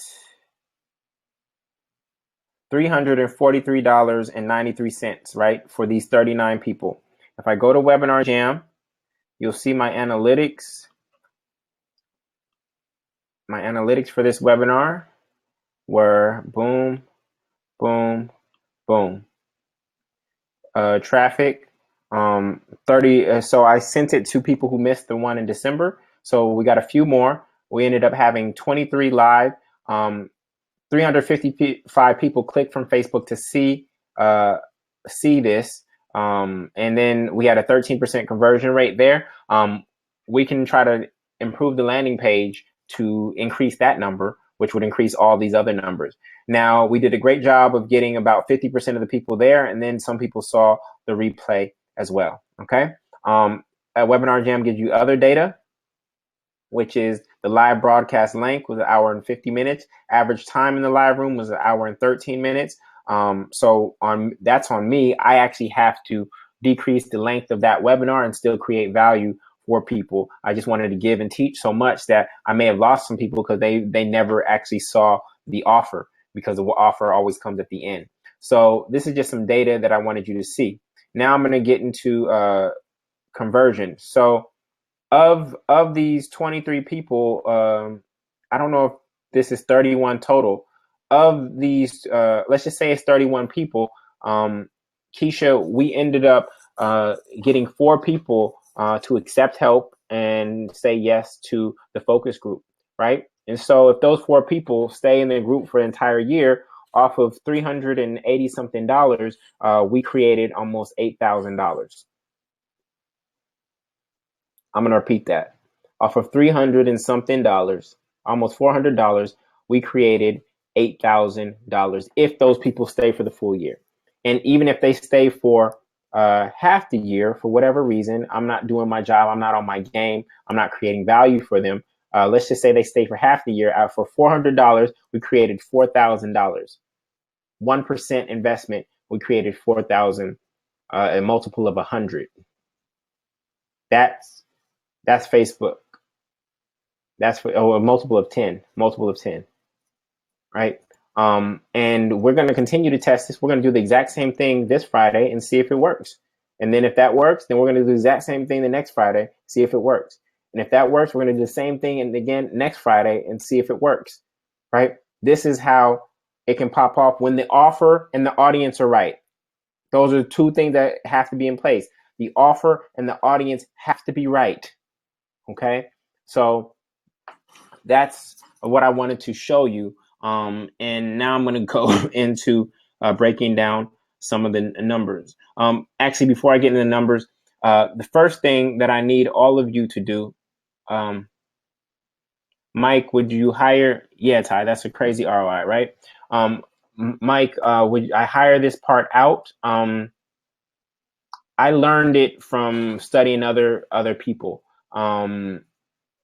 And the people who are charging for it, they charge about $3,000 a month. So for me, I was just like, since I'm testing this out, I'm going to take care of it on my own. And now that it's done and it's set up, it's actually easy for me just to go back to it and simply turn on, literally, Mike. All I have to do is change the date and turn on the ads again, just like that. And it starts running them through my sales funnel that Yomi was talking about, which I'm going to show you all before we finish today. Okay. So again, audience / avatar and offer have to be strong first before you try to pour on fuel like this. Okay. So let me show you some things that you can do to start. So your tracking pixel. So Facebook offers a tracking pixel just like Google Analytics that you have to embed in your website. Okay, so tracking pixel you can get from here, pixels. You click this eye, and it says View Pixel. Then you click here. It's copied to your clipboard, and you need to go put that in your website. You need to go put that in your website. Even if you're not ready to start with Facebook ads yet, go put it in your website, because what it does is it starts tracking people's visits from Facebook to your website. So you can see URLs here. I can show you that because that pixel's on my site, I can show you that 730 people visited this particular page in the past 7 days. 511 people visited the Webinar Jam landing page in the past 7 days, etc. Facebook starts tracking that. And what this does is it allows me to do retargeting, which I'm going to talk to you about in a minute, which is, I'll share it with you now, which is, Facebook, please send an ad to anybody who's visited this particular page on my website. I can get back to people in that way. And retargeting is basically when other people, when ads start following you across the internet, that's called retargeting, right? And so I want you to start collecting data about the people who are actually visiting your website and your content by installing the Facebook pixel first and foremost, even if you're not ready to start with Facebook ads. Okay? Is this cool? So that's first. So I need you to install that pixel. Next is targeting. Targeting is as follows. So let's see, audiences. I already showed you the infographic. I'm just going to show you a little bit of how custom audience.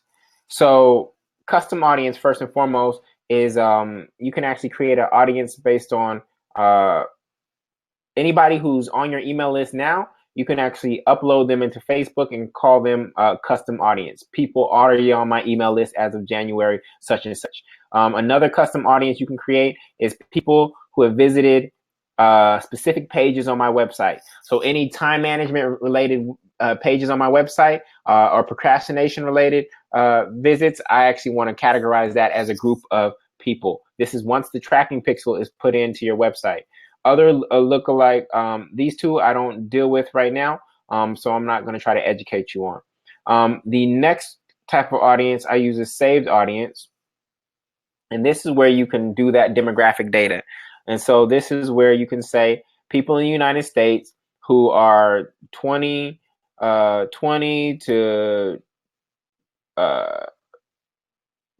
45. Actually, my audience is usually 25, 45 women, English all, and who are interested in Shark Tank. Shark Tank.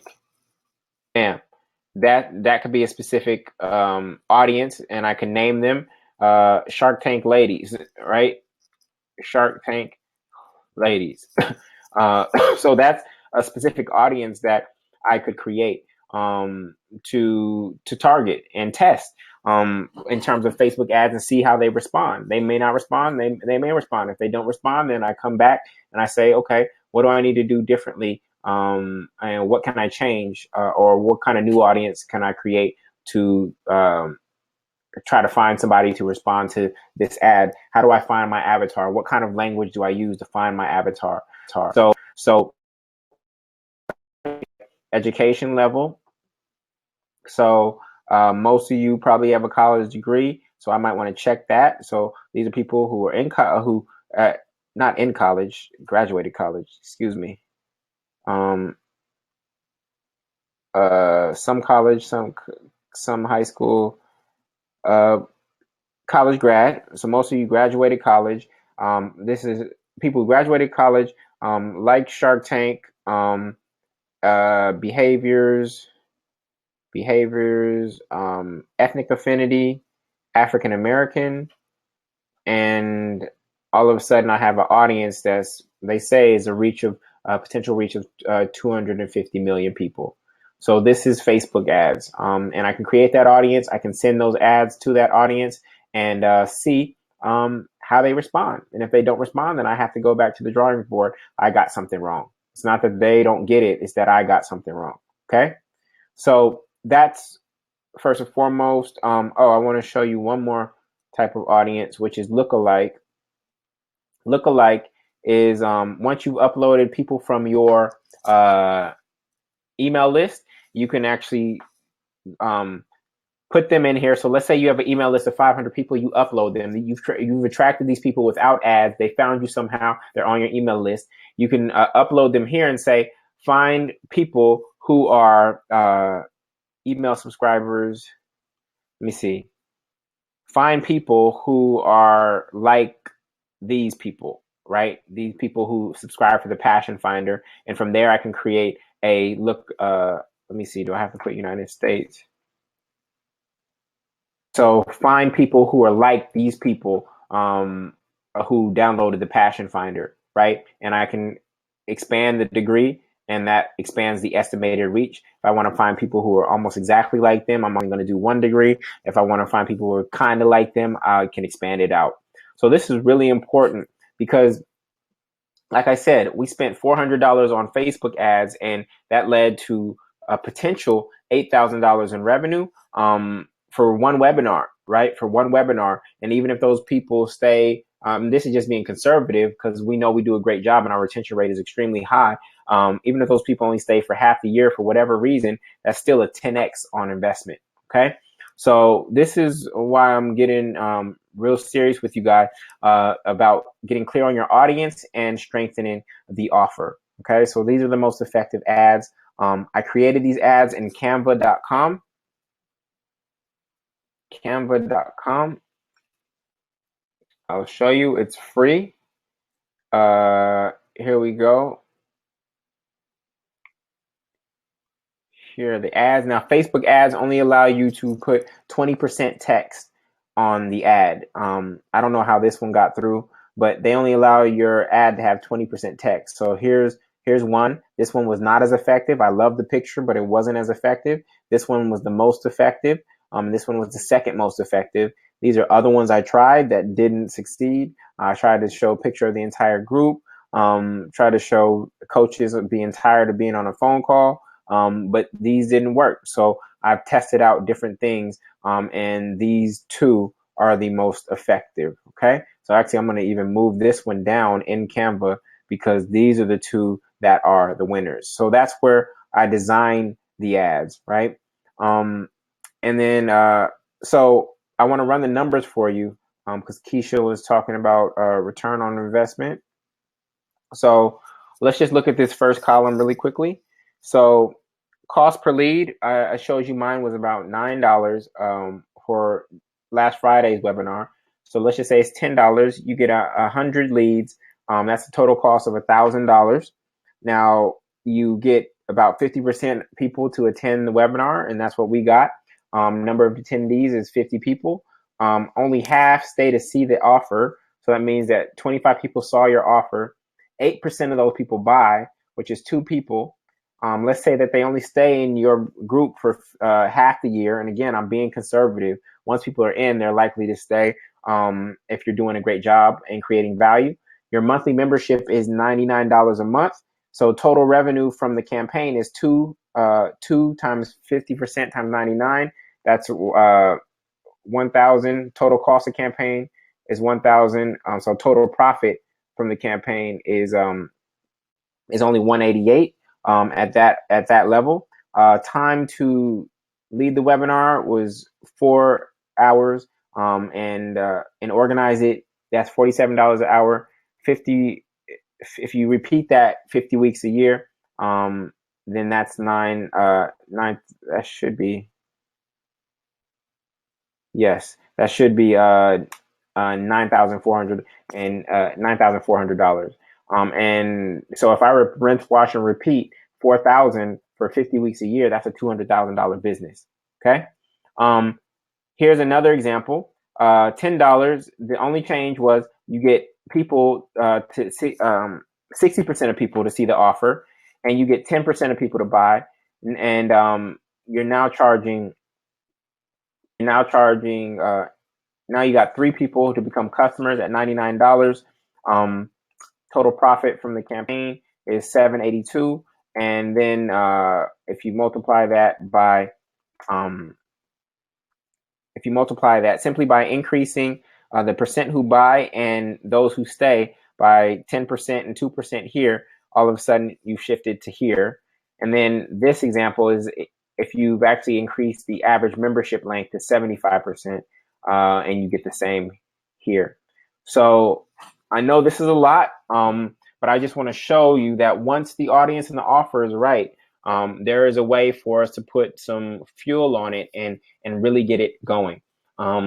So I want to pause there and just conclude by showing you basically Facebook retargeting. Again, a visitor comes to your site, they receive a tracking pixel, then they learn about your products but leave before they purchase. And then through retargeting, Facebook will continue to remind them about your product or service, and you can send them back to a page that has a countdown on it or a discount on it, etc., to get them to reconsider your offer. So this is the power of Facebook. And because people have self-identified through their profiles, through their membership to groups, through the pages that they've liked, it's really easy to target. So for somebody like Keisha, who's in the home care product business, I think that I think targeting could actually be very easy for her there. But again, if you are not specific, if you have this general idea of who it is you want to serve, it is going to be hard to target and you're going to miss a lot of shots. Okay. So I'm going to pause for a moment. Yomi says, I have a question about those of us that are providing high price tag offer. Yes, go ahead, Yomi. Like I said, Yomi, this for you and Tanisha, and this is why I actually wanted you to talk, and I don't know if we'll be able to do the phone call today the way I wanted to, because the content has taken longer to teach than I expected. I think that you're going to have to do some kind of private exclusive event where you are probably spending $2,000 to $3,000 for the food, for the venue, etc., to create a powerful experience for some elite women with like real solid invitation, and then making an offer there.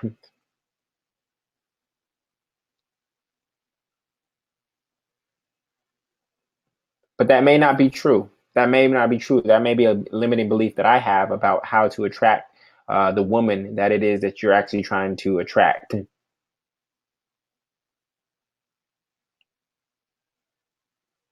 I want to offer a lower price maintenance offer after the 8-week course. Got it. Yes. So mastermind groups are powerful for those of you who do have courses. You launch your course, the course is done, or you launch a coaching program, the coaching program is done, and then you say the coaching program, was $1,000 for 4 weeks, but now you can join the mastermind for an additional for $250 a month from here on out. Right? So you can take down the price for them, but you're offering them continued support after your coaching program or your online course.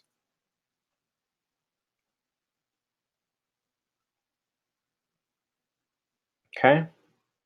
I know this is a lot. Okay. So, so I already talked to you about the events. So we're in the home stretch. Okay. So I talked to you about the events and the ways that you can rally people. So 2.5 is how to design a free event that leads to your offer. So I really believe in webinars, but one, like I said, it could be a potluck, it could be a webinar, or it could be a live event to something to that extent.